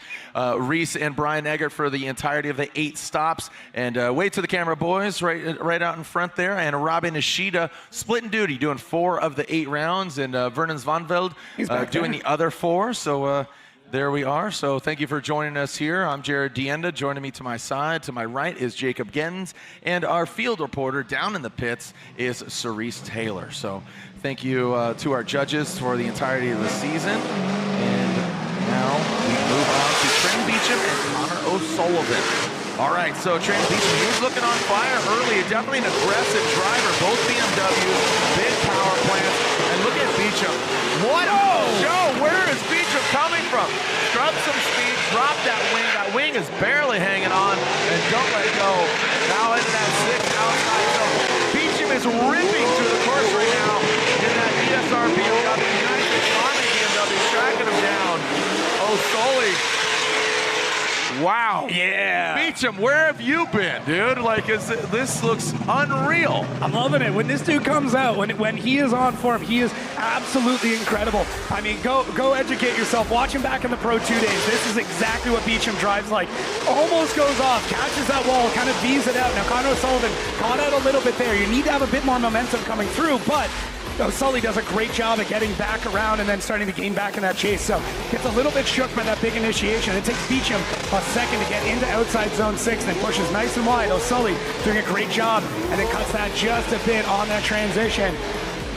Listen, I don't know this for sure, but I got a feeling that Beecham's ready to build a new car, and he wants to blow this one up this weekend because he is driving it like a madman. He's like, you know what? Last round, let's screw it. Yeah. Well, I'll rebuild this thing. Yeah. We got a lot of months. Yeah. I would January, February, March, April, 6 months. Listen, drift cars that are older than 2 years they don't got much left in them, so I would not be shocked because, man, he came out absolutely swinging. Now, here's the thing, though. Connor O'Sullivan drives with the same amount of tenacity, if not more. We swap him around. Oh, you're saying more? I'm thinking more. Okay. I'm thinking all more. Right. Again, leave it all out on the track, baby. Do it. All right. Well, Last round. Last round. It's the final countdown. Here we go. So O'Sully in that United States Army BMW will lead. And no shutdown here out on track, baby. We're keeping it going here for the United States Army on track as Beecham. Again, 2 white BMWs, big power plants, big heart, and big angle from these gentlemen. So let's see what O'Sully does out front. Beecham tracking him down. And O'Sully, perfect angle. Look at that execution. He drug it right in there so properly and cleanly. There you go. You called it. O'Sully, but Beecham not letting him get away. We showed that back trunk off in the face of Beecham. You can see O'Sully filling all of it. Beecham just a little bit shallow. But you can see him really trying to clamber and claw his way to the back of O'Sully. Right in that track edge is O'Sully. I liked the aggressiveness of Beecham. Yeah. O'Sully just like a little more refined in that lead. So lead versus lead, O'Sully was more calculated, but I like Beecham's X factor of punch you in the face. 100%. I'm right there with you. It's just, look at how fluid Connor O'Sullivan is. Drives with a very similar amount of aggression, but able to fill all those zones and doing a great job. Beecham still very aggressive, making that dive in outside zone 5. I mean, this is great driving from both these. I mean, they're both young. They're both superstars in the making, if not already there, and really making an impact here at Shoreline Showdown in front of all these fans. What a solid run from both drivers. But yeah, I mean, Beecham super wild on his run. Connor O'Sullivan dialing it back just a little bit to make sure he can hit all those zones. But either way, both of them like having fun. This is the kind of driving that you see, you know, near the end of the season, which we are. Just two buddies banging doors. You know, hey guys, you know, this is it. It's our last run. We're shutting the track down. Let's just go for it. This is what you would see. Just now, it's on the world's biggest stage. Yeah, I mean, it's so cool. I mean, talking to the drivers, you know, Turk said it best. How cool is this? James said it. We're downtown, cities. I mean, we had Rex Richardson, the mayor, out here giving us his blessing. He drove the GR86, but they were supposed to be escorted, by the way. He says, give me the keys, bro. Let me just I got this. Yeah, the mayor was like, let me I thought he was going to clutch kick and send it in. All right, well, the judges are waiting, or excuse me, the drivers are waiting for the judge's outcome. Slide him left for Beecham, right for O'Sullivan, and there goes a 1 vote, a 2 votes, 3 votes for O'Sullivan, gets the win. O'Sully takes out Trenton Beecham.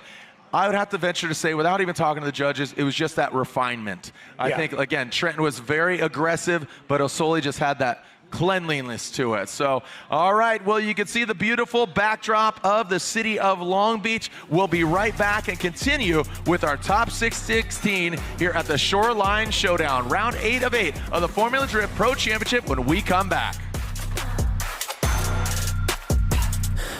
Link ECU, let's get it. We got the spiciest K-Series built. Supercharged Ford Eliminator engine. Oh, good old SR20. Blink monsoons. So rowdy. Naturally aspirated, 1,000 horsepower, LS-based engine. And then we're going to add nitrous on top of it. Running an S54 controlled by Link ECU.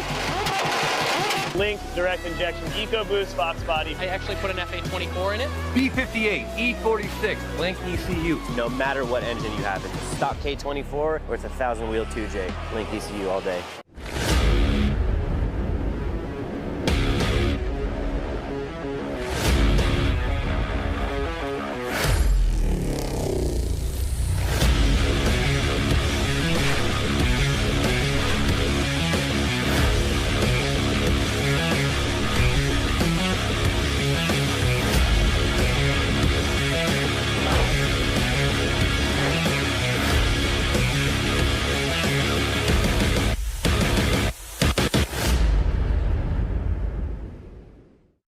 Ready to turn your passion into a career? At the College of Applied Technologies at the University of Northwestern Ohio, we offer exciting programs that put you on the path to success. From high-performance motorsports to hybrid electric vehicles, agricultural equipment to robotics and automation, we've got it all. With 70% hands-on education, small classes, and practical real-world experience, you'll gain the skills needed for a profitable and successful career in the skilled trades. Find out more at unoh.edu.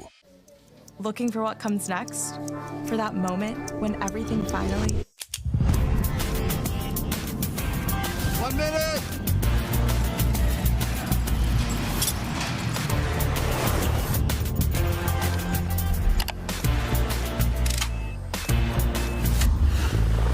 Whichever path you choose, it starts here.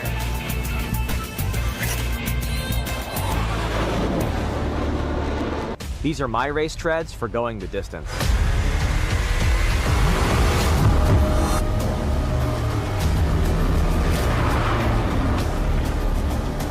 Racetreads.com. Tires for every adventure.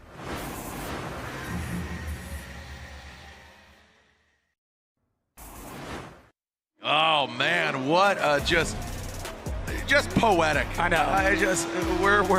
We're off camera just being like, dude, how crazy and fun is this event?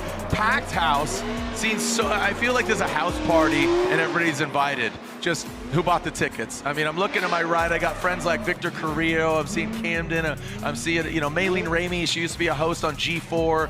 I'm seeing just drivers. People to my left, I got, again, the Tanaka family, Cascadian family. Mad Mike's here. I got my wife and my little one. My son's 19-year-old. Just got you, Jacob. Ryan Sage to my left. It's absolutely beautiful. So my heart is overflowing with joy, and so should yours. But it's smoky, it's grimy, it's clutch kicking, and it's all ours. Formula Drift, 22 years. As we are seeing James Dean and Tommy Lemaire go at it once again. OMT, FD, and LB2. James Dean initiates first outside zone, going in that second. Tommy Lemaire, look at the form right there. James Dean checks him up a little bit. Tommy Lemaire, look at that execution. Well done by James Dean. Gets out for that little wall tap, does it back to back in that power rally. Now switching through the switchback. The S turn, yes turn is for James Dean. Look at that transition. Tommy Lemaire, you talk about those whiskers, right?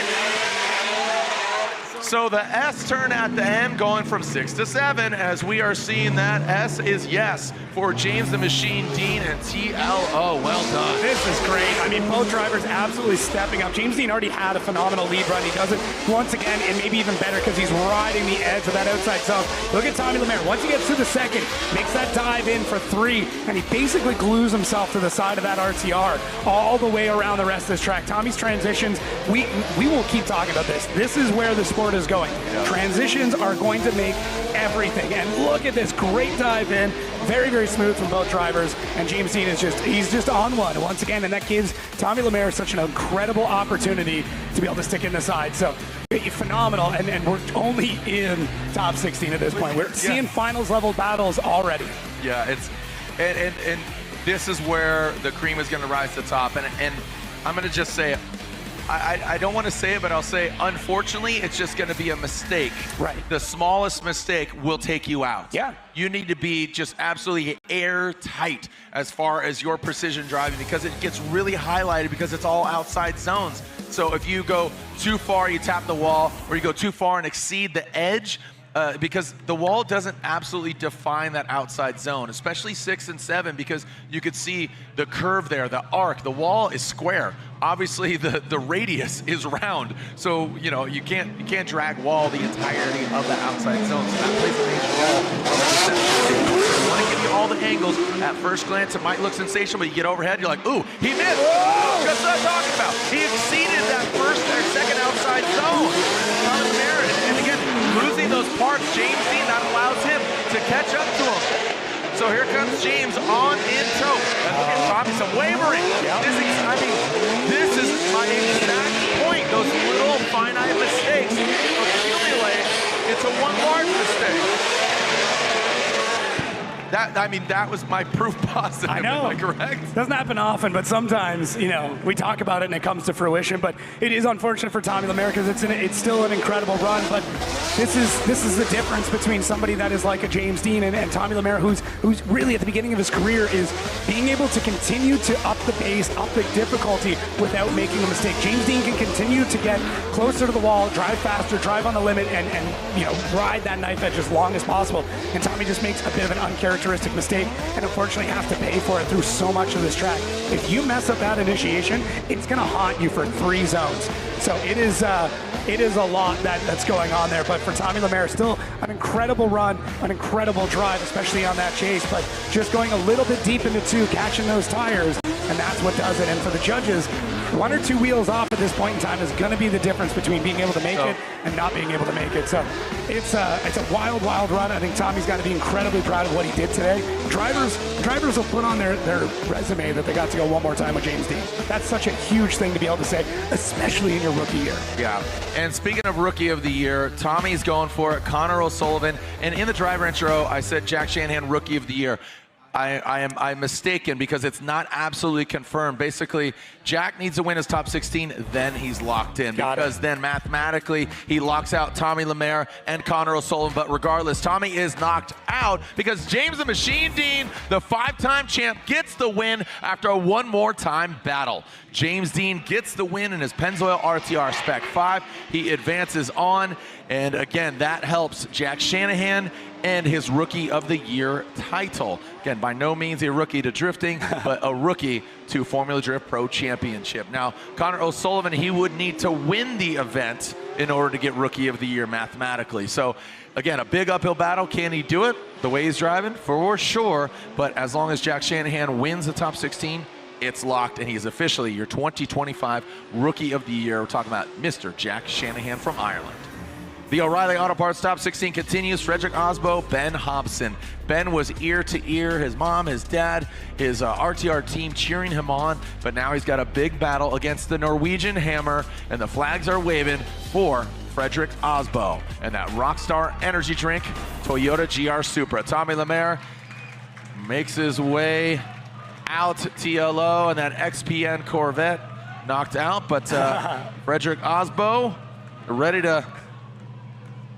Oh, we got it. Oh, we got a few. We got a chant going. Yeah, there we go. This is big for both these drivers. I mean, for Frederick Osbo, he's got to get this done in order to keep battling for that second place spot. But Ben Hobson is absolutely on it, and he's got momentum like nobody else does today. Here we go. Frederick Osbo, Ben Hobson. Freddie goes into that outside zone, and you can see good precision. Ben needs to calm his nerves a little bit here. I feel like he's getting a little excited. He knows who he's going against, and he knows he needs to bring it. But this is where Freddie just is going to show you why he's 3-time champion. Cool, calm, collected. And there we have the Kenda tires just getting that right grip, bringing it around that last outside zone through the S-turn. And that last outside zone set. Oh, we saw a little wall tap there from Freddie, that back left corner. Heard the chant going, little... There it is. Little, I mean, it's not little, man. Creatively, we could do Osbo.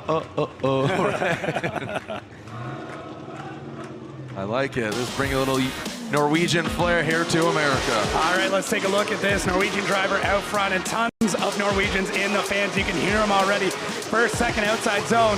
Looking absolutely solid here from Frederick Osbo. Look at Ben Hobson.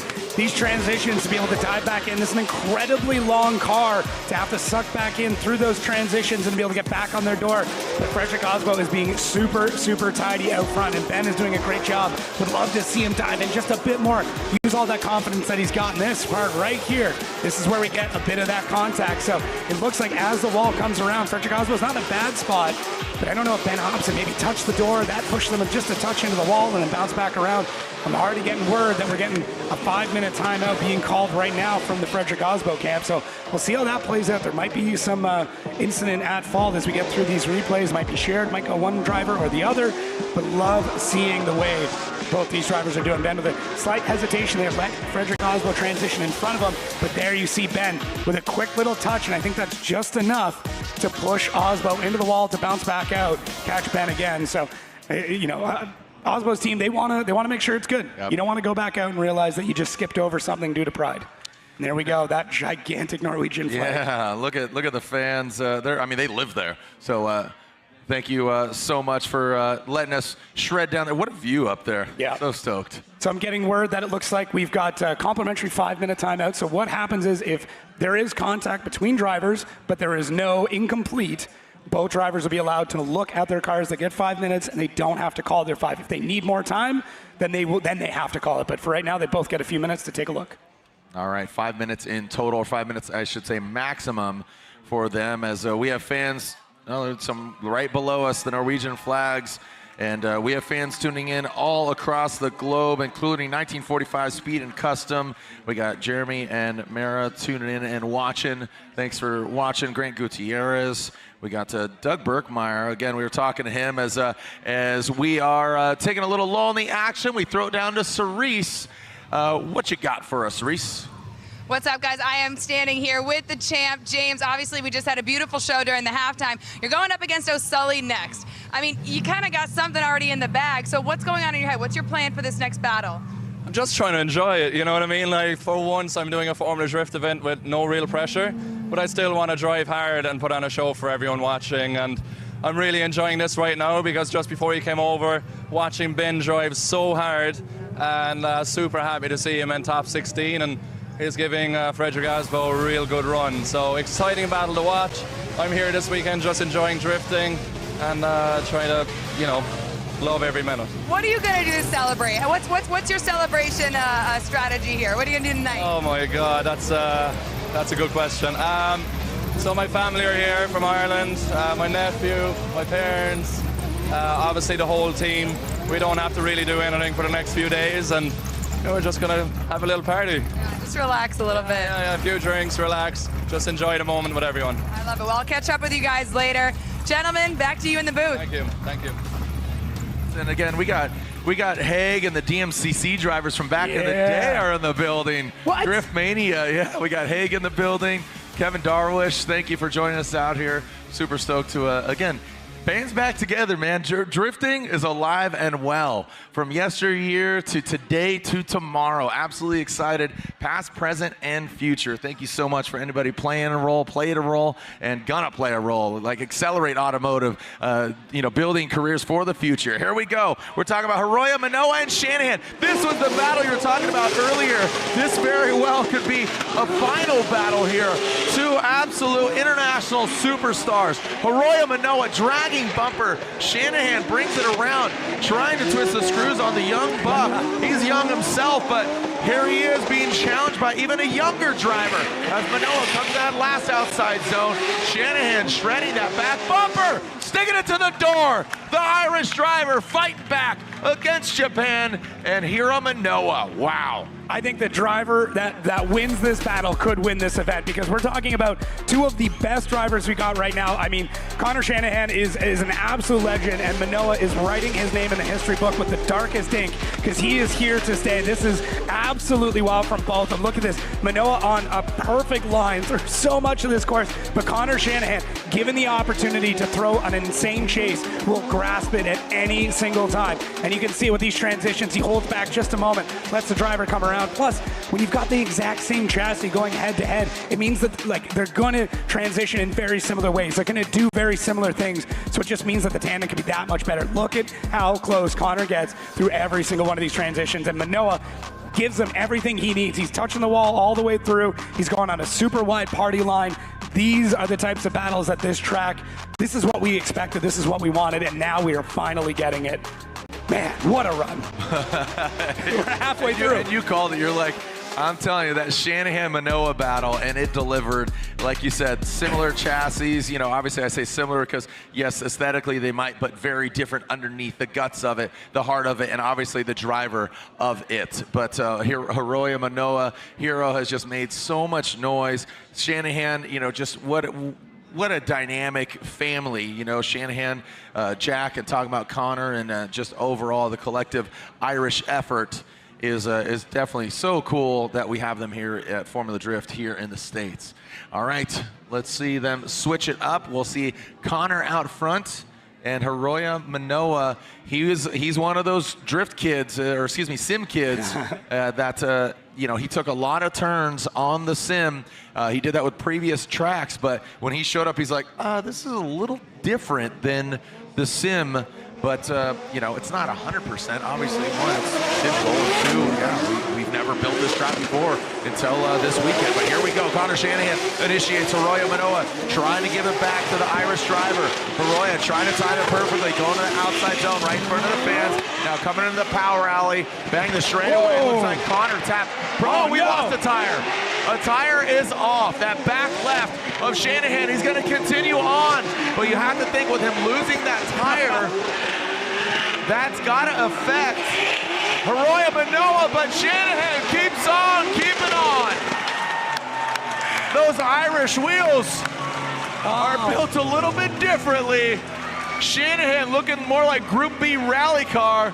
Homage to Ken Block, KB forever. I remember he did a rally.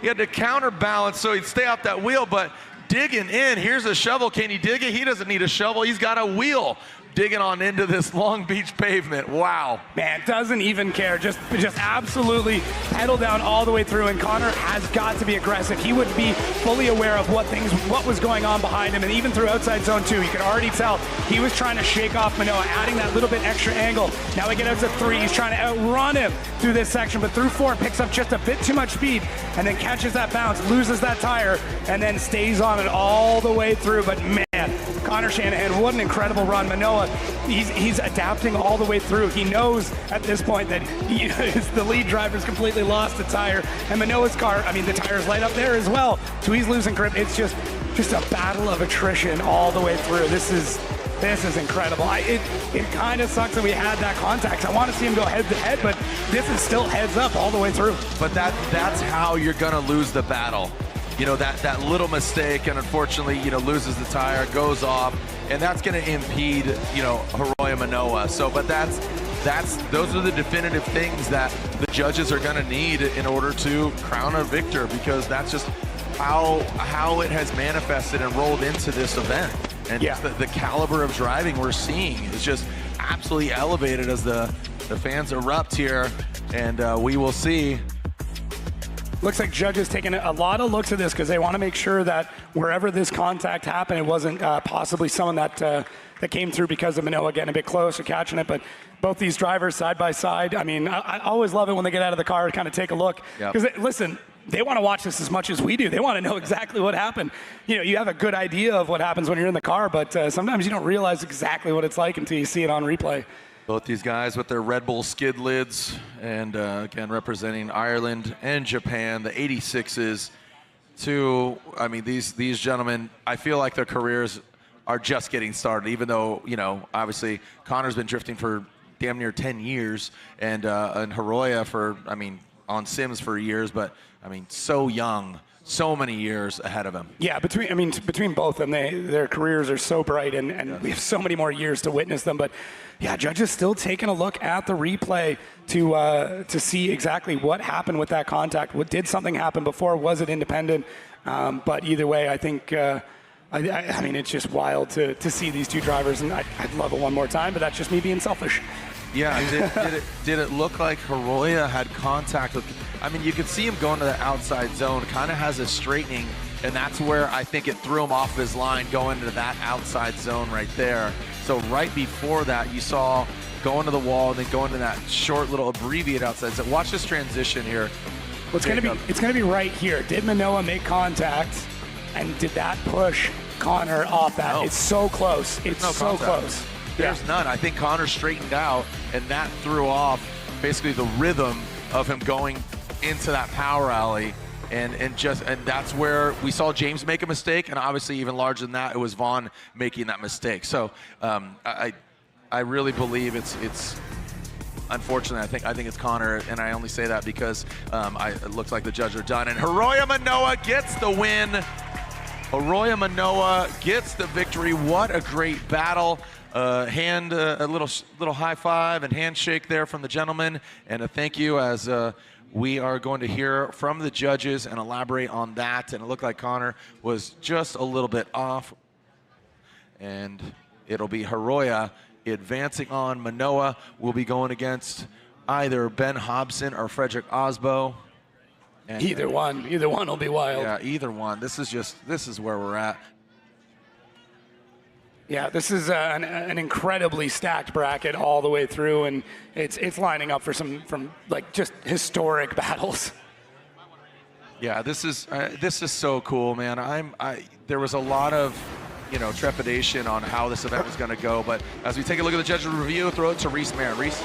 Yeah, so we're going to watch the beginning. So far, the beginning of this battle, really close. These guys are getting really good close proximity. We can see going into this zone right here. Coming out of this zone, you can see Connor goes just a little bit deep, hits the wall, and then kind of ricochets and causes the disruption to Manoa in the chase.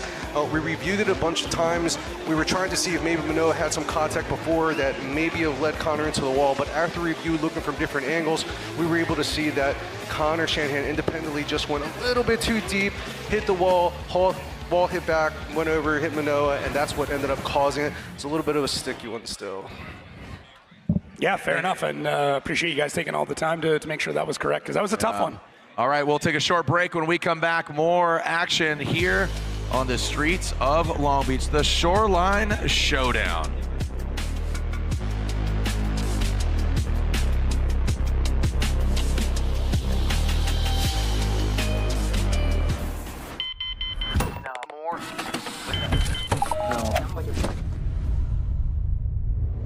Is this it? This is it! We've been holding power you make for 30 years. But here's the real question. How much torque are you making? Because every single ACT clutch is rated by the torque produced at the crank. That's all your clutch cares about. Your power, your performance, your success. Unrivaled precision, power, and durability.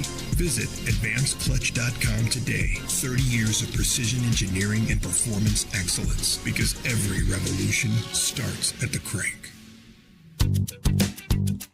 You've got questions? We've got answers. Need a pro you can trust? We have stores of that too. No matter what you need, our professional parts people have the training and expertise to help you do things right. Deep automotive knowledge. Just one part that makes O'Reilly stand apart. The professional parts people. O'Reilly Auto Parts. These are my race treads for when the road ends. These are my race treads for shredding the slopes. These are my race treads for setting the hook.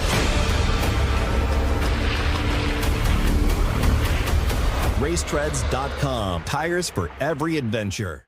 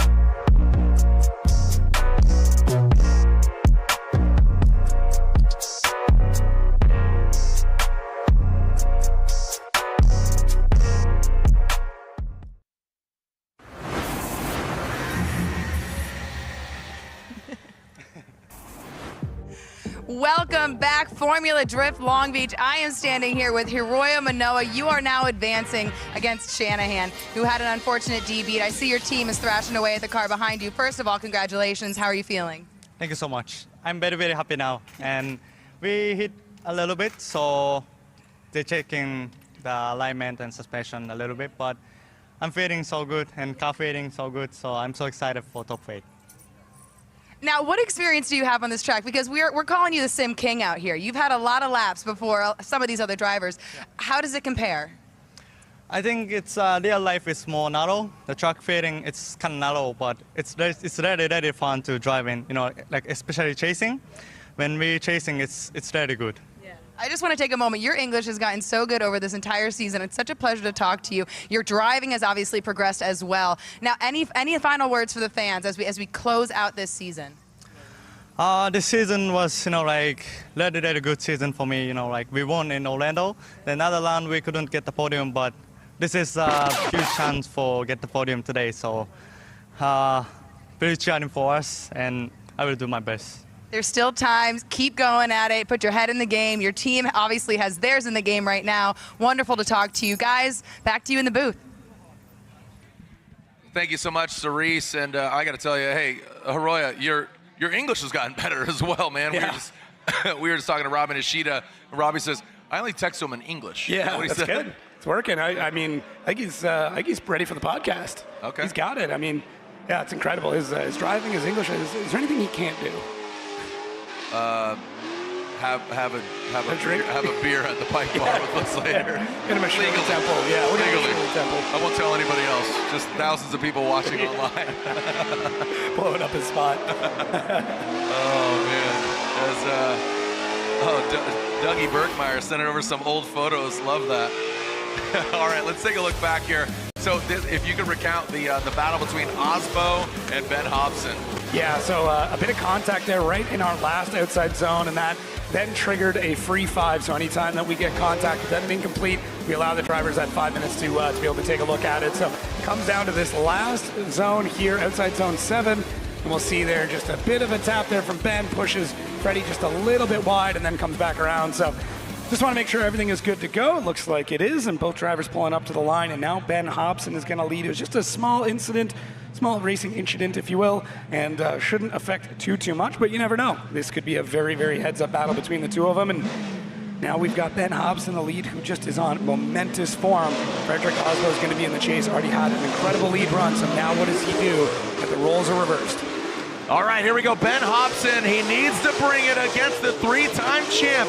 Can he move on to the Great 8? Now he transitions into that wall. It's menacing. A quick little yank of the handbrake. Oh, look at this. He gets into that wall. Osbo backs off a little bit. Those are the finite mistakes. It's not the big makes, it's the little mistakes that are going to contribute to the loss or the victory here. Whoa, darting through that smoke.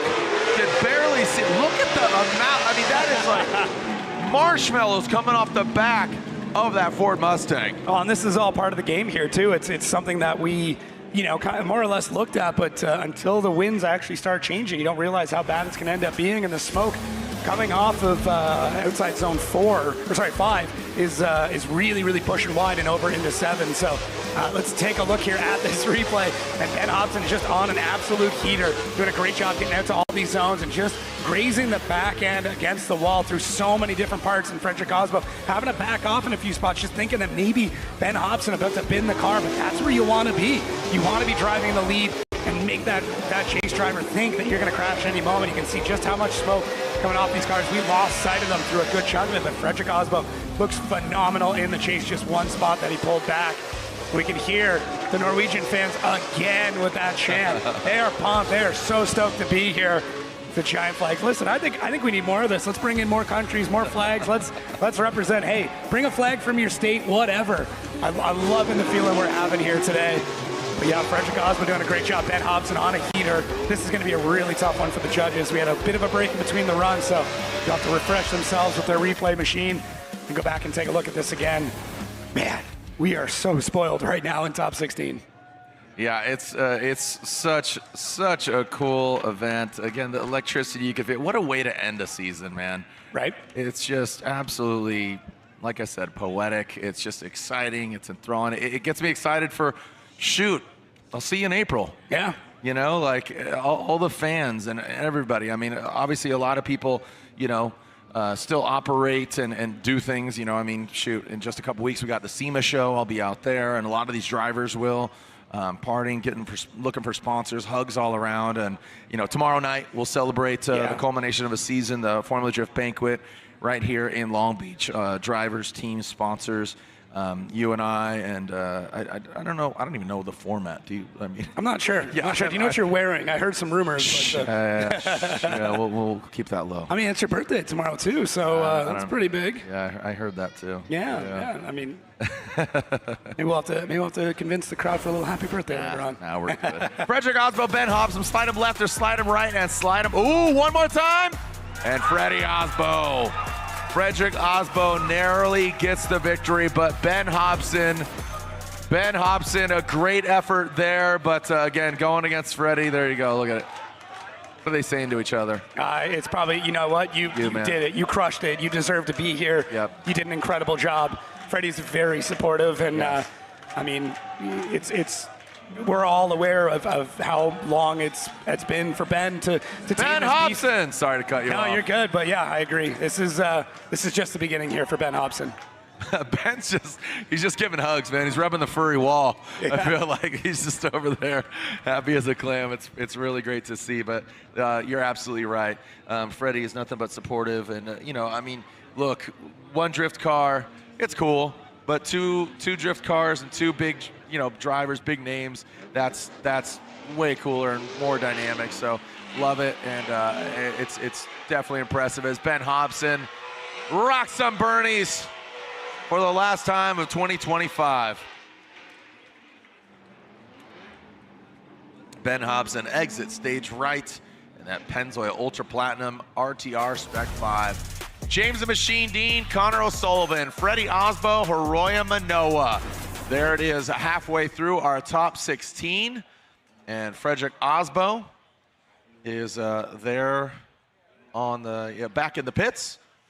And our next battle will be Matt Field and Jeff Jones. The Beast from the Bay, 777 going against Jeff Jones. We'll see. Did the Bernie on the intros. We'll see if he can do the Burning Man here on track. Matt Field, Borla, Heatwave, Lean Customs, Corvette. Another all-California battle going on here. This will be quite interesting. Matt Field very much on form. Jeff Jones got to clean up a little bit from his previous battle, but as he progresses, he often does that. So we're off the line. We'll see how this fares for both these drivers. All right, Matt Field initiates. Jeff Jones diving in way too shallow. That's not where you need to be, Jeff. Come on, you got this. The Evil Auto Works Nissan 370Z. Matt Field puts it right there, right into that outside zone. And here is in the S turn through that power rally. I mean, that's textbook. It really can't get much better than that on outside zone 6. Coming into 7. Right there on that course's edge. Did exactly what he needed to do. Unfortunately, Jeff was a little shallow, and it was really highlighted by great placement by Field. Yeah, Field's lead run is fantastic. And we'll see here what happened with Jeff. So gets the initiation done, but I just don't think he's got quite the same speed coming through 1 and more or less missing that in the chase, and then starts to battle his way back. But at this point, Matt Field on a really good form all the way through these zones. Could be a touch deeper in a few spots, but can be very treacherous in those Corvettes. There's very little overhang, so getting that close to the wall could be the difference between winning and bidding. And Matt Field doing a great job of filling all the zones without risking too much here in the top 16. And unfortunately for Jeff Jones, it never really comes together for him in the chase. It's tough. I mean, Matt Field has a very, very fast car. Yeah. He's got everything locked in. He's completely dialed. He's in a great headspace. So that's a tough driver to beat as we see Frederick Osbo bringing back the goatee, too. That's classic. I'm loving that. You doing the goat? I think so. Look at you, a little scruffy. Oh, man. This is new. Yeah, who is this? Who is this Viking? Yeah. Is he doing it for a movie role? What's going on? It could be. Could be getting the interview in as we take a look at our drivers coming back through the start line. They'll flip it around real quick and get things going again. Jeff Jones going to need an incredible lead run right now and hope that something happens with Matt Field in the chase in order for him to get this victory, because unfortunately he just really wasn't in the proximity that we've come to expect at this competition. What I think Freddie, I always compliment his chin. Maybe he's just hiding it. He's camouflaging his beautiful jawline. It is. I'm envious of it. It is incredible. You know, got these doughy faces. Big cheeks. Got hamster cheeks. Wow. Didn't mean to hit a soft spot, literally. Here we go. Jeff Jones, that Evil Auto Works. Nissan 370Z. Nice job by Jeff Jones. That Field dialing it back, but maybe too much. Don't give him too much room, because Jeff Jones could take you out. Well done on that outside zone, through the power rally, bang, bang, wall to wall, into the S turn. As Chris Zan looks on, he's excited, he's pumped, and now into that final outside zone. Look at that, come on. He's like ludicrous right now. Move, Jeff, get out the way. Like, he is just really trying to pressure him into a mistake. Well done by Jeff Jones, but Matt Field, he wasn't letting him go anywhere. Yeah, I think Matt gave him just a little bit of leash in the beginning just to see what he's going to do, knowing that the car is maybe a bit slower because of the chase, and you can see it takes Jeff a minute there to really get the tires lit off, but does a really good job through 1 and 2, and then Matt realized, okay, he's on this, we're all good. Unfortunately, Jeff missing pretty much all the 3, dipping the tire into 4. The Matt Field now would have taken notes from his spotter and who would have let him know, hey, Jeff was a couple car lengths back, stay within a car length, be safe, don't do anything crazy, and you probably get this in the bag, and that seems to be what Matt Field's doing. And you know, Matt's a competitor that does not like to hold back at any moment, so for him that's it's going to be a little bit tougher to do that, but he does a great job of it. And Jeff had a solid lead run, but now that we're at this level of competition, I don't know if solid's going to do it because we're expecting perfection. All right, so here we are. Happy birthday to Garrett. Thank you so much, Justin Bauer, for joining us out here as we are taking a look. Slide him left for Field, right for Jeff Jones, and 1 vote for Matt Field, 2 for Matt Field, and Matt Field gets the win. Field takes the victory, advancing on past Jeff Jones. And hey, first up, Cerise, what's up with the facial hair for Freddie? Facial hair Freddie, what's going on here? All right, I got Jared in the booth asking what's going on with your facial hair. I'm trying to finally be a man, Jared. That's all it is. Honestly, what it is, my shaver ran out of battery, so. It happens to the best of us, you know? Even 3-time champ, Fredrik Ozzo. Freddie, you got your Norwegian fans in the crowd. Talk to me about what it means to be a Norwegian here in America and to have all of those supporters in the stands. It's huge. Like you said, we have a lot of friends from back home in the stands today, and they're going to be here for a week. And I wish I could say they were only here for the drifting, but honestly, they're here because the weather back home sucks right now. Oh no, what's it like back home, rainy? Oh, you don't want to know. It's freezing. It can be nice, but this is kind of like the dark time of the year, you know, before the fun part starts, the ice drifting. Now, that's all fun and games. You're going head-to-head now with Matt Field. What is it going to take to push it past the finish line for you? I think I'm going against Hiroya. Oh. I believe. Oh, I heard Matt Field. I think in points. Oh, that's right, in points. That's right. Been there before. Matt's on a tier this year. You know, I'm trying not to think about the points in the championship as much because at the end of the day, what really matters and what can help our chances is just putting on good laps out there, and that's what I'm trying to do. I had an awesome fight with Ben here. He is a champion in the making, and I mean, already a champion, right, in Pro Spec. So he's gonna get us one day. Absolutely, and he's standing off to the side. So I'm gonna let you boys have a moment. Gentlemen, back to you in the booth. Let's keep it going. Yeah, let's keep it going, and I'll get you some batteries so you get shaved for tomorrow's banquet. All right, Freddie Osbo gets the victory and smiles for miles. Look at this. I feel like we're in 2004. Forsberg in his SRZ and Turk in his S14, but we have leveled up over 22 years. Chris the Force Forsberg, Drift Alliance battle, Ryan Turk expecting his second child, Shannon and Roman, I know you're watching. Lizardo, I know you're cheering on your man as well. Here we go, Chris the Force Forsberg goes into the outside zone through the power alley, transitioning now, Forsberg, and then all Newsy brings it on in through the S-turn, outside zone 6, going into 7. Here we go, transition now. You see Forsberg up close and personal, diving out of the smoke. Big angle from Forsberg. Ryan Turk in the hot hatchback brings it on home. Something beautiful about a battle like this. Drivers that have gone head-to-head 20 times now. 20 times. Chris taking 11. That's only for 5. Is that? No, we're talking all time. All time. I go deep dive on these stats. But yeah, incredible runs here from both drivers. Chris Forsberg out front doing a great job through 1, getting the tires lit off halfway through 2, floating it out quite well. Both cars look very easy to drive right now. Chris maybe not getting all the way out to 3, but does a great job through 4, and Ryan Turk, knowing this competitor, I mean, knowing him like almost nobody else does, and knows he can trust him through basically every turn. Chris Forsberg going really wide at a 6, wider than I think almost anybody else has gone today. Laying down some fresh tracks, a bit of a throwback to his old series, and Ryan Turk doing a great job through 7. So solid run, and yeah, it's kind of cool to get to see them do this here in 2025. Like I said, this is just so nostalgic, and 22 years just putting a bow on it, and here are 2, you know, iconic names now, not even just drifting, but motorsports. You know, Chris is building trucks, he's going Nora Racing, he's built Ultimaniac. Ryan Turk with the 4586, the Ferrari motor in 86. He's building a Celica, he built Formula Supra, the Judd V10 car. So not just drifters, but motorsport icons now.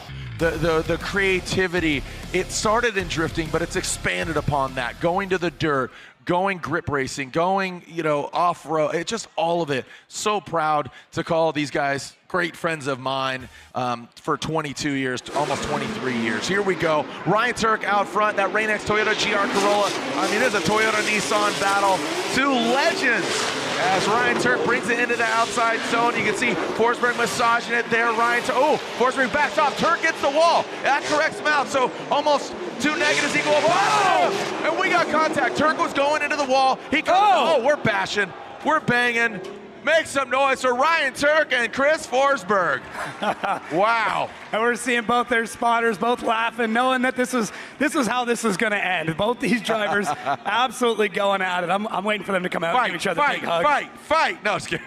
You know what? This is very reminiscent back in the old E-Town days. I'm sure this has happened more times than we can count. Both of them crashing into each other, hoping to finish the battle as both teams knowing there's some wrenches that are going to that are going to be turned before the night is over. These aren't Bloodmasters S chassis, These are 1,000 horsepower, $250,000 machines that they're banging like rental cars. It's like back to an old episode of Turk or Drift or one of the many series these drivers have put on over the years. And this is just good old-fashioned drift and two guys going at it, banging doors, literally banging wheels. One contact there, coming through the zones. Now we see Chris. He's got to dive again. And here we go, another contact.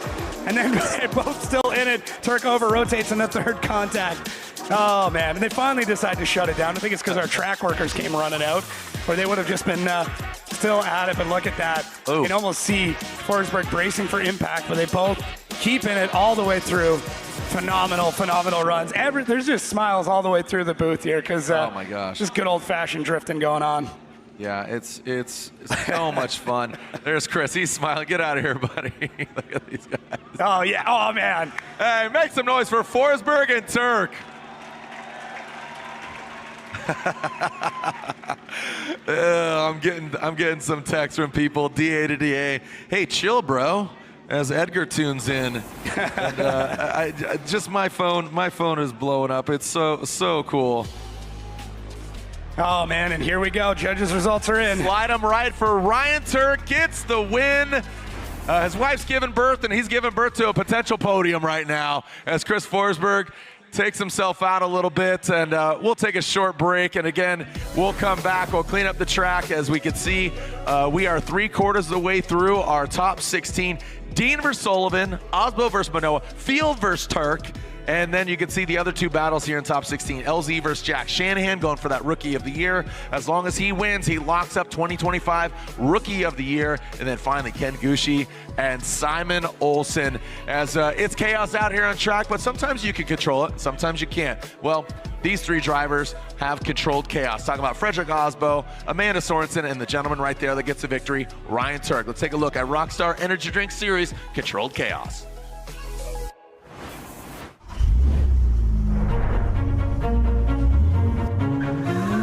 Who is Frederick Osbo?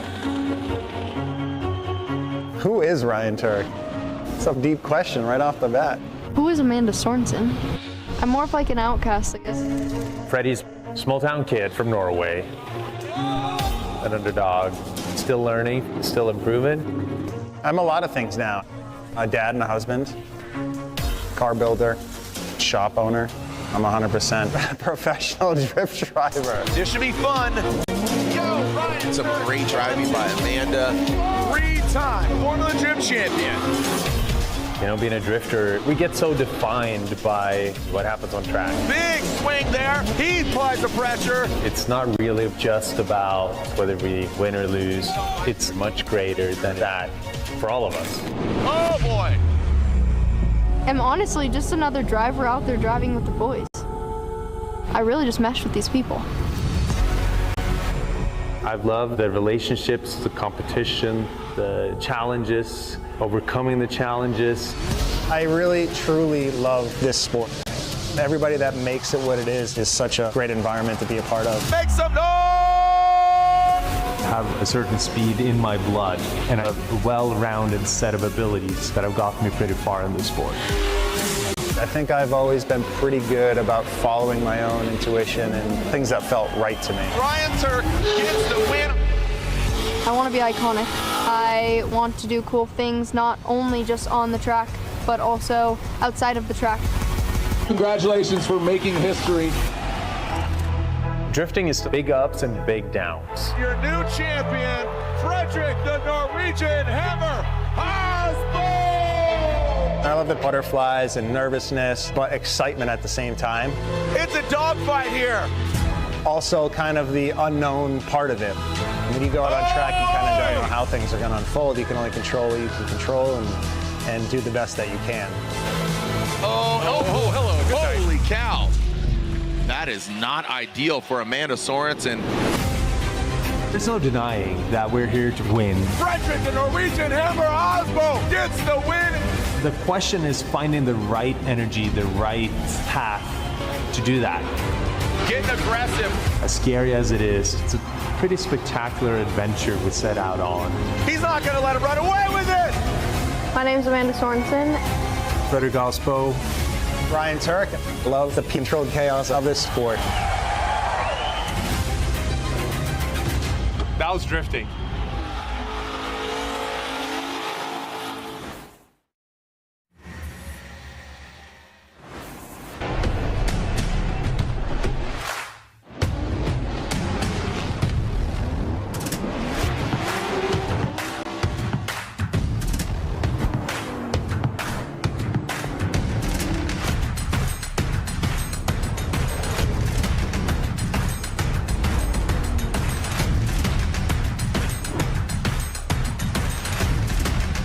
GT Radio.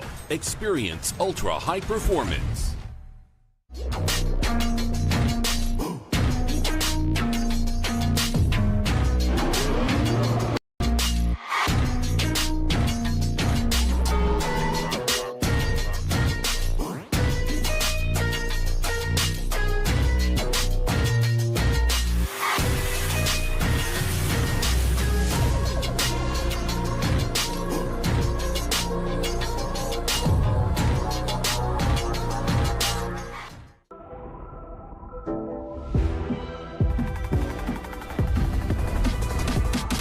Get out there and have fun.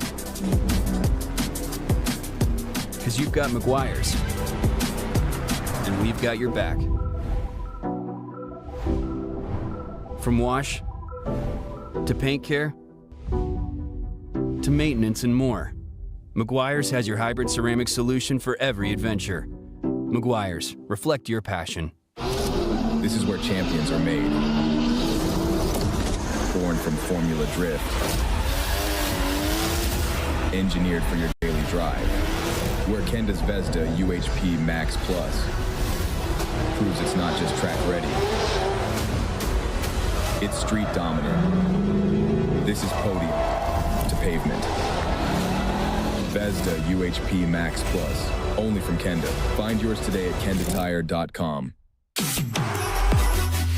BC Forged Wheels. Custom built per order, offering extensive design, finish, and machining options. Strength, style, and precision come standard. Track proven, street ready. BC Forged. Proud sponsor of Formula Drift 2025.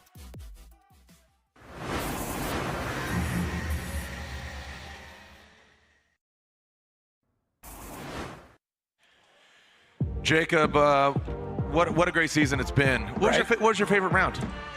Man, I still really liked Utah. There's just so much that happened. I mean, when jumping a car was like just one part of it, the Pro Spec was nuts. I think this year proved like Pro Spec is the best it's ever been. Yes. And if you haven't gone to watch it, just go back and just watch Pro Spec. It was phenomenal. Yeah, that you bring up a great point. And you know, talking to Cody Buchanan, I said, "You gonna jump to pro?" He's like, "Most likely," you know. So I don't want to give it away, but I mean, he has his license and he knows, you know, he's got it. But there's so much talent there to make that jump, and we saw it with TLO, O'Sullivan. I mean, look at Dimitri Brutsky. Yeah. You know, multiple Pro Spec champion. You know, previous is Pro 2. He stayed in Pro Spec for a while, did double duty, and then I mean, you know, we know Dimitri's very talented, but you see how much hard work it is, and you know, didn't make 32. So I mean, there's so much talent out there.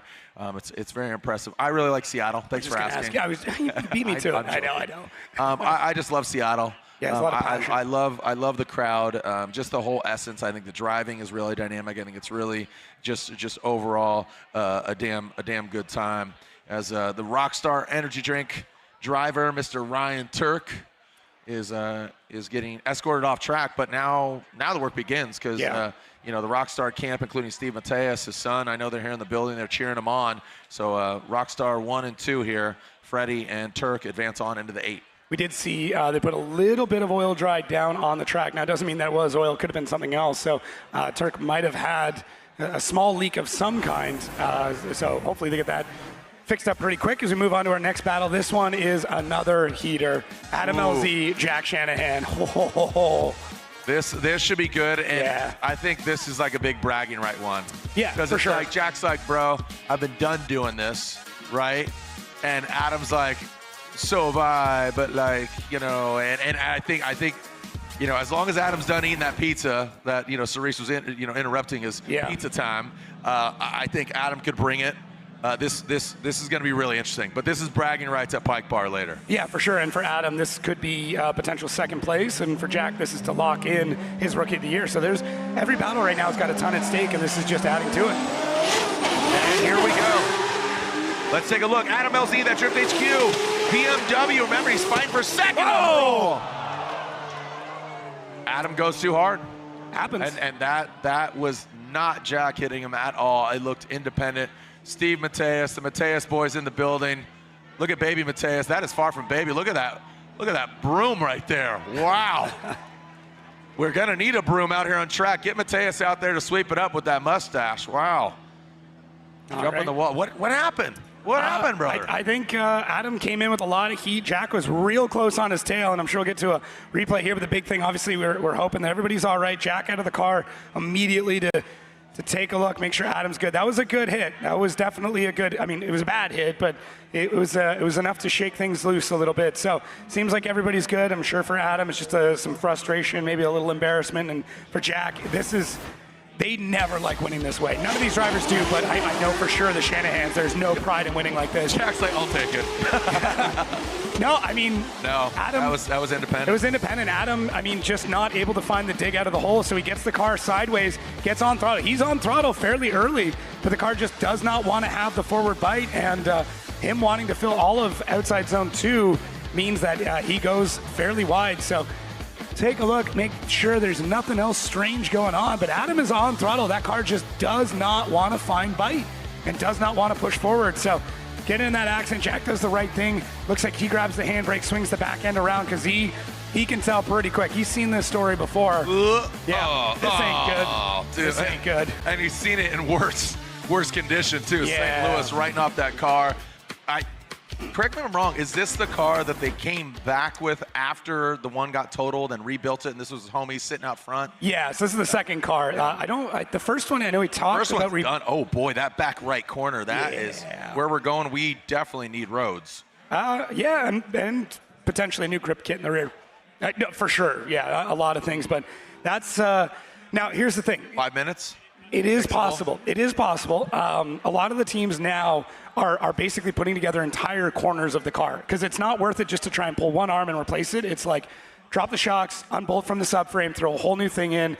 We've got a lot of new technology as well. Not even that new, but dry brake lines. So before you'd have to, you used to have to bleed a brake line. Now you can basically prime everything back up, unbolt the corner, bolt a new one in. So it just depends on how they want to tackle this. And I'm sure Adam is more or less just telling his team right now, hey, this is what we need to get ready for it. But that team's going to know. They're very prepared. They're very aware of how things go. And they've got a few minutes now. This is the one kind of upside with this incident is they can get almost everything ready to go for the rear in the pits right now while we're doing this. Now, the hard part with this is that we do run a hot pit setup here, so they have to have it all ready to go out on Shoreline. Explain what a hot pit is. Yeah, so there's two separate pits at events. You're going to have the main pits where the truck and trailer is going to be, and then we have hot pits where we've got that going out there as we take a look at Ryan Turk, who's also repairing and potentially replacing an entire corner of that car. So the hot pits are the ones where they should have everything ready to go and prepped. And for Adam, they've got to basically take that car back out to Shoreline Drive, roadside repair, and get this ready to go. And also, it's not just the back right, it's that front right as well, because he hit 1-2. So we will see as we clear the track, throw it down to Cerise Taylor. Ryan, Cerise, I got to ask you, I mean, this felt nostalgic. Ryan Turk and Chris Forsberg going against each other. That was cool. Big smiles as they got out of the car, even with the accident. Yeah, absolutely. I just had Jared saying in the booth, you had you against Forsberg. You got 22 years of lineage between the two of you guys. That was very nostalgic. First and foremost, any words for Forsberg?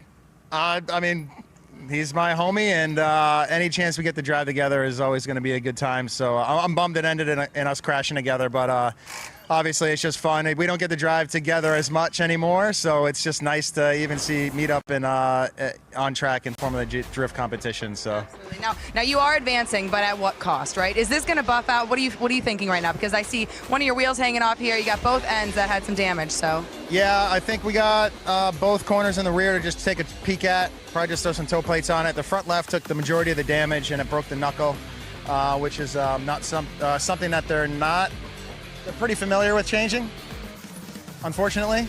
But they should be all set. They're assessing anything else that could potentially be bent or broken right now, and we should have enough time to get it back together. Yeah, well, I know that your team is more than capable. We still have some time left here in the competition. We have a couple more battles. We have a delay on the track right now. This track is not very forgiving, so you know, you're not alone, unfortunately, at the moment. But let's go see what you can do for the rest of the day. Thank you, guys. Hi, Roman. Back to you. I love it. And again, Roman is his son and expecting his second one here. Just a little bit. Any minute now. About a minute, but yeah. Hi, man. I was talking to my wife, Stephanie. She's like, Jared just said it's any minute. Like, it is definitely getting close. I mean, listen, hours are still made of minutes, so any minute now. All right, so when we come back, we'll be back on track. Back at it like a track addict. Shout out to my boy, Killer Mike. Run the jewels. Come back. We are here at Shoreline Showdown, round 8 of 8 of the Formula Drift Pro Championship. When we come back, clean up on aisle 1, Adam LZ, exit stage left.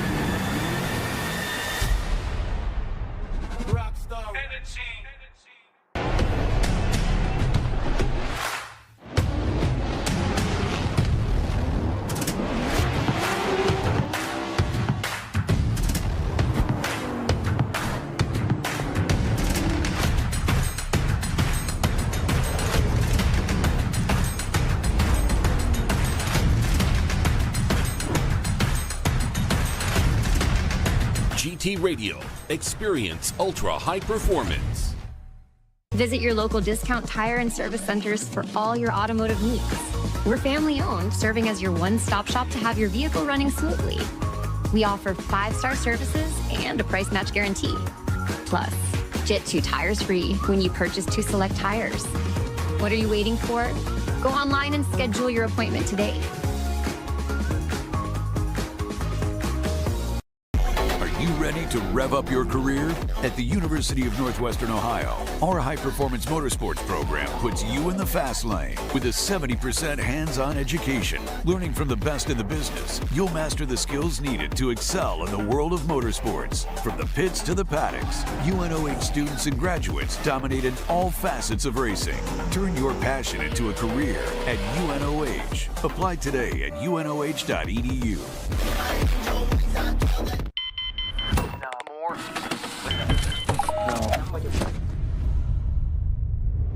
Is this it? This is it!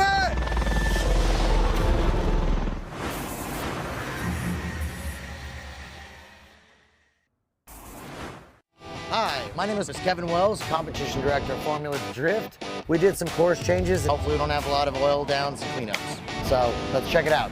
Whoa! Get it wrong way! and Shanahan goes into the wall. I've done some stupid stuff before. Definitely the stupid one. Oh my! Front wheels come off the ground on the truck? I don't know if the front wheels came off, but that was like, woo!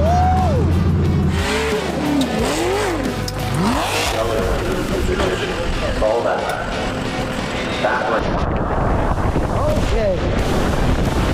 We've got a lot of damage. So I think I'm gonna cut this branch, and then I'll lift it straight up, and then we'll pull the car out front. There's enough stuff here. They might be able to put it back together. He's got till what, Saturday?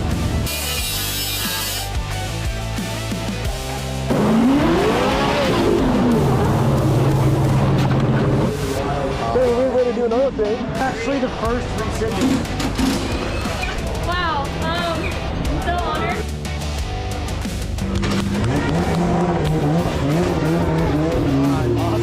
On the way. Oh, what's that? Is that Kevin's corner? Dang.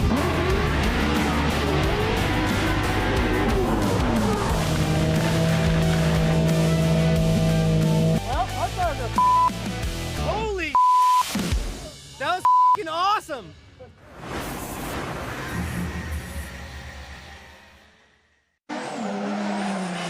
All right, we are looking at Adam LZ and Jack Shanahan, and this is a replay. Listen to this. No bueno. That is an unforgiving wall here, and we are seeing some fluid down there on the track where Adam crashed, and fortunately, it looks like they got the blowtorch out there. They're flaming that thing, getting rid of a. So no kitty later, we bring in fire. Yeah, works well. Yeah. It's definitely an interesting episode of Kevin's Corner this week with all the accents, everything going on. So actually not, all right, I don't want to say it. Announcer's curse. Yeah. I'm just going to say it. I've already thought it. Right? Okay. It's like when I go golfing, even if I think about, I haven't lost my ball. Boom, ball lost. I'll just say that we have not seen the carnage that I anticipated previously, or we have seen at round 1 here at the Long Beach Grand Prix track, but that's not over yet. Nope. So, with that being said, we're going to see more. Yeah, it's a little bit slower than the round 1 Long Beach that we see earlier this year, but it's still just as many walls. It's more turns. There's a lot going on. But yeah, either way, I mean, there's Kevin himself, the man, blowtorching off that last little bit. So a big round of applause for all of our track workers that get everybody back on track again. So thank you so much to them and everybody that comes out, that travels with this circus to make sure that we can keep everybody, as safe as possible. Absolutely. And there's our track. Thank you to, again, all the crew out there on the track. Thank you to the fans.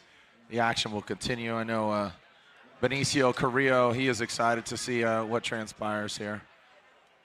And we will see who moves on. And now you got to consider this. Shanahan with an advantage with Adam LZ going into it. It was clarified that Adam, independent, he's at fault.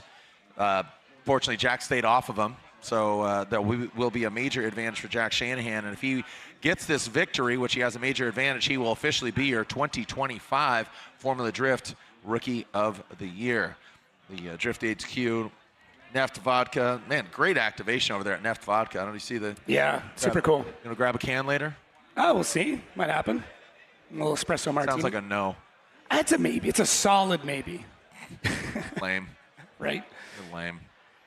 Dork. I got a podcast to do after this, so maybe after that. So? It didn't stop us last year. I was shirtless during Larry Chen's. A little different. Tarps off, baby. Yep. All right, here's our United States Air Force trivia, powered by the United States Air Force. The size of the F-35's detectability on radar is equivalent to what? So again, the F-35's detectability on radar is equivalent to what? The size of a golf ball, a bowling ball, baseball, or beach ball. Basically like, all right, can it detect something as small as a golf ball, bowling ball, baseball, beach ball? I'm thinking like classic, like one you throw in a crowd or... Yeah. What do you think? I'm going to go beach ball. Beach ball? Yeah. I think beach ball. I mean, I'm gonna say bowling ball. Yeah, that's fair. Like the size of a dinner plate. Okay. Yeah, I can see it. I mean, I can't see it. It's only the size of a beach ball. All right. Ken Gucci, Simon Olsen. What was intended to be our final battle of the top 16 will advance on, and we'll come back to Adam LZ and Jack Shanahan. Kenshiro Gushi versus Simon Olsen. Ken Gushi just quietly banging away, doing his thing. Definitely a busy young man, and what was a young man is now an old man. He has grown up before our eyes over the last 22 years, but the Norwegian flag is flying and still waving, and now do you have a different song for Simon Olsen? There it is. We're getting the proper. Oh, that is like. That's the full pronunciation of his name in Norwegian. Ah. Yeah. Simon Olsen. Yep, there it is. All right, I like it. I feel like we're like in Norwegian land at Epcot Center right now. Here we go, Kenshiro Gushi going against Simon Olsen. Ken Gushi really dialed in. Simon Olsen now transitions with that Mark V Supra. He needs to gain some ground, and he slingshots to the side of Gushi. Has to back up. That could have been really bad. That almost was tire on tire, and that just disrupts both vehicles. But Gushi into the S-turn. Now one final outside zone. Oh, he does exceed it. So watch that line. So sloppiness on both sides. Yeah. I'm just going to say it. There was some sloppiness on both sides. Not exactly textbook, not clinical. Let's take a look at, oh, Iron Sky, Truth Serum. Yeah, here we go. And you can see just how aggressive Simon Olsen wants to get through one. As we get through two now, this is where Gushi really gets that speed going. Great transition, pushing himself out nice and wide. And Simon trying to take that inside line and almost bending that car. That was so incredibly close to a massive mistake through 4, 5, everything looking good. Now Simon able to get back in the chase behind Ken Gushi. He's got a great line coming through so much of this track. Now as we get through 7, Simon going for that last dive, the last shot that he's got. He does a great job of being parallel with Ken Gushi through that entire section. And now we get into our drone. And this really gives you an idea of how dynamic this track is, how quick these transitions need to happen, and really what it's like to be a driver both in the lead and chase. And Simon just bending a little bit of that HEK body kit and a little crazy there up against Ken Gushi. But yeah, Ken's got a solid lead run, and that gives a great opportunity for Simon to be able to make these dives. I'd like to see him hold in the pocket a little bit longer through a few of these sections, but overall doing a great job for these drivers. But as you said, got to tune things up a little bit. We're in top 16, and I mean, the winner of this is either going to go against Jack or Adam. So if you want to beat them, you're going to have to be absolutely perfect. All signs are saying Jack Shanahan right now, just giving to Adam LZ's mistake, but we are 3/4 of the way through, and maybe even a little more if we get some finality to this battle. Simon Olsen, Kenshiro Gushi. Kenshiro, I know, I hear you. Gushi needs some love. Can't play favorites. Can't play favorites. Come on, Simon Olsen. Come on, Ken Gushi. Put on a show and send it. Here we go. Simon Olsen dials it in. Ken Gushi, almost tit for tat, is what we saw from Gushi. Tries the surge attack. Look at the placement of that Mark V Supra. Now coming into the S-turn through that power alley. Simon, good angle. Really good settlement of that car. You can see the car really hunkered down. Digs into that last outside zone. And well done on that last outside zone. That allowed Gushi to really get into formation and bring it on home. I liked what Simon did there in the lead run with that clean air. Car looked settled, it looked sucked to the ground, and he really dialed it in. Yeah, that was really interesting. It's going to be a tough call for the judges here. Fans absolutely loving this battle. Ken Gushi getting a little wild out there, making some great dives to try and keep the proximity as best as possible through so much of the run. Simon not able to get all the way up, but does a good job of getting that car lit up. A big slingshot, similar to what we saw with Ken, just dipping the tires for a second through outside zone 3 and 4 with a great arc. Ken Gushi he's there the whole time. I will say Ken maybe doesn't have as much proximity, but I would say more consistent proximity through the vast majority of this. And this last little bit of a push here is what got the fans stoked, is Ken Gushi able to fall in tow. Judges having to take a minute here to really understand how this plays out, and it's going to be an interesting battle as we get eyes now on Adam LZ. And there's his mechanic Owen surveying the damage, and I think we're just waiting before we get hands on it to get the clock going as both drivers out of the car. And man, another solid battle. I think the needle is going one way for sure, and there it is. Yeah, that's what I anticipated. Simon Olsen. Oh, I'm getting thumbs down over here from just to my left. He gave thumbs down in real life. This isn't Facebook. All right, so there it is. Simon Olsen gets the win, the fist pump. He moves on to the Great 8. Oh man, they're pumped. All right, so Simon Olsen, he's got his fans. What is going on here? That front right is banged up. Yeah, there's a lot of damage to this car. I mean, you could see Cerise down there. She looks like she just got done with a music video. She looks great. I love it. I was like, she's looking like an East Coast Eve over here. The first lady of FD right now. Hey, shout out to Lorette Nickel. Lorette couldn't make it here this weekend. She sends her love. What a fit Lorette had in Coda and Austin, by the way. You look great as well, Cerise. Down to you. Yeah, we both got the cheetah thing rocking, and as far as looks go, obviously we're having some damage behind me here. I just talked to Sean Booth. The guys are dealing with a bent strut tower, so unfortunately we're not going to be seeing this car in competition for the rest of the day. We got a broken trailing arm, I believe. So Adam is unfortunately out. I'm sure that he is feeling just as bummed as the rest of us. Of course, we love watching him in competition. Guys, how are we feeling right now? I got a bunch of fans behind me. Yeah, we love Adam? All right, cool. He's got his fans, he's got his support, but we'll see him at the banquet, and that's all that she wrote for now. Yeah, so the repercussions here is Jack Shanahan is officially your 2025 Rookie of the Year. Here comes Jack, a celebratory Byron layout. Listen to the Irish driver, Jack Shanahan.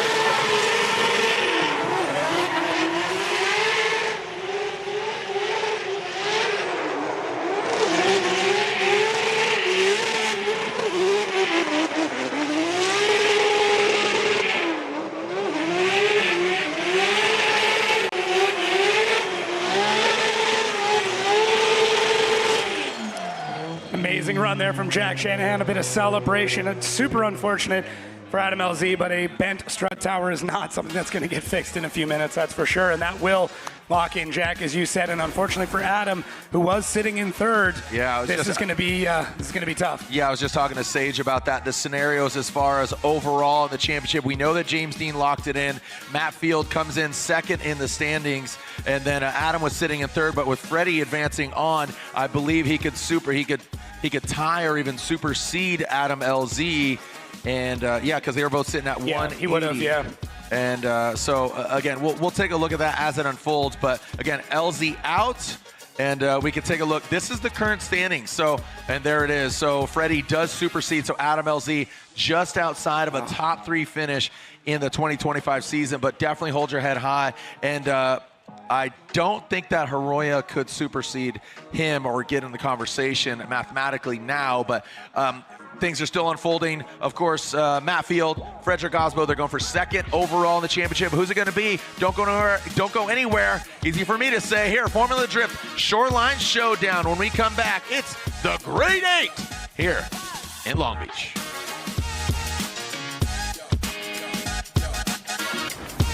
Link ECU, let's get it. We got the spiciest K-Series built. Supercharged Ford Eliminator engine. Oh, good old SR20. Link Monsoon is so rowdy. Naturally aspirated, 1,000 horsepower, LS-based engine, and then we're gonna add nitrous on top of it. Running an S54 controlled by Link ECU. Link direct injection EcoBoost Fox body. I actually put an F824 in it. B58, E46, Link ECU. No matter what engine you have, it's a stock K24 or it's a 1,000 wheel 2J, Link ECU all day.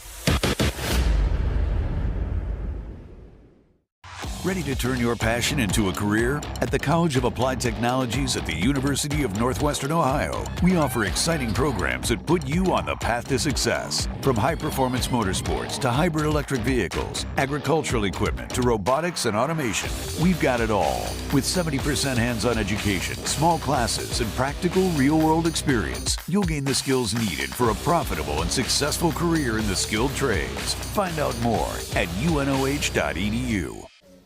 Looking for what comes next? For that moment when everything finally... 1 minute!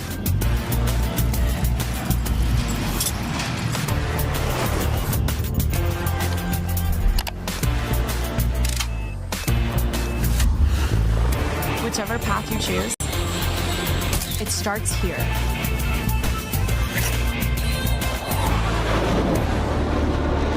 These are my race treads for going the distance.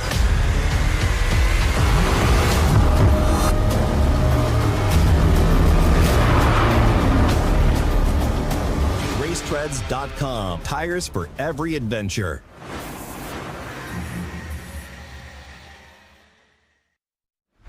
Yes, sir. The Grade 8 is upon us.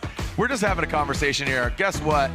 This track, this build really highlights that we could put a track anywhere. Yep. I'm just up here. I'm just pontificating and just saying, dude, we could go Minnesota, we go Arizona, we go to Staples Center, but in the parking lot. You know, like just you're talking about trolling earlier. We're going to LA Coliseum, just outside. Yeah, that's the parking lot. Yeah, but really, truthfully, a track can be built anywhere, and that's what I love about this setup, man. It's a beautiful backdrop, and thank you to Rex Richardson, the mayor of Long Beach, for opening his metaphorical doors to us and saying, let's do it. We bookended round 1 and round 8, and here we are. Speaking of 8, it's the Grade 8. James the Machine Dean and Connor O'Sullivan. And James the Machine Dean goes into that second outside zone. O'Sullivan, that Army BMW. Oh, look at him. Reeling him in. And James Dean, not even affected. Keeps on keeping on. In that Penzo RTR Spec 5. Clinical. Absolutely surgical with that RTR Mustang. Outside zone 7. Ain't no thing. Get that dirt off your shoulder, man. Wow, well done by James Dean. O'Sully a little bit shallow on that last outside zone. Going into the final 2. Yeah, it's this RTR. I can't say it enough. It is so incredibly fast, and it's able to pick up speed in such a unique way and in such different places than almost any other car. At angle, it's gaining speed. It's incredible. But Connor O'Sullivan does an amazing job of really just trying to push the pace on James Dean. He gets caught just a little bit. And the other part, too, is if the RTRs make so much smoke, it is crazy to be able to chase them. They just plume all the way around and up into the doors, and it becomes very difficult to chase. But James Dean provides such an amazing opportunity with another almost flawless run. And Connor O'Sullivan, he's got to just keep the pace on him the entire time. You can't let him let up at any moment. And he's trying. He's definitely doing that. I mean, this is, for O'Sully, he's still running like the 700 horsepower engine. He's one of the lowest horsepower guys on the grid right now, if not the lowest. And you couldn't really tell from this run because he is keeping pace. Does a great job of, even when he's got this distance, he walks the car in. He doesn't just dive in. He slowly adds and subtracts angles to worm his way towards the door of that RTR. So great job from Connor O'Sullivan. Anytime you're trying to just keep up with that Mustang, it's a tall order. They're going to swap it around, though, and for Connor, this is definitely a do or die. He is going to throw everything at it. He's already got another car in the works, so who needs this one, right? Oh, really? Oh, yeah. What? Yeah, guys, just follow his socials. Check out Connor O'Sullivan on Instagram. You can keep up with all the details. I follow him. There's a lot of noise. I meant for everybody else, not you. All right. So, what did you say? I said for everybody else. Make sure they follow. All right. Well, I'm glad Chris Forsberg follows me now. Here we go. Connor O'Sullivan and James the Machine Dean O'Sullivan. You talk about warming his way in. Well, he is warming it up. Ew, buddy. O'Sullivan, regardless of horsepower, he's walking James Dean right now. Give him a leash. Look at O'Sullivan. I mean, he's bringing the magic. Oh! That got a little weird. That got wonky. I need to see that overhead, that Truth Serum camera. That got weird in that last outside zone. Yeah, I'm wondering if he's got lost in the smoke as it barreled over from 4 into 7, but we'll take a look here. I mean, right off the kick, though. I mean, Connor O'Sullivan came out, both hands up, ready to fight James Dean. The amount of speed he lights off immediately after exiting outside zone 1, something that not a lot of drivers are doing, transitioning super early, but still getting all the way out to outside zone 3. This is an absolutely phenomenal, once in a lifetime. I mean, it's not once in a lifetime. I can see Connor O'Sullivan doing this over and over again. And James Dean, he's keeping up with him all the way through, and Connor's trying to run away without doing it, but I think, the car just grips up. Going into the first part of 7, he gets on throttle, and that was it. It just grabs and starts to push out. So might have even been a bit of understeer through that section. Couldn't couldn't see. Okay, we are hearing from his spotter that the smoke coming from 4 rolled over the wall, and he just lost track of where he was into 7. Oh, so gut-wrenching. This is when you insert John Cena music. You can't see him. Yeah. James Dean gets the win, and Osoli just get blinded, not by the light, but gets blinded by the smoke. It was a whiteout, and Osoli got blinded, but James Dean comes out on top. And James, he said, just no pressure. I got, just having fun, putting on a show. But I'll tell you what, he is guaranteed a podium. Yeah. He comes into this round with that victory in Utah, so he comes with that #1 spot. And he, would love to better it. 3rd is great, but he wants to go for it. But you can see right there, 5-time Formula Drift champion.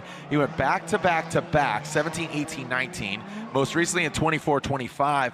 But those 24-25 victories are matched with the 2023 victory of Chelsea Denofa and that Mustang RTR. There's some hugs. Vaughn and James Dean down there hugging it out. There's the new Mustang RTR from the Ford factory. Ben Hobson down there as well. Our next bets, grade 8. Hiroya Manoa from Japan, 16 years old. Nothing but respect from this young man going against Frederick Osbo and the Rockstar Energy Drink, Toyota GR Supra. This is wild. This is another just incredible battle. Both these drivers have had to go through so much just to face epic opponents right now. And what's interesting here is Frederick Osbo, the first time we got introduced to him, was driving a Mark IV Supra not far from here at a World Championship drifting event in a vehicle called Chucky. Now this thing right here, Hiroya taps the wall. Frederick Osbo unfazed, keeps on the Rockstar, rock solid, challenging this 16-year-old absolute young gun. But looks like Freddie Osbo, where there's smoke, there is fire. And there it is once again, tire fire. Hiroya Manoa, little flambe right in the face of the Norwegian Hammer. Unflappable is Frederick Osbo. Yeah, he's all over this, and Manoa drives so far beyond his age. It's truly incredible, and one of the most amazing things about his driving, and we've talked about it all year, is that he can adapt to whoever he's going against. If it's a driver that's wild, he will drive wild. If they're precise, he'll do that. And man, this is such an incredible line here for Hiro Manoa all the way out. And Frederick Osbo, he's no stranger to chasing down incredible drivers and does an amazing job.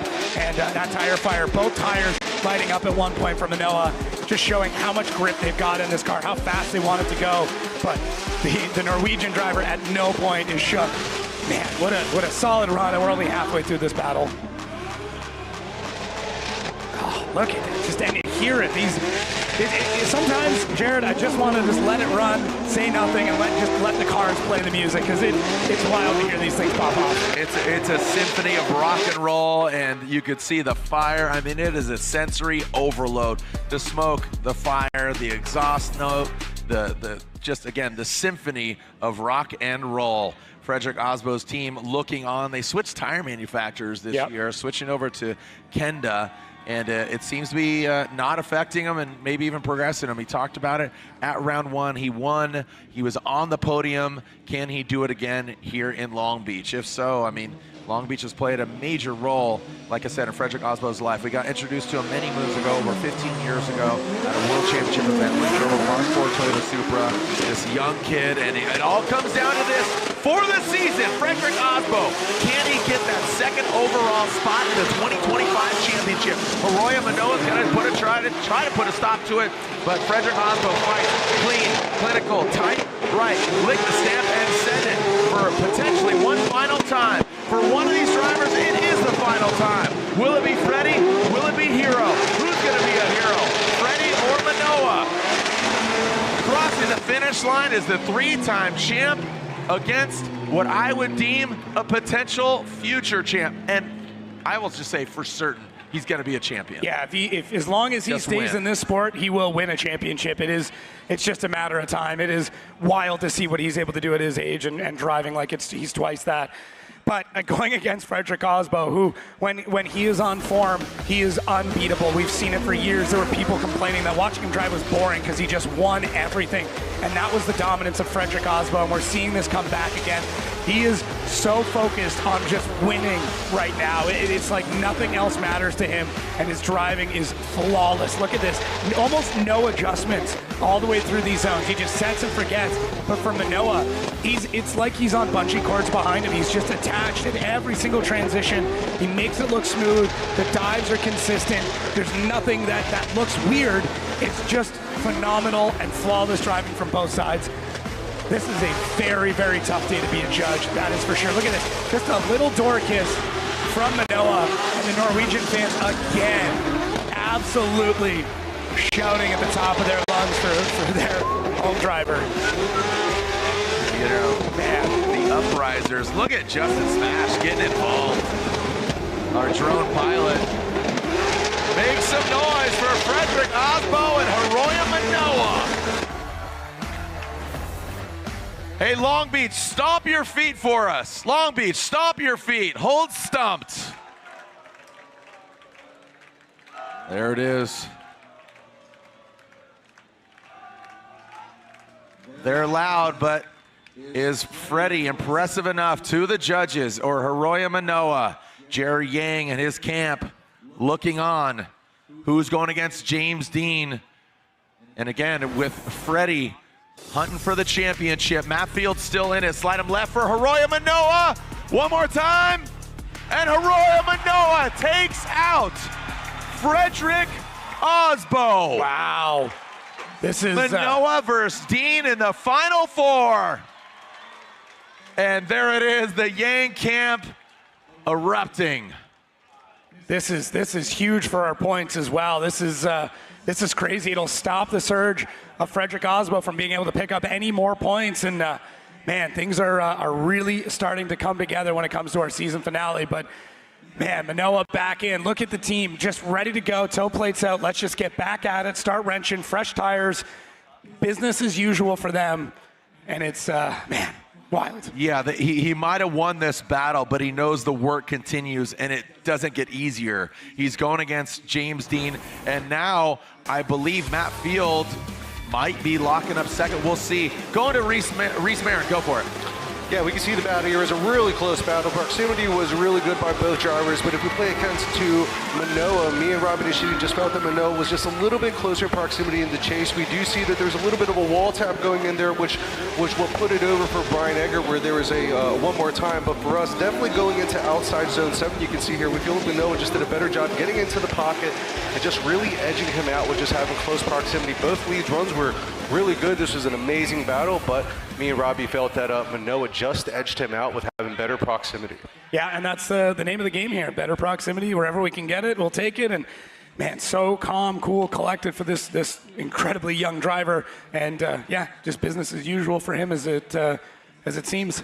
He shows poise, maturity, refinement, professionalism. He has all the makings of just such a successful driver, and it's showing up. So James Dean, Manoa are already in the final four, and who will join them? We'll find out here on the Shoreline Showdown. A beautiful day, and guess what? With us being here in Long Beach, we'll get you home by dinner time. Don't go anywhere. We'll come back here in Long Beach.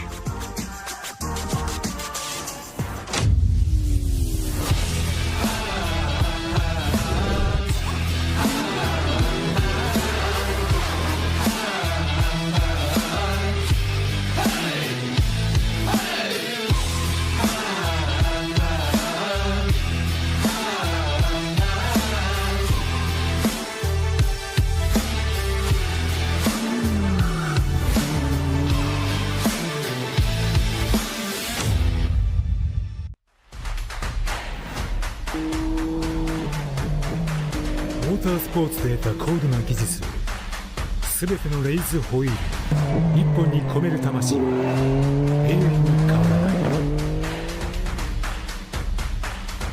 ビヨンド・ザ・レボリューション。ザ・コンセプト・イズ・レーシング。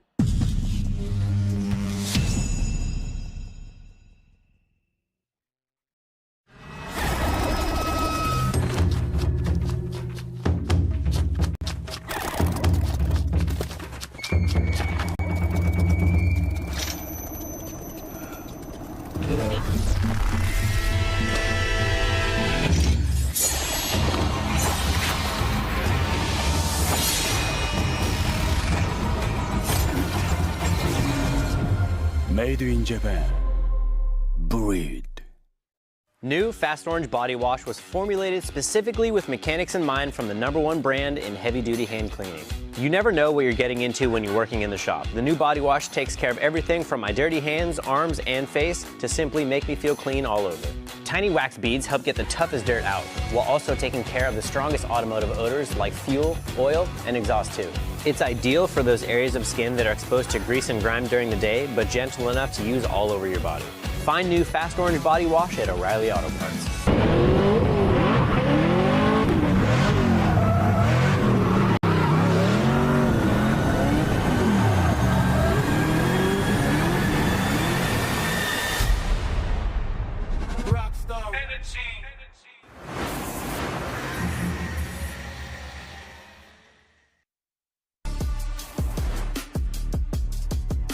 The conversation now is who finishes second.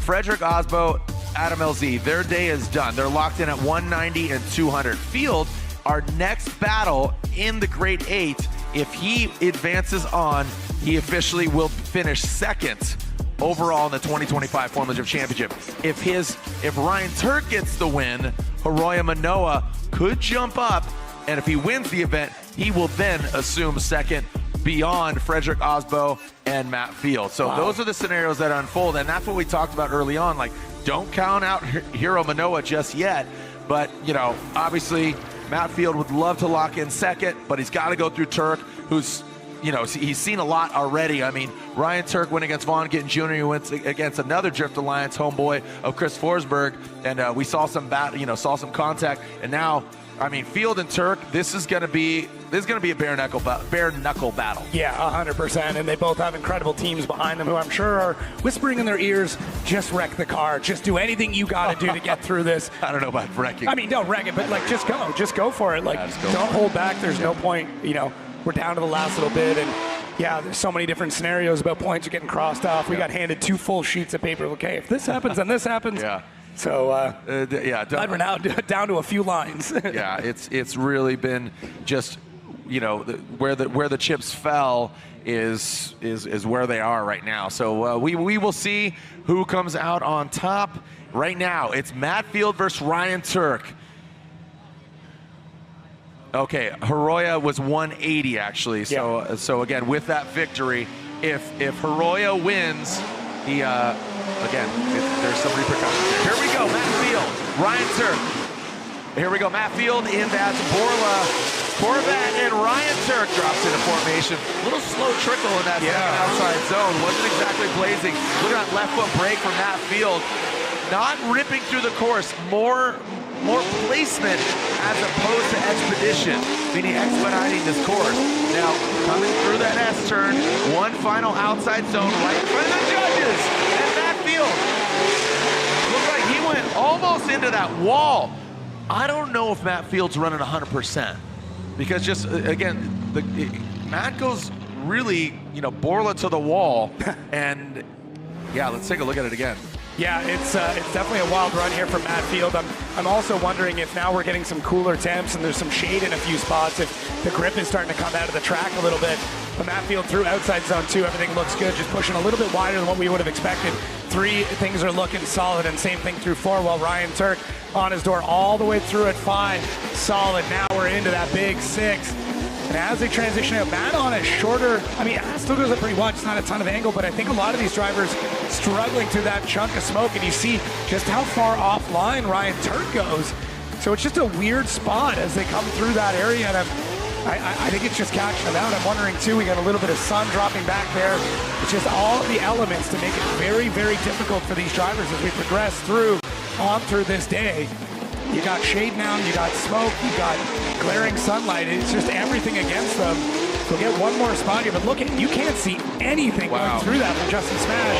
And both of them have to bail out. Matt going wide, Ryan going shorter. That is pretty wild. It is so hard to navigate that. That is just so Look, you can't see anything going in. That's just a wall of light. You're going into the abyss. And you can't see them through it. Man. No. Talk about an impossible job for boat drivers. Smoke, chill, bro. Jeez. Bro, chill, bro. Man. Well, It's kind of a game right now of who gets the good. I mean, who gets the good wind gust? Yeah, exactly. Everybody start just blowing right now, so we can get that chant going, get American chant going here. All right, here we go. Ryan Turk out front. That Rain-X Toyota GR Corolla, the Rockstar Energy Drink driver, trying to get on the box. Again, we saw him get the win in Seattle, and Matt Field got it here. And oh, buddy, contact. Contact between Turk and Matt Field. You can see Matt taking a look. Let's see what happened here. Who was at fault? And again, Turk won in Seattle in 24. Field won in 25.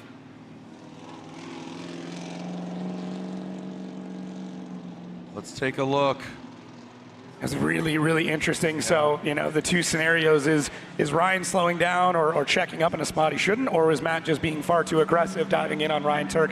We'll catch the replay. We'll be able to hopefully diagnose. I mean, the nice thing is ultimately it's not up to us. It'll be up to the judges.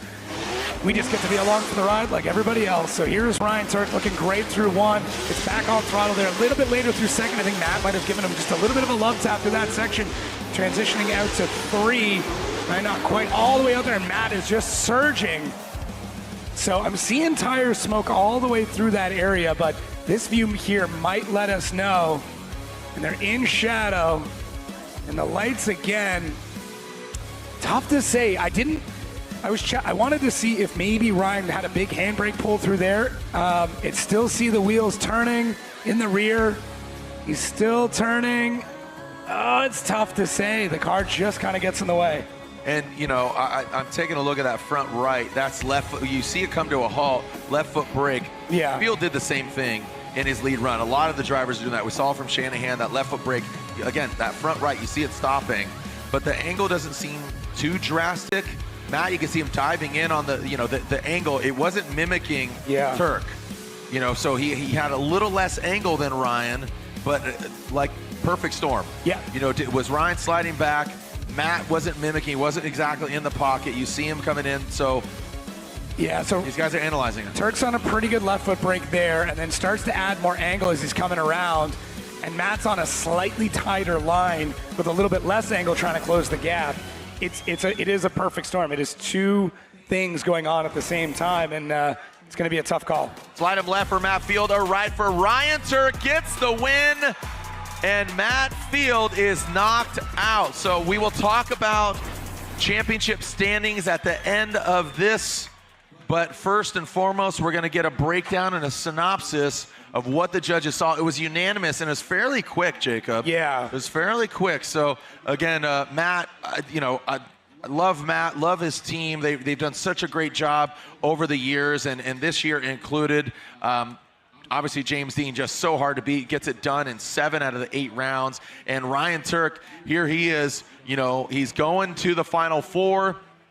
It would just be such a great victory for him if he could get on the podium and, of course, get a win for the Rain-X Toyota GR Corolla and the Rockstar Energy Drink driver of Ryan Turk. But, again, and we are one more battle away from forging our Final Four. You got Jack Shanahan and Simon Olsen. Chow, Matt Field spotter heading out. A good effort there from Matt Field. And let's go to Reese Marin on our judges review. Reese. Yeah, so discussing with the judges, we were going through the battle, and you can see here, Ryan really does get lucky. You can see he goes into the initiation, comes up pretty shallow going into outside zone 2. So at this point, Field is pretty much having the advantage. Going into the next zones here, he goes in and then lunges forward, gets him into the front.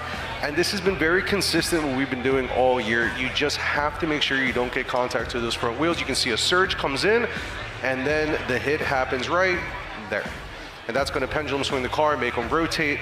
And at that point, we decided that Ryan Turk gets the win. So in a situation like this, it's up to that chase driver to be able to adapt. Yes, he has to, he has to stay very patient. He has to make sure that there's no surge. And we saw what he wanted to do. He kind of surged to see if maybe get into the pocket, mistimed it a little bit, got a little ahead of him, got into the front wheels, pendulum swung Ryan Turk around. Ryan Turk gets the win. Thank you so much, Reese and Ryan Turk in the cockpit.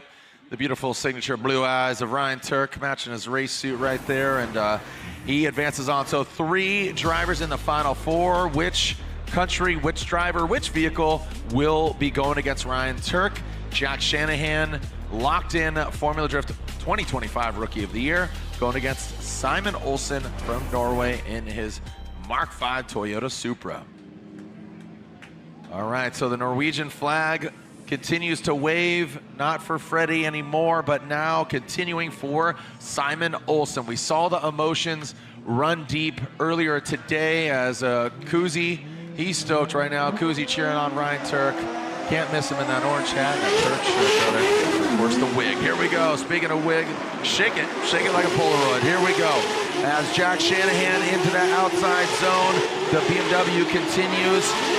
And Simon Olsen shallow on that outside zone there in front of the spans. Temps are dropping here a little bit. The cars seem to be gripping up pretty good, but again, the smoke not so thick here coming over the wall, so definitely better vision for the drivers. That might be a technique as well. When they double back, Simon gets into that pocket. He's a man possessed today. He's found that Shanahan or Simon? Both. Okay. The statement for both. I mean, I'm loving the way both of them are driving. Simon, who's just had this bit of rebuilding, getting back to this chassis, and the team now has really got things locked in. He's in a great spot, and he's doing an amazing job. And same thing for Jack. It's similar stories for both of them. You know, starting off the year in a way that maybe they wouldn't have hoped, and both of them working with their teams to get back into an advantageous position, and we're seeing that right now. Jack Shannon doing a great job, getting nice and wide to the second outside zone, doing good on third. Simon taking that tighter line and has to hold back through 4 so he doesn't make contact with the Irishman through 5. This is now where Simon starts to really bury the teeth into the side of the Irishman's door. And now onto this transition through 7. That's the last dive for the Norwegians to be able to really end this battle, or this side of the battle, with a good exclamation point. So Jack is very, very consistent out front for me. Simon's a little bit more lungy, kind of coming in, coming out, you know, ducking and weaving, bobbing and driving. And I would like to see him more just planted on the side of the door. But, I mean, none of that may not even come into play once they swap things around, because anything can happen in drifting, and that's, you know, one of the most beautiful parts.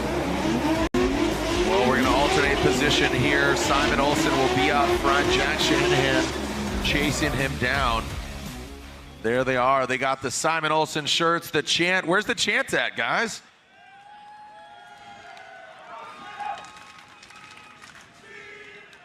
There it is. Norwegian fans just go ham. Like, they've scared me in the past. They go pretty crazy. And also, like, Andreas Backerud, who's a rallycross, he's the homie. That they cheer for him, the blue crew. All right, here we go. Shanahan drops in aggressive, not backing down.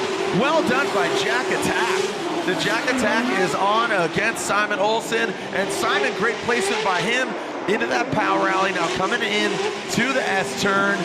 Again, the smoke not a factor. It's not billowing over the wall like we saw previously. So good vision for both Simon and Jack into that last outside zone. Look at Shanahan, his spotter right here to the right of us. He was clinching. Did you see him right here with his hand on his head? He's like, oh, I know. It's pretty crazy. I mean, they're driving just at the absolute edge, and I really do think these shadows, the smoke, the light, everything is coming to effect now, and things are evolving very quickly. We're getting more rubber down, but it's a little bit cooler, so spots that might have been very sticky before are going to be a little looser, and vice versa. But man, Simon Olsen, what a phenomenal lead run all the way through this. Very smooth, still aggressive, but Jack Shanahan can chase pretty much anybody, and you can see that through this. This is easily the best lead run we've seen from Simon Olsen so far this weekend. Maybe one of the best runs he's had all season, and it's unfortunate he's going against an absolute master of a chaser in Jack Shanahan. And we talked about the at the top of the show, the top of 32, we said the Shanahans were one to watch. I was leaning more towards Connor, seeing him, but Jack has really just elevated as today went on. Yeah. I think he's gotten better as the day progresses, more confidence, not only just even this round, but throughout the season. New series, new vehicle, new team, obviously not a new driver, but just that combination coming together, the formula of Jack, this car. I'm really hoping to see the Shanahans back in 26. Obviously, TBD on any driver, but I think that Jack is definitely a talent.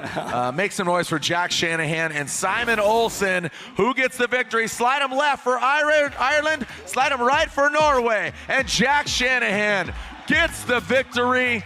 Jack Shanahan, but hey, keep flying that Norwegian flag. We love you, Simon. We love you, Osbo. We love Norway. Love the Gottbill family, and again, love Rudskogen. Love, again, tons of Norwegian homies. But Ireland come out on top once again, and look at that, James and Hero. Haroya has nothing but respect for James, and when Hero won earlier this year, James was right there. I mean, he was like third in line to hug him after his dad, his mom, and then it was James, because Haroya calls James his hero, even though his name is literally Hero. Hero calls James Dean hero. Speaking of another hero, Ryan Turk is down there with Cerise Taylor. Yeah, Ryan, I love the energy this weekend. Obviously, we have a lot of motivation at home that we keep talking about, which we're still, we're on our toes. But now you're going up against Shanahan. You're going into the top 4. How are you feeling right now? I feel great. This is the best I've done all year so far, and so I'm happy to be in the semifinals for the first time this year, and go up against Jack, who's an absolute phenomenal driver, and he's crushing it out there. I was just watching a live stream and take some notes, and he's going to be tough to beat, so we're going to go out there, do the best we can, and hopefully make it to the finals. Now, I have not stopped hearing the impact in this pit ever since you had your accident out there. How does the car feel now, having gotten back out there after the fix? Everything's back to normal. The guys did a great job putting it back together, towing it, just making sure everything is 100%, so we're good to go. All right, very cool. Well, guys, only here at Formula Drift do you see a car get pretty much totaled and then get back out there and go sideways once more. So we're going into the top 4. Ryan, I'm stoked for you. I'm stoked for your family back home. I'm sure that they cannot stop screaming for you. Any last words? Hi, Roman, if you're still up. All right, guys, back to you. Let's keep it going. All right, so thank you, Cerise, and hi, Roman. Love that. And all right, so Final 4 is set. James the Machine Dean, your official 5-time and 2025 Formula Drift champion, going against a victor earlier this year, 16 years old, Haroya Manoa on one side. Then you got Ryan Turk versus Jack Shanahan, your 2025 Rookie of the Year. Don't go anywhere. When we come back, the party continues here in Long Beach.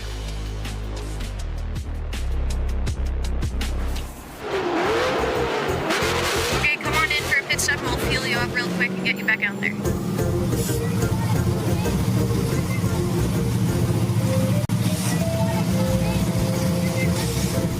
Cody, do you want to use my Shell Fuel Awards card? Yeah, James, believe that only works at Shell gas stations, but... Well, at least it would definitely help with this bumper budget to get $1 off a gallon. Yeah, James, tell me how you do that. Yeah, just buy 5 quarts of qualifying Pennzoil Platinum full synthetic.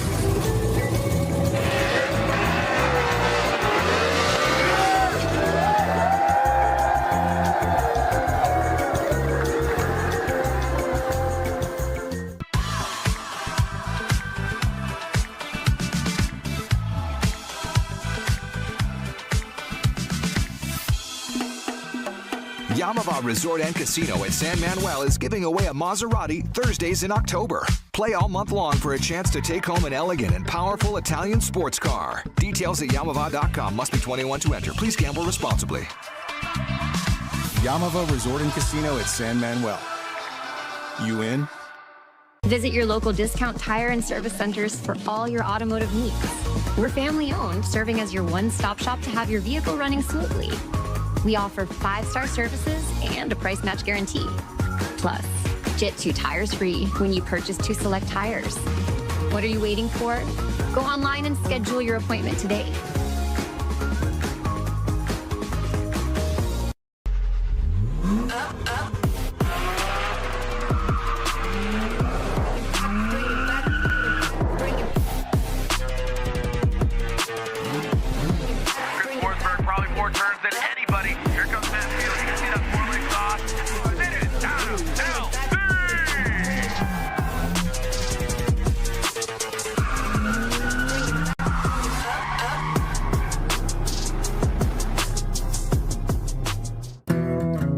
Your tattoo's not fading.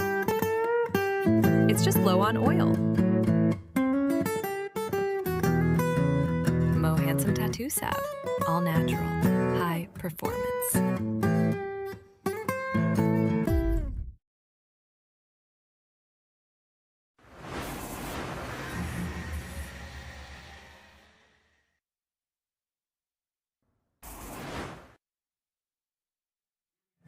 Going to look at how James Dean got here, our 2025 championship. He's already won 3 events this year. He won in Atlanta. Where else? Just most recently Utah, and also it was, so more of a season recap here. Taking a look, Hiroya Manoa came out on top. Adam LZ won at E-Town, but it's been a diverse season, but a dominant season at the same time of James Dean. I feel for Matt Field, getting knocked out there in 8th by Ryan Turk. We'll see where they land overall, but Hiroya still part of the conversation. Can he jump up, and where can he finish overall in the 2025 Formula Drift Championship? Yeah, an incredible sophomore season for him and an amazing rookie season here for Jack Shanahan. And it's amazing to see that this is only going to get better. The careers are so young, but right now what we've got is the greatest of all time against one of the fastest up-and-coming drivers. And this is, if there's any battle to pull your phones out for, this one's going to be it. Here we go, James the Machine Dean, nothing but respect on either side of the track, but your champ going against a future champion. It's just win is the question. James Dean in that RTR goes in to the big outside zone, taps the power alley, 1 and a 2. Now coming into that S-turn, fills that big long 6 outside zone. Now watch this transition. Look at the timing from Hiro Manoa in outside zone 7. Hiroya tucks in on the champ. And Hiroya unfazed, unflappable into that last outside zone. Just puts him in his back pocket. Yeah, this is exactly what we expected. James Dean is on it. He has found the absolute limit of every single part of the track. We talk about drivers, staying in the zone. James Dean stays on the very edge of the track all the way through, flirting with disaster, basically saying to the judges, you're going to have to take this win from my hands because I'm going to do everything. But Manoa never backs down at any point in time. Look at this. Every time James adds more angle, Hiro adds more angle. Every time James darts out, Manoa's right there. This is phenomenal driving from both of them. This is top level. This is the best of the best going head-to-head on a brand new track. Man, we are spoiled. This is, this is just so great. And there's nothing to critique. There's nothing to break down. It's just sit back and enjoy the best that drifting has to offer. The thing that's up for grabs here is 2nd overall in the championship. We know that James locked it up, but with Matt Field going out and Freddie going out, Hiroya and Adam LZ, right? Because coming into this, it was James, Field, LZ, Osbo, Manoa sitting in 5th, but with them going out in 8 and Hiro going in, so there's the standings. Hiroya, if he wins, he's at 190, and then he goes to 200. Yeah. Right.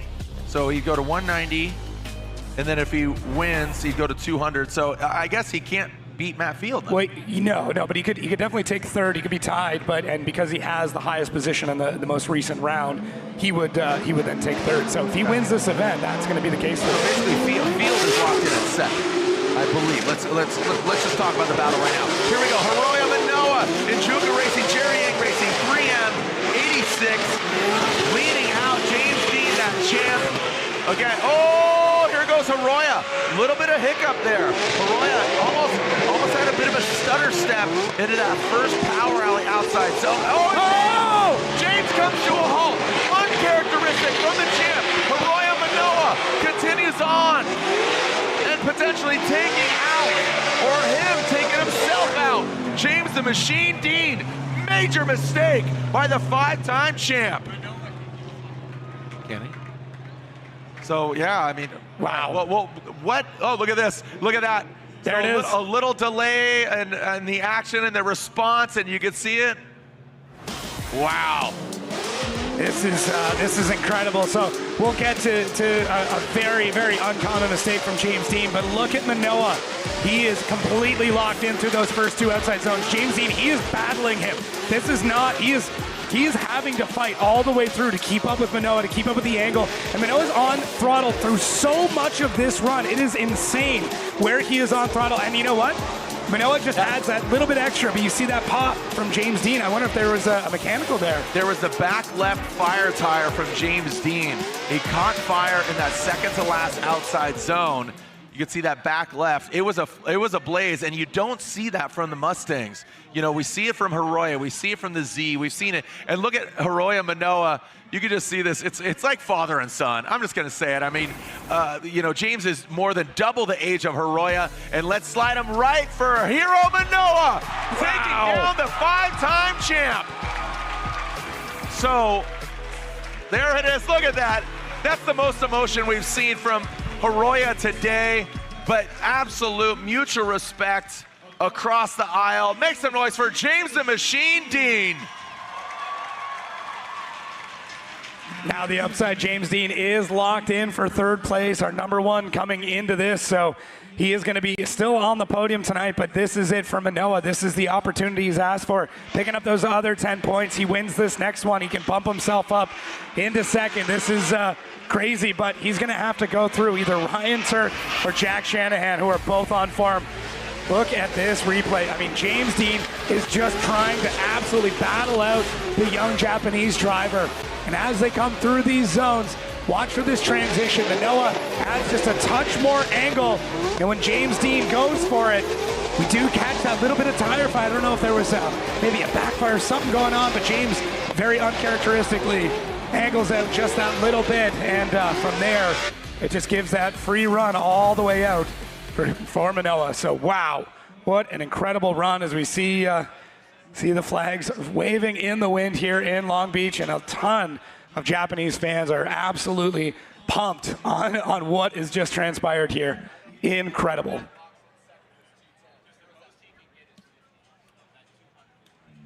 All right, so again, we are mathematically looking at second overall in the championship, third overall in the championship, but I believe Hiroya jumped up to 190. And again, we're just taking a look at the overall point standings, and here is how it's shaping up. So Hiroya Manoah in the finals, 16 years young from Japan. Congratulations to him. And who is he going against? Ryan Turk from the United States of America, or Jack Shanahan from Ireland, your 2025 FD Rookie of the Year. How are we doing out there, Long Beach? Make some noise. A sold out, packed crowd. Thank you so much for joining us. Did you guys have fun today? I said, did you guys have fun today? Make some noise. Who are we going to see at round one back here in Long Beach in April? Who's coming back in April? Who's going to the Grand Prix of Long Beach?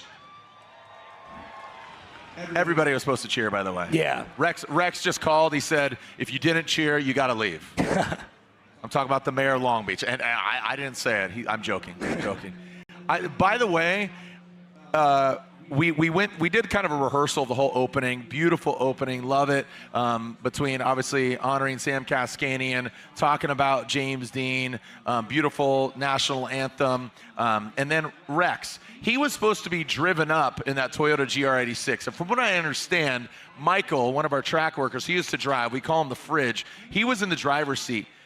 Rex pulled up, the mayor, of Long Beach, pulls up and he says, "Let me drive, man, get out." and he took the keys and took it from Michael. So I just love that. I was like, hey man, you were supposed to be riding shotgun. And he's like, nah, I don't do that. So I love that he drove the car up. All right, so let's move on to the other side of the bracket. Ryan Turk, the Rockstar Energy Drink driver, behind the wheel of his Rain-X Toyota GR Corolla. No Rain-X needed here. You might need some new windshield wiper blades. Winter's coming up, so pick some up now at your local parts store. And he's going against Jack Shanahan. He's got the Strom wheels on the corner. They represent him and support him for many a years. And you can see they are both in the double B, the burnout box. Burnout's over Baghdad. and your rookie of the year. By no means a rookie in drifting, but yes, to Formula Drift in the Pro Championship. Best bar in the world, Pike Bar, we're coming for you. Chris and Oates, get that beer ready as we're gonna party. And we are seeing a pry bar under the hood. That's what could that be? I'm not sure. So it looks ratcheting on something. It's pretty tough to tell what that's going to be on that VR engine. But yeah, hopefully everything is all good and it's just a precaution. Yeah, we will soon find out. But Ryan Turk, Jack Shanahan, who's going against Hiroya Manoa? Let's send it! As we got Ryan Turk and Jack Shanahan, America, Toyota versus the BMW in Ireland. Jack Shanahan, unfazed at all. Look at that, the hot hatchback, the leapfrog jumping in to that outside zone, coming into that power rally. Look at the amount of smoke from Ryan Turk. We'll see if that billows over to the other side of that last outside zone. Looks like it's going towards the water. It's not a factor, but it is a factor when it's in the face of the BMW of Shanahan. Ryan Turk puts that back left right in. Textbook, signed, sealed, and delivered. Lick the stamp and send it. Ryan Turk out front, Shanahan in tow. Pretty good run right there. Some little finite details, but it's going to come down to the second run. Yeah, super solid from both. And what I got to say is both drivers look very comfortable in these cars. It might have taken a bit of time, but you can see the commitment they're able to throw. They can trust every time they can throw that car out that it's going to catch where they expect it to catch. And for the lead, you can see that with Turk where he's able to throw a bunch of angle at it and the car goes where he thinks it's going to. And for Jack, he's able to punch through the smoke on transition and know that Ryan Turk's going to be in the right space and that his BMW is going to be doing the thing he's hoping it's going to do. So both drivers, I mean, a phenomenal run. Ryan's lead is absolutely textbook through so much of this. And for Jack Shanahan, he's doing what he does best. He wants to be on the door. He wants to keep close proximity. He tries to make up the distance in very subtle ways, loves to do it on transition, just keeping that gunning all the way through. And you can see it through that section as they float out through 6. Jack Shanahan just slingshots himself around and into the side of that Rain X Corolla. Yeah, it's beautiful to see both drivers now really coming into their own this season as they both had their struggles earlier on, and it's coming to fruition, you know, a potential into the finals, and it's going to be a tough decision as we saw them back around. Jack's going to have a very, very solid run, and Turk's going to have one of the best chase runs he's ever had. I'll tell you what right now, if Ryan Turk, if he just gets on the podium, I think the waterworks is going to flow. Yeah. Just given everything he's been working on, you know, and I think it's going to be really emotional for him, and I know he wants this. He would really love to get on the podium and of course get a win. Jack as well. I mean, just what a season. Second behind James Dean earlier this year. It was 1 and 2 for Ireland earlier this year, but he'd love to get a win and end this. I mean, everybody would. Obviously, that goes unsaid, but I just got to say it. Jack Shanahan out front, Ryan Turk in that chase position. Whoa, look at the timing there. Talking about those whiskers, the drift whiskers, feeling the sensors. Into that power rally goes Shanahan, now transitioning, diving in as Ryan Turk in that second to last outside zone. Oh, boy, it loops it. Ryan Turk as well, and Turk. What happened there? That got super sketchy. Turk in that smoke continues on. Let's take a look. Yeah, I don't think there was contact in that second to last. It looked like. Let's see. We'll see. That was wild, though. I mean, it's crazy to see both Irishmen having similar problems in the same area. So first outside zone, everything looking very dialed. Same thing through the second. Turk on a slightly tighter line to keep that. But that transition from Ryan Turk, holy, that came what felt like out of nowhere. And now Jack Shanahan getting very comfortable through 5. Now we're 4, now transitioning to 5 and into 6. Was there contact? Oh, there might have been. There might have been. That was very close. Ryan Turk made that dive on Jack Shanahan, and I'm wondering if he just caught the rear wheel. Yeah, that front right of Ryan Turk might have gone into the driver's side of Shanahan as they exit, or kind of halfway through this zone right here. Yeah, it's so, man, it might be. And both, Connor and Jack spotters immediately over here to let us know, slamming their hands. There's contact, letting us know to keep an eye out for it. And let's see, that looks like it. That looks like Turk just got into the side of him. I mean, it's tough, and that part of the car, when you get into that, you can see that Jack's angle pretty abruptly changes, because it didn't look like he was over-rotating before that. That is definitely a weird one. All right, so there you are, seeing Ryan Turk and Shanahan outside of the car. Still smiles. What's transpiring here is Hiroya Manoa is in the finals. The winner going against Hiroya, and it's Jack Shanahan getting the victory. Ryan Turk just a bit outside. A great effort, but Ryan Turk just a bit outside. What a great run there for an absolute loving, magnanimous man of Ryan Turk. And Jack continues on. He's guaranteed a podium. James Dean locked in for third. Turk finishes fourth here today in Long Beach. So it's Hiroya Manoa, Jack Shanahan in the finals, and the plot thickens. The plot thickens, and we're again doing all the math as far as we know that James is your champion. Second place, we're looking at the math, and you can see this. James Dean, 300, locked and loaded. He is your 5-time champ. That happened in Utah. Second place, fight for Field, LZ, Freddie coming into this round. And you can see Matt Field with 210. Hiroya Manoa with 190. He can only get 10 more points.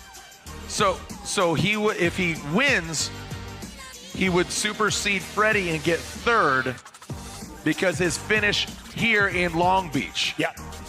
But with the 210 of Matt Field, he does lock in second overall in the 2025 Formula Drift Championship. So Matt Field finishes second overall in the 2025 championship. Round of applause for Matt Field, the beast from the Bay. 210 points and second overall in the Boiler Performance Heatwave Lean Customs GT Radial Corvette, second overall to Matt Field. Now, some craziness ensuing here in regards to Jack Shanahan and Hiroya Manoa.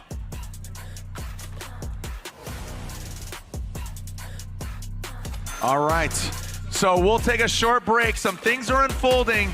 The plot thickens. We have an update with Manoa, and this could really shake things up. But we know the finals are set. We'll let you know when we come back. Don't go anywhere. The Shoreline Showdown. There's only one battle left, and it's the finals. We're going to send it for the final time, not only today, but for the 2025 Formula Drift Championship. Round 8 of 8 culminates when we come back.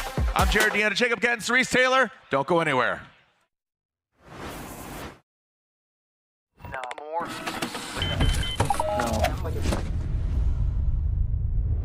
Is this it? This is it! We've been holding power you make for 30 years. But here's the real question. How much torque are you making? Because every single ACT clutch is rated by the torque produced at the crank. That's all your clutch cares about. Your power, your performance, your success. Unrivaled precision, power, and durability. Visit advancedclutch.com today. 30 years of precision engineering and performance excellence. Because every revolution starts at the crank. You've got questions? We've got answers. Need a pro you can trust? We have stores of that too. No matter what you need, our professional parts people have the training and expertise to help you do things right. Deep automotive knowledge. Just one part that makes O'Reilly stand apart. The professional parts people.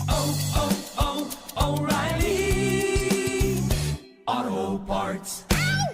These are my race treads for when the road ends. These are my race treads for shredding the slopes. These are my race treads for setting the hook. Racetreads.com. Tires for every adventure.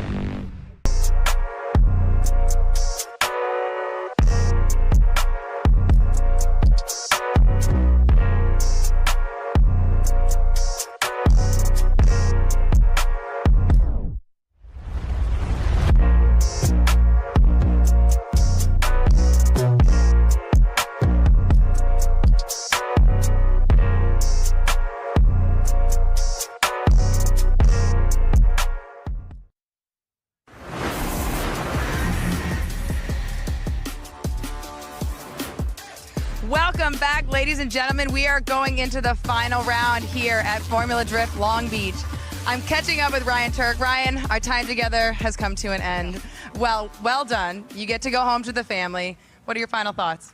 I just had a blast out there today. It was so much fun driving this track and running tandem, and just feeling good in the car and on the track, just smoothing things out. From where we started on Thursday open practice to where we ended was a significant improvement. So I'm really happy about that, and to just make it to the semifinals at least once this year feels good as well. So nice finish to walk away from for the season. And man, it is blindingly brutal out there. You cannot see a thing coming around some of those turns. Yeah, I mean, not even the crowd is having a hard time seeing. You guys are just smoking each other out. And you yourself, I mean, you're a Formula Drift veteran. We have Hiroya Manoa that's going into the finals here. Do you have any words of wisdom for him?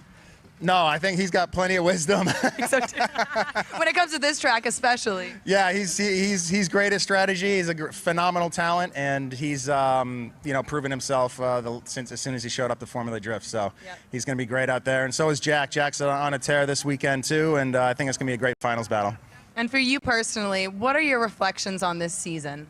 My reflections are to just go home, relax, reset, and get ready for the next year. Yeah, just a bunch of New Hampshire boys and girls that are coming down to do their thing here in Long Beach, California. Well, you really did a phenomenal job. I'm so stoked to have talked to you so much.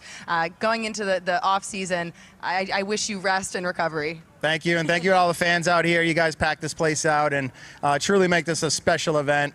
Coming here 2 times in 1 year is phenomenal. I love it, so thank you all. I'm honored to be here for the second time. Guys, give it up for Ryan Turk. Thanks, Sheree. Thank you, guys. Go home, get some rest. Doctor's orders. Yeah. Get here, Ceresa. Go home. Get some rest. Dr. Cerise. Hey, tell your mother I said hi, okay? Tell your mother I said hi. All right. Well, we are looking at Hiroya Manoa, and we saw that hood popped. Yeah. And that is not a good sign, especially after victory. A little bit of thrashing. A clock is out. A clock is out. Kevin holding it up. This is not the movie Say Anything.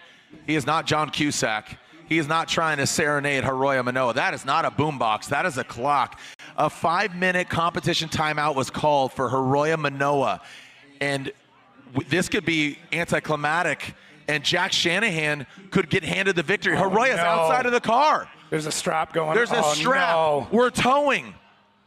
Hiroya Manoa might have to retire. That's 2 minutes. They are towing it to the burnout box. They're going to start it. They're going to see how gnarly it sounds, and they might just say, boop it, and just go for it. That's heart right there. This is nuts. And so here we are. So Kevin Wells, you can see him right there. He basically is the big boss when it comes to technical, making sure the car is good, making sure everybody's safe. They have 1 minute, 30 seconds. Hiroya will jump in the car. They're towing it to the burnout box. But if it's gnarly and it's not going to run, they're not going to let it run. But I would love to see it just, again, go out in a blaze of glory. Call Bon Jovi, because we're going to send it. Make some noise. Hey, Long Beach, let's get a wave going. Let's get a wave going. Those right below the judging stand, section 4. Can you see me? Hold your hands up. Kuzi, you going to start this thing? Kuzi, run down there. Kuzi, run to your right. Run to your right. See the guy in the orange hat with the big fro? That's not Carrot Top. That's my man Kuzi. On 3, send it, okay, Kuzi? 1, 2, 3, send it! Come on now. Let's go! The final round of the Formula Drift Pro Championship. When it reaches over to section 1, you're going to send it back, okay? There's a rip curl. There's a rip current. Oh, yeah. Sold out crowd. Packing this place out. Send it on back. There's a rip current. And bring it back to the Tanaka suite. Now stand out. There we go. Perfect. You don't need any direction. They know what's up. Yes, sir. And here goes Hiroya Manoa under his own power, not being towed. Keep the wave going. Keep the wave going. Look at that. Worked. That got Hiroya Manoa back. Do it one more time. Send it back. Send it back. Kuzi, where you at? Don't get lazy on me, Kuzi. Send it back. Send it back. There we go. This is the finals, baby. Yeah! Shred it till you did it. Yes, sir. Send it to end it. The final time, an exclamation point, a bow tie. The sun is setting. Literally, come on, send it back, you lazy bums. Don't sit down. Keep it moving. We've been up here tap dancing. Jacob and I, we're going to be out of a voice, but we keep the party going. We'll see you at the Pike Bar, baby. Chris, get those taps ready. Even security's doing it. Thank you, homegirl. I see you down there. You know what? All right, so now let's do the sound wave. Everybody on 3, go, woo! Ready? 1, 2, 3. Okay, now it's a sound wave. So, Kuzi, go back over there, run over there, go to the corner. Just get up, you lazy bum. I know you're not working. You don't have any spaceships to launch or Porsches to build. So we're gonna go woo, but it's a sound wave. So there, Kuzi, you're gonna point to him, and we're gonna go woo there and back, okay? On 3. 1, 2, 3.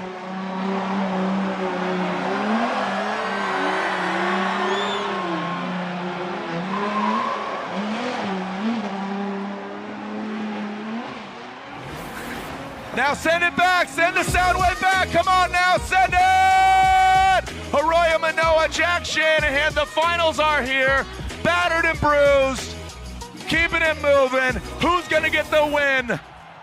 We must responsibly put cars on the line, and Arroyo Manoa has to retire. And just like that, the throat chop is on. Arroyo steps out of his car. Congratulations, Jack Shanahan. The car is on fire. And Jack Shanahan will get handed the victory. Round of applause for Shanahan and Manoa.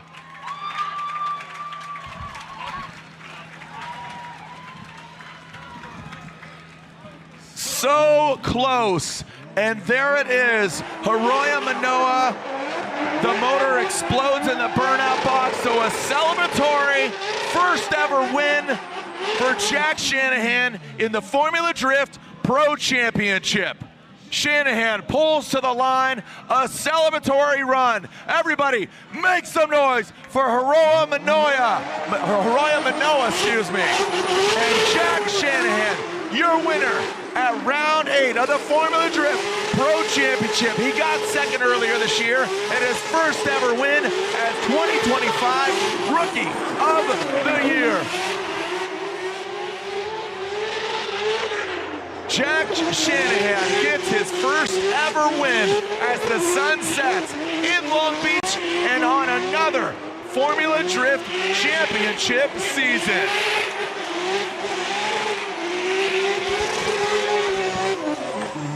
Congratulations to Jack. Arroyo Manoa and James Dean is your podium.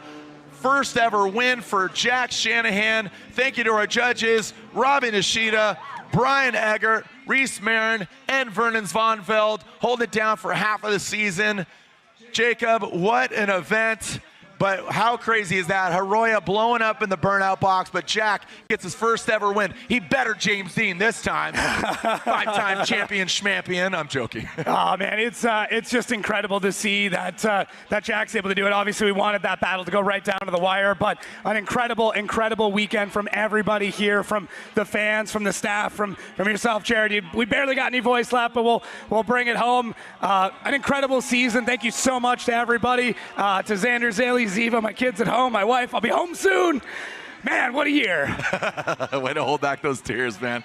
It's an emotional roller coaster, not just for the drivers, but the teams, the sponsors, the staff.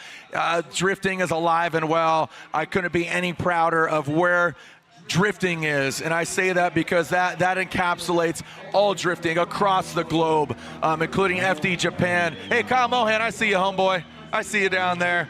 Again, the drifting community is live and well. If it's Formula Drift Pro, if it's Pro Spec, Pro Am, if you're doing this in video games, simulators, again, D1, Formula Drift Japan, MSC, Drift Masters, and of course, Formula Drift. 8 rounds, 8 winners. And there it is. Jack Shanahan steps outside of his vehicle. Make some noise for the Irish driver. One of the Shanahan brothers, and it's Jack Variety here this weekend. Arroyo Manoa barely almost brought it to the line. He explodes in the burnout box, but look at that.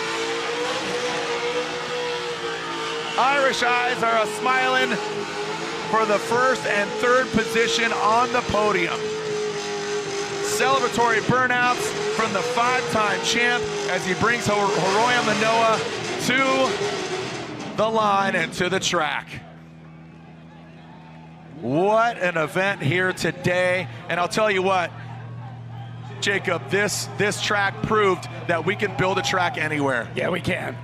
Yes, we can. And I'm excited to see where we take it next. Absolutely. Well, our schedule hasn't been officially now. Oh, there's the brother, Connor Shanahan, giving him the hug. Jack, you did it, homeboy. What a way to end. I love seeing a different winner. No offense to James, but a variety. You know, I was pulling for just somebody different. You know, Ryan Turk, obviously Matt won earlier. That would have jumped him up, but there's Jack's lady, and there's the team all around. So let's officially announce your podium here. We will have a trophy ceremony for this round and for the championship at the podium, so join us over there, please. And there they are. So finishing third place at round 8 of the Formula Drift Pro Championship, finishing third place, and your 5-time Formula Drift champion, James the Machine Dean. Finishing second place at round 8 of the Formula Drift Pro Championship, 16 years young. Winner earlier this year. He fought tooth and nail. Driver of the Juku Racing 86 from Japan. Second place goes to Hiro Manoa.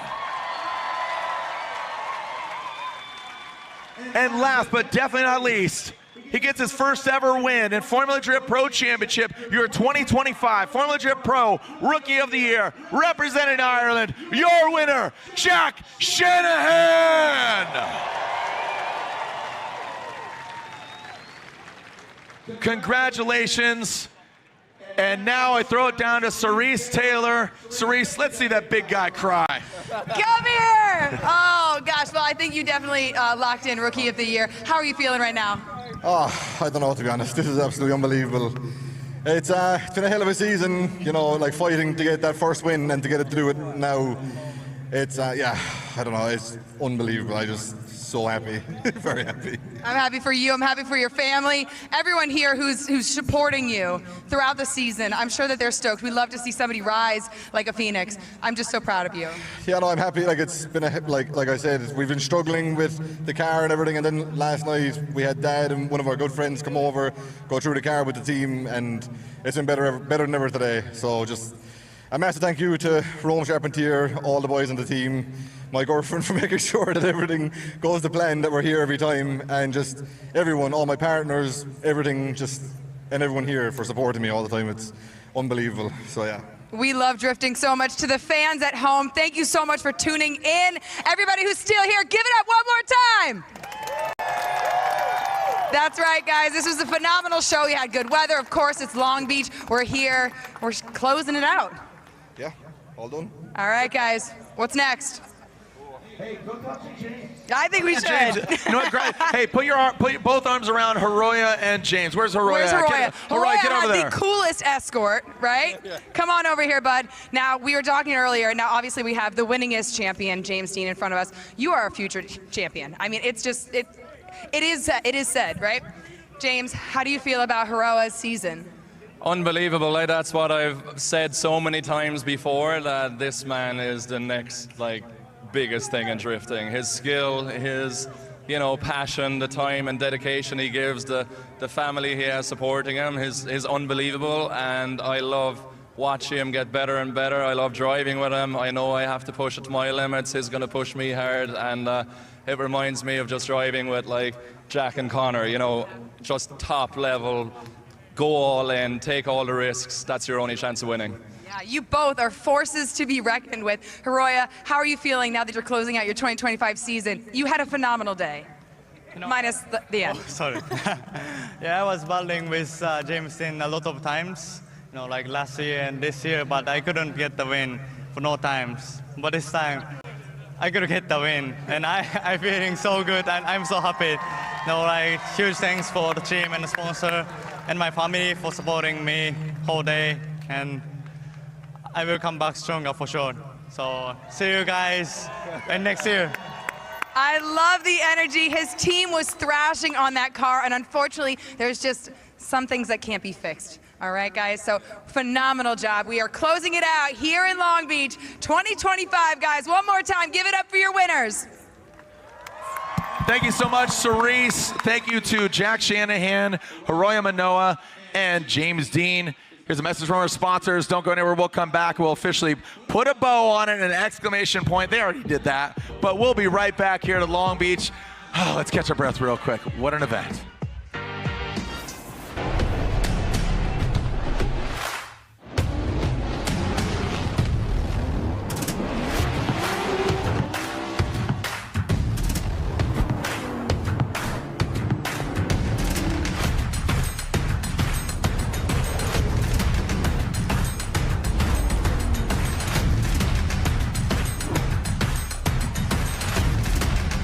GT Radio. Experience ultra high performance.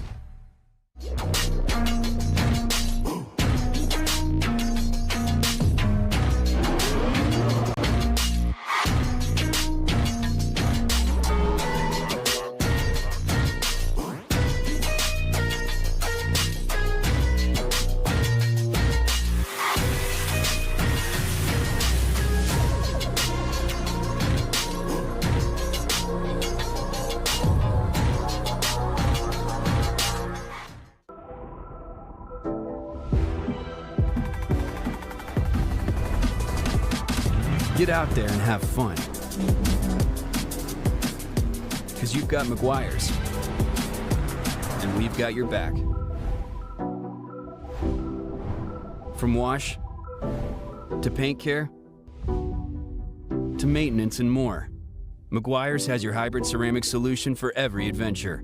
Meguiar's, reflect your passion. This is where champions are made. Born from Formula Drift. Engineered for your daily drive. Where Kenda's Vezda UHP Max Plus proves it's not just track ready. It's street dominant. This is podium to pavement. Vezda UHP Max Plus, only from Kenda. Find yours today at kendatire.com. BC Forged Wheels, custom built per order, offering extensive design, finish, and machining options. Strength, style, and precision come standard. Track proven, street ready. BC Forged, proud sponsor of Formula Drift 2025.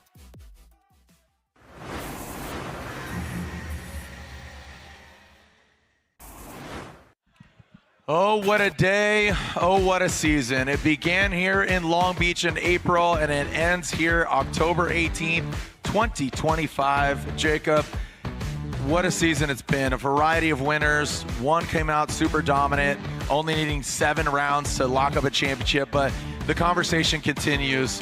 You know, James is the GOAT, but we saw a new winner here today, and there is the driver championship overall. James Dean locks it up in Utah. Matt Field solidifies 2nd overall again, and then Freddie Osbo there in 3rd. But your overall thoughts, emotions of a 2025 season? If I can quote basically all the Irishmen, unbelievable. Unbelievable. That's really what it is. You go into a season with some thoughts of how you think things might go, but all of that was broken. It was incredible. It's everything you could want in drifting. Crazy stories, domination, history. I mean, it is, it's incredible, and I do feel truly blessed to be just a small part of this whole thing. Well, thank you for all that you do, Jacob, both here in the booth and obviously, you know, the podcast, and thank you for everything that you do in the drifting world, man. Thank you so much, brother. Dude, thank you. Thanks for being by my side and holding my hand through all this and teaching me everything that it is that I know in this booth. So it means a lot. Never let go, Jacob. Never let go. Pay me like one of your French ladies. Done. That was quoting Leonardo DiCaprio there. Famous movie called Titanic. Speaking of a big ship, this is a big ship, and we all have a big heart. Thank you so much to everybody that is part of this drifting family. I'm kind of at a loss for words, man. Everybody says I wear my emotions on my sleeve, and the stories continue, and they will tonight, and they will tomorrow. So thank you so much for all the drifting fans across the globe for tuning in for another round. Congratulations to our podium finishers here in Long Beach, and of course for the 2025 championship. It culminates here as the sun sets here in Long Beach, and it sets on another fantastic season. Congratulations, 22 years of the Formula Drift Championship comes to an end now. We'll continue to celebrate tomorrow at the banquet, and we'll see you at round one, ideally back here in Long Beach. Stay tuned on Formula Drift, on Instagram, social media, websites, all that, and keep the conversation going, because we're going to keep sending it on into the new year. Thank you so much on behalf of the whole Formula Drift staff, drivers, teams, crews, sponsors. My name is Jared Deanda. We'll see you online, or we'll see you another time. Good night, everybody, and we'll see you next year. Formula Drift Nation, send it!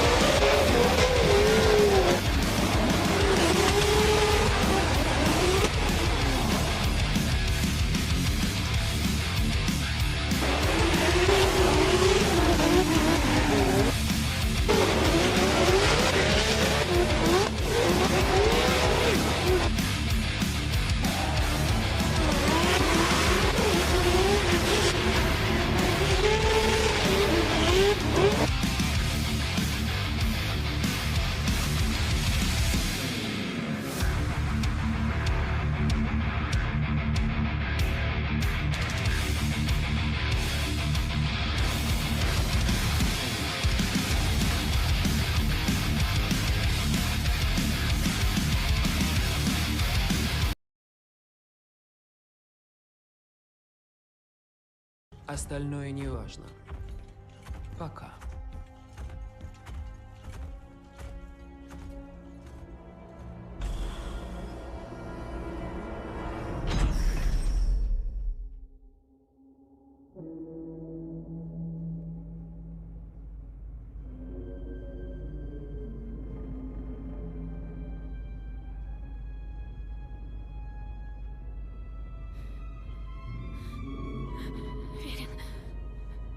Верин, ты меня слышишь? Этот корабль, эти стражи. Не выглядит это все безопасным.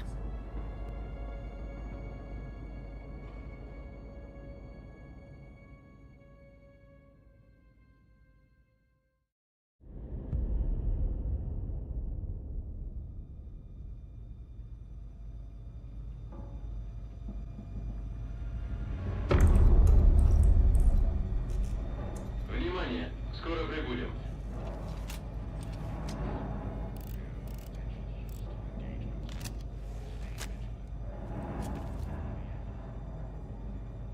Мы что, теперь и коллекторами подрабатываем? Что за бред?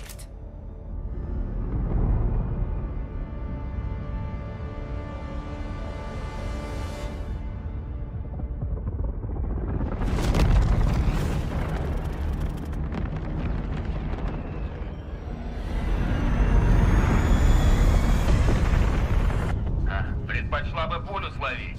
Предпочла бы не быть почетной девочкой на побегушках для этих мешков из администратума. Вспомнишь еще о них, когда в следующий раз будешь жевать батончик. Кто, Аник? Да она лучше голодной останется, чем признает неправоту. Ха-ха-ха! Нахуй пошел!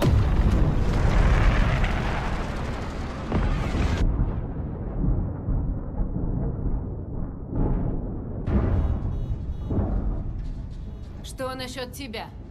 Кого ты допек, чтобы так залететь? У всех нас есть свои грешки и своя ноша. Жалкое зрелище.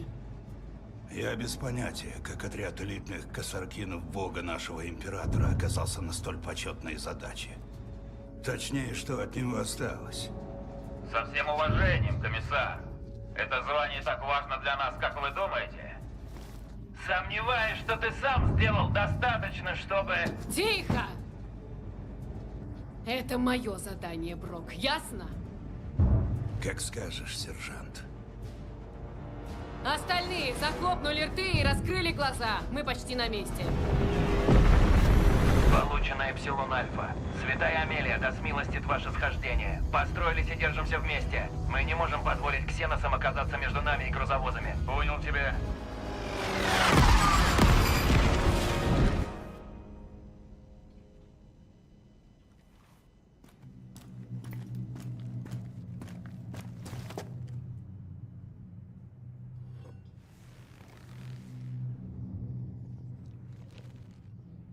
Рапорт.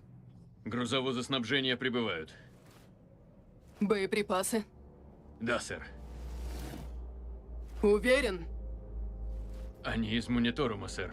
С благословением Императора они приземлятся до захода солнца.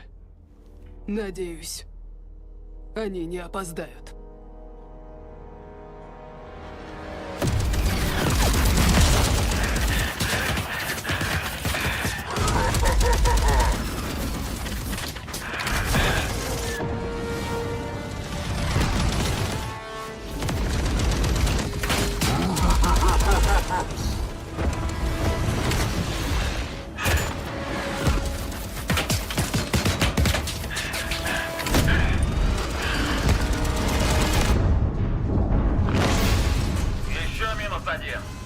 Этим крыланом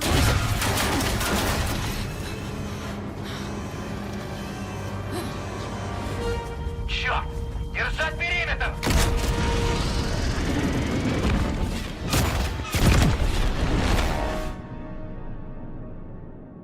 Леталы не стоят ваших зубов. Сюда.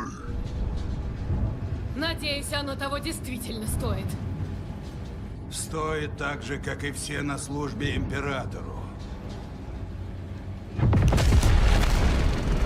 Блин, один готов.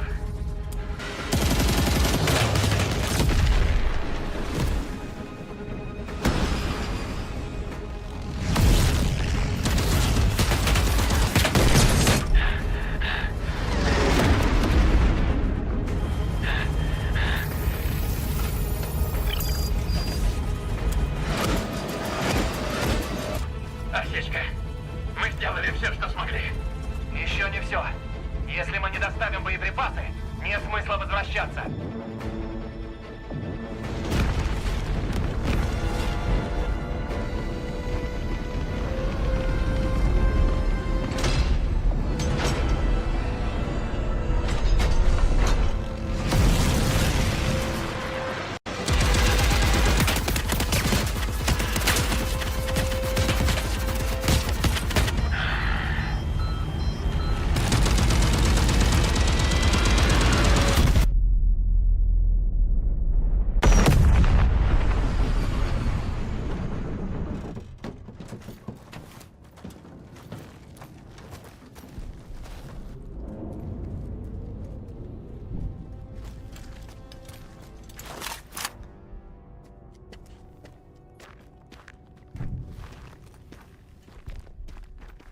Мы вас ожидали.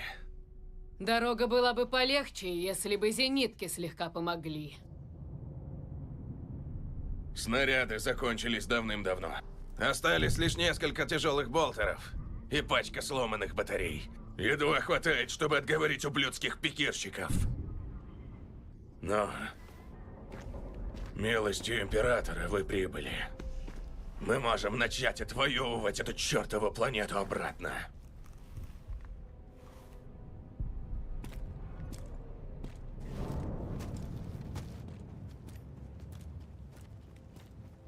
Открыть второй шлюз. Открыть второй шлюз.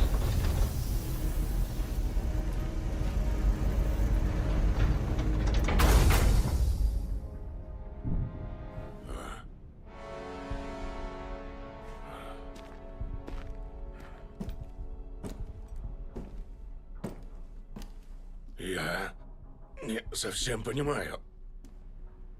Это твое задание, сержант Пиа.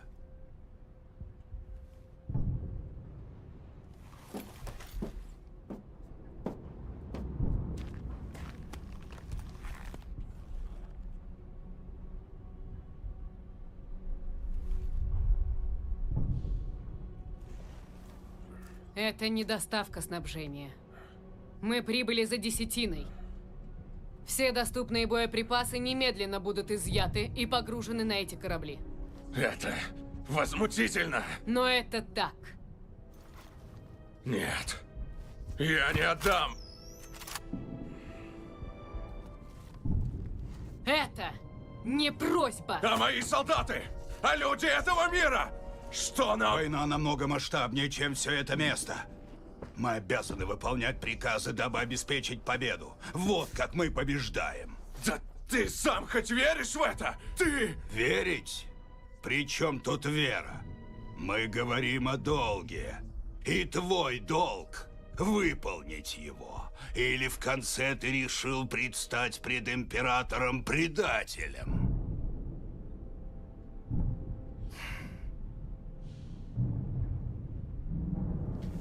Выполнить приказ.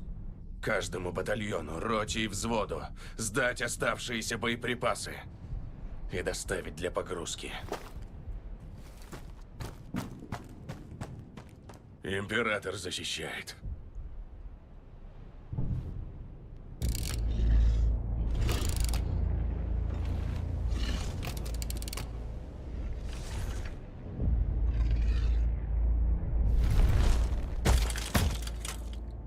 Время убивать.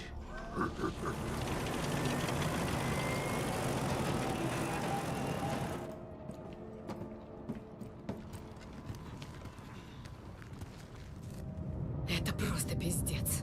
Мы бросаем их умирать. Знаешь, в чем между нами разница, сержант?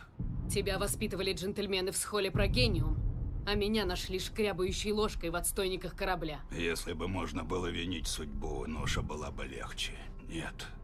Меня отобрали в комиссариат, потому что отец был сционом. Лучшие императорские штурмовики.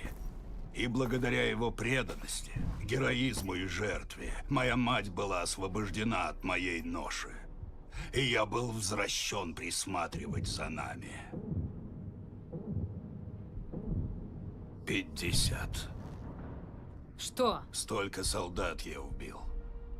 Не ксеносов или еретиков. Солдат. Верных. Испуганных. Обозленных. Потерянных. Солдат. Мужчин и женщин на службе в галактике, где они могли стать кем-то другим. 50. 50 и не более.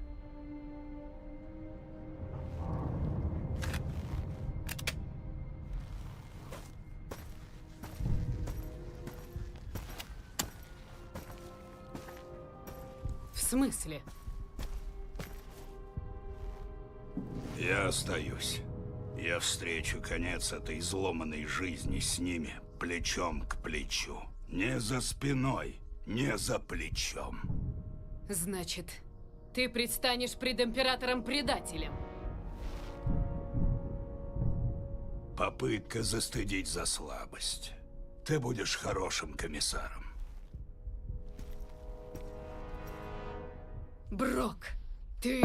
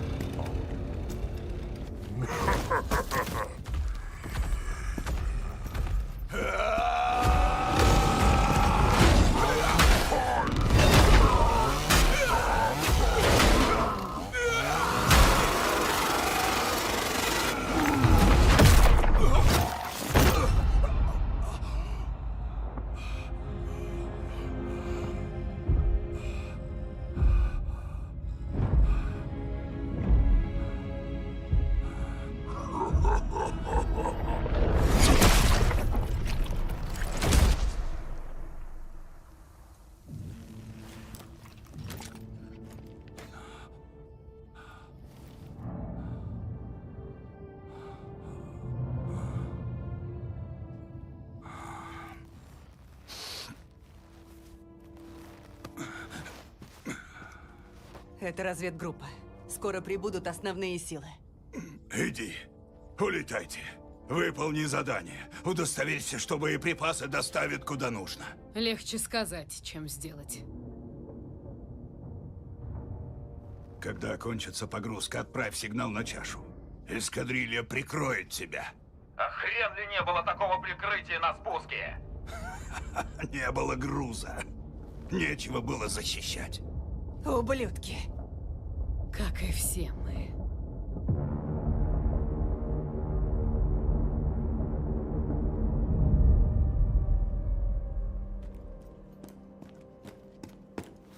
Назовись. Ранклав, сэр. А что случилось с другим? Не выкарабкался. Заколот в спину одним из этих зеленых трусов. Чего тебе? Лейтенант Намлу, сэр. Выкладывай, боец. Десятина, сэр. Наши пули. Понятно. Нож с собой? Да. Хорошо. За мной.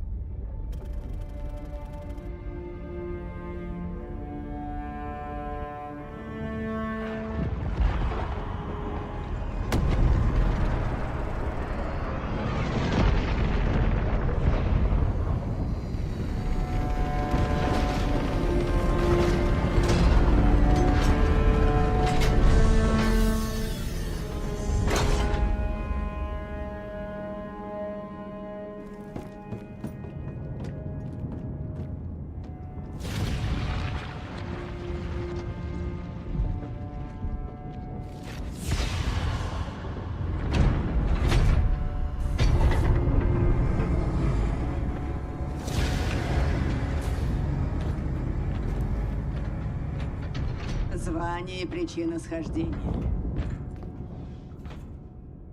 Сержант Пиа, 11-й полк Косыркинов. Десятина боеприпасов с планеты Диамедон-2. Грузовая декларация и заказ снаряда.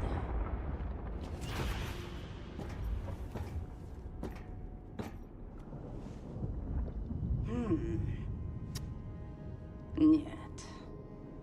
Нет? Почему нет? Мониториум благодарит вас за доставку десятины. Возвращайтесь к флоту. Мы ждем вас еще.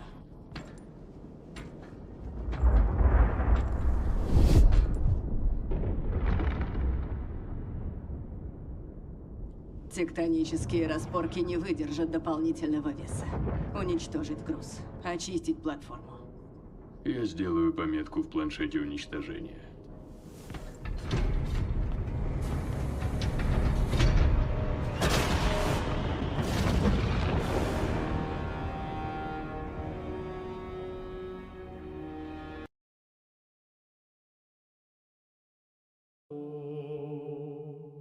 The dusk has come, the hush is deep. God sings his promise in our sleep. Sleep, O life, sleep in peace. Winter's watch shall never cease. Sleep, O life, sleep in peace. Winter's watch shall never cease. May all who wait in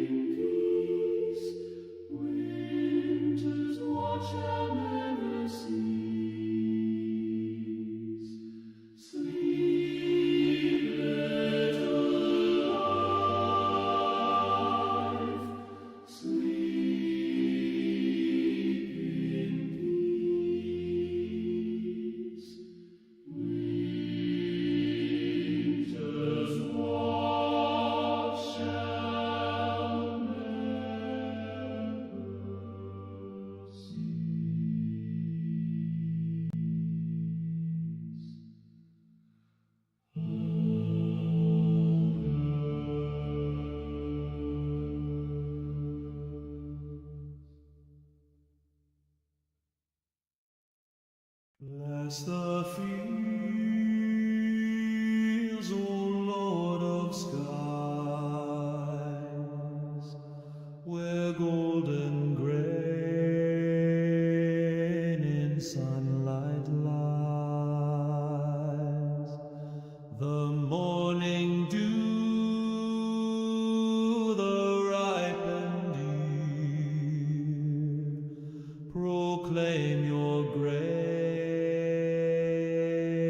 so bright, so near.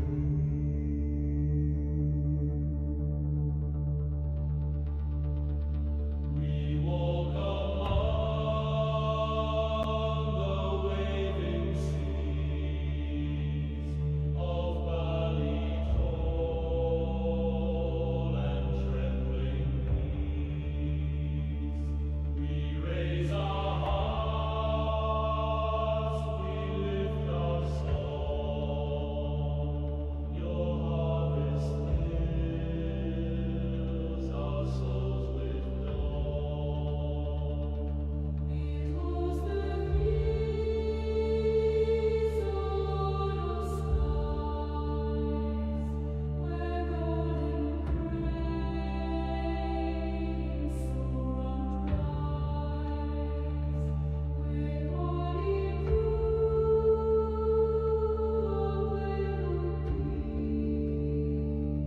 proclaim your grace, so bright, so near. We walk among the waving seas of Ballitol and trembling peace. We raise our hearts, we lift our song. Your harvest fills our souls with dawn. So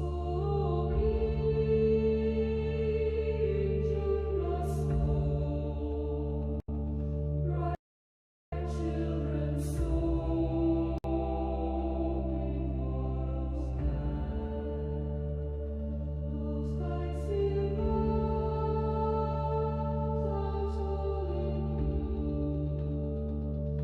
we walk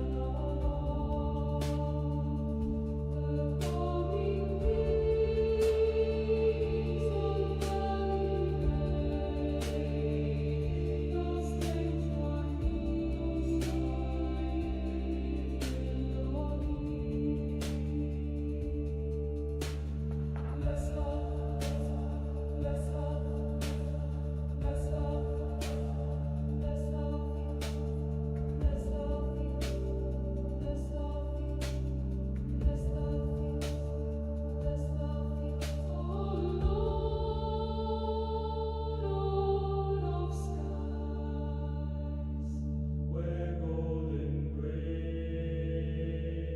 in sunlight lies. Blessed be hands that serve. Blessed be the heart that shares. Now the bowl is clean and dry, steam has vanished, voices sigh, still remains the quiet grace that lingers through the night.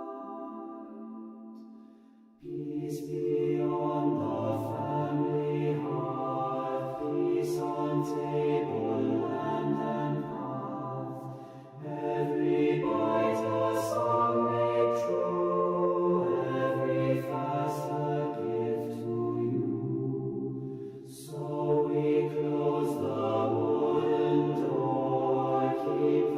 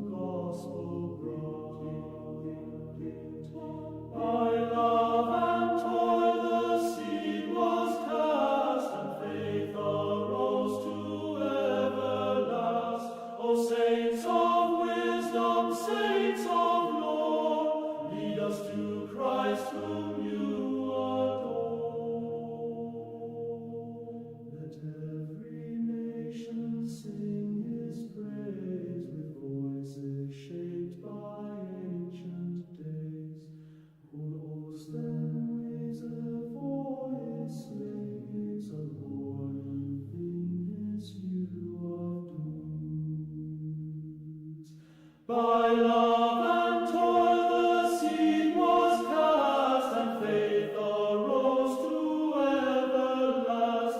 O saints of wisdom, saints of lore, lead us to Christ whom you adore. Endowed with tongues of flame, Cyril Methodius preach his name. Script and song their holy art, wrote his word on every heart. Ring, ring, heart, ring, ring, heart, ring, ring.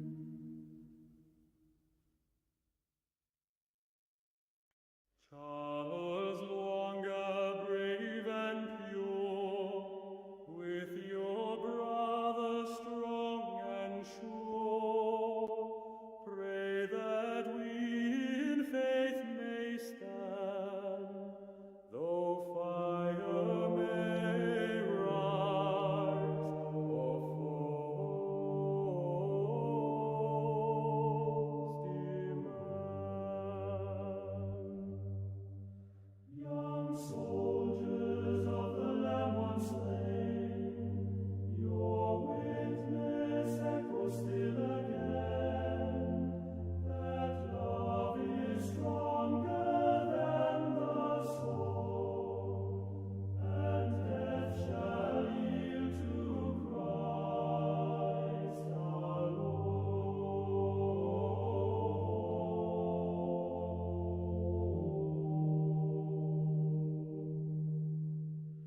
Now robed in white before the throne, you sing with saints in sacred tone. Intercede for youth today, that they may choose the narrow way.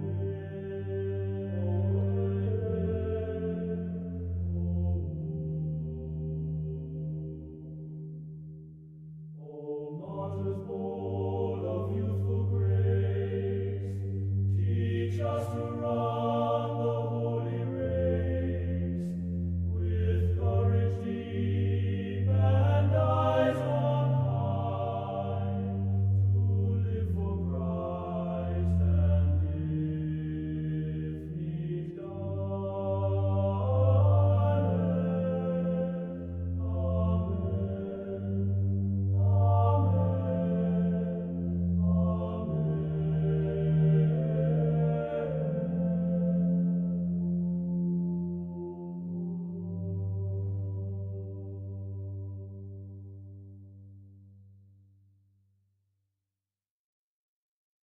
Christ is revealed to the nations. Oh, come, let us adore Him.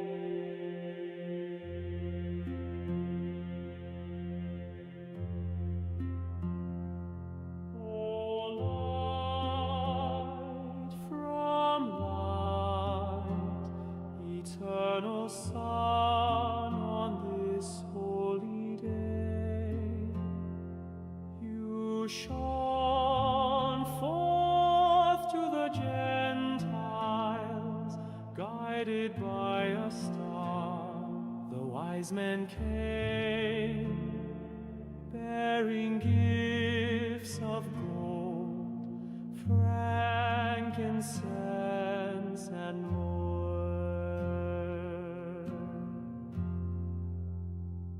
You are the King of kings, the priest of the Most High, the Lamb who will be slain.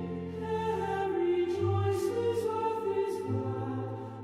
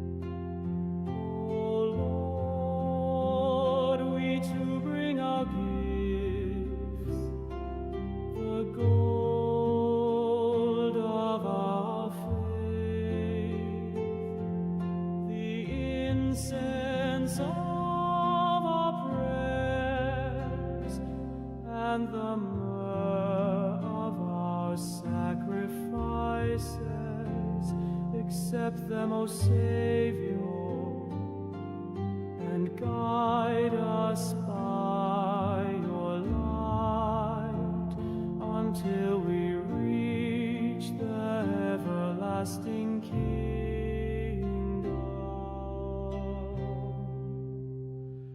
Shine upon those who still walk in darkness. Draw hearts to your love and make us one family in your truth.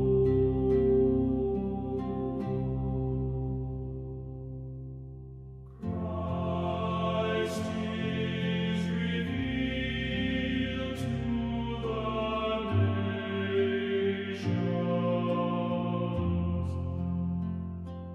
Oh, come, let us adore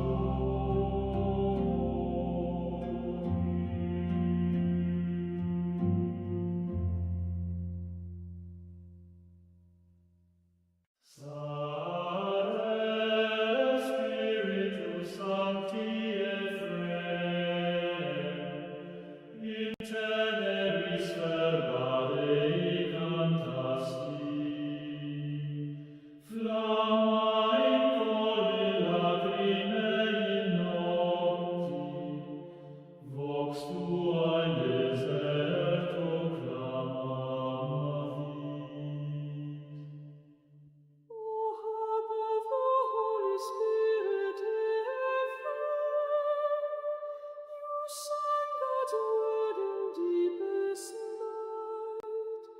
Flame in your heart, tears in the darkness. Your voice cried out in the desert's light. Poenitenza quistis irredentiono, et angelorum hymnos imitatus est. In umbra crucis lancisti unimis, et ecclesiam tuis fecibus fovisti. You taught repentance in silence still, imitating the angel's song. Beneath the cross you stayed so meek and strengthened the church through sacred song. Sancte Ephrem, Sirorum Flos, ora pro nobis in horis nostris, in voce tua dulcis dono, sicut nel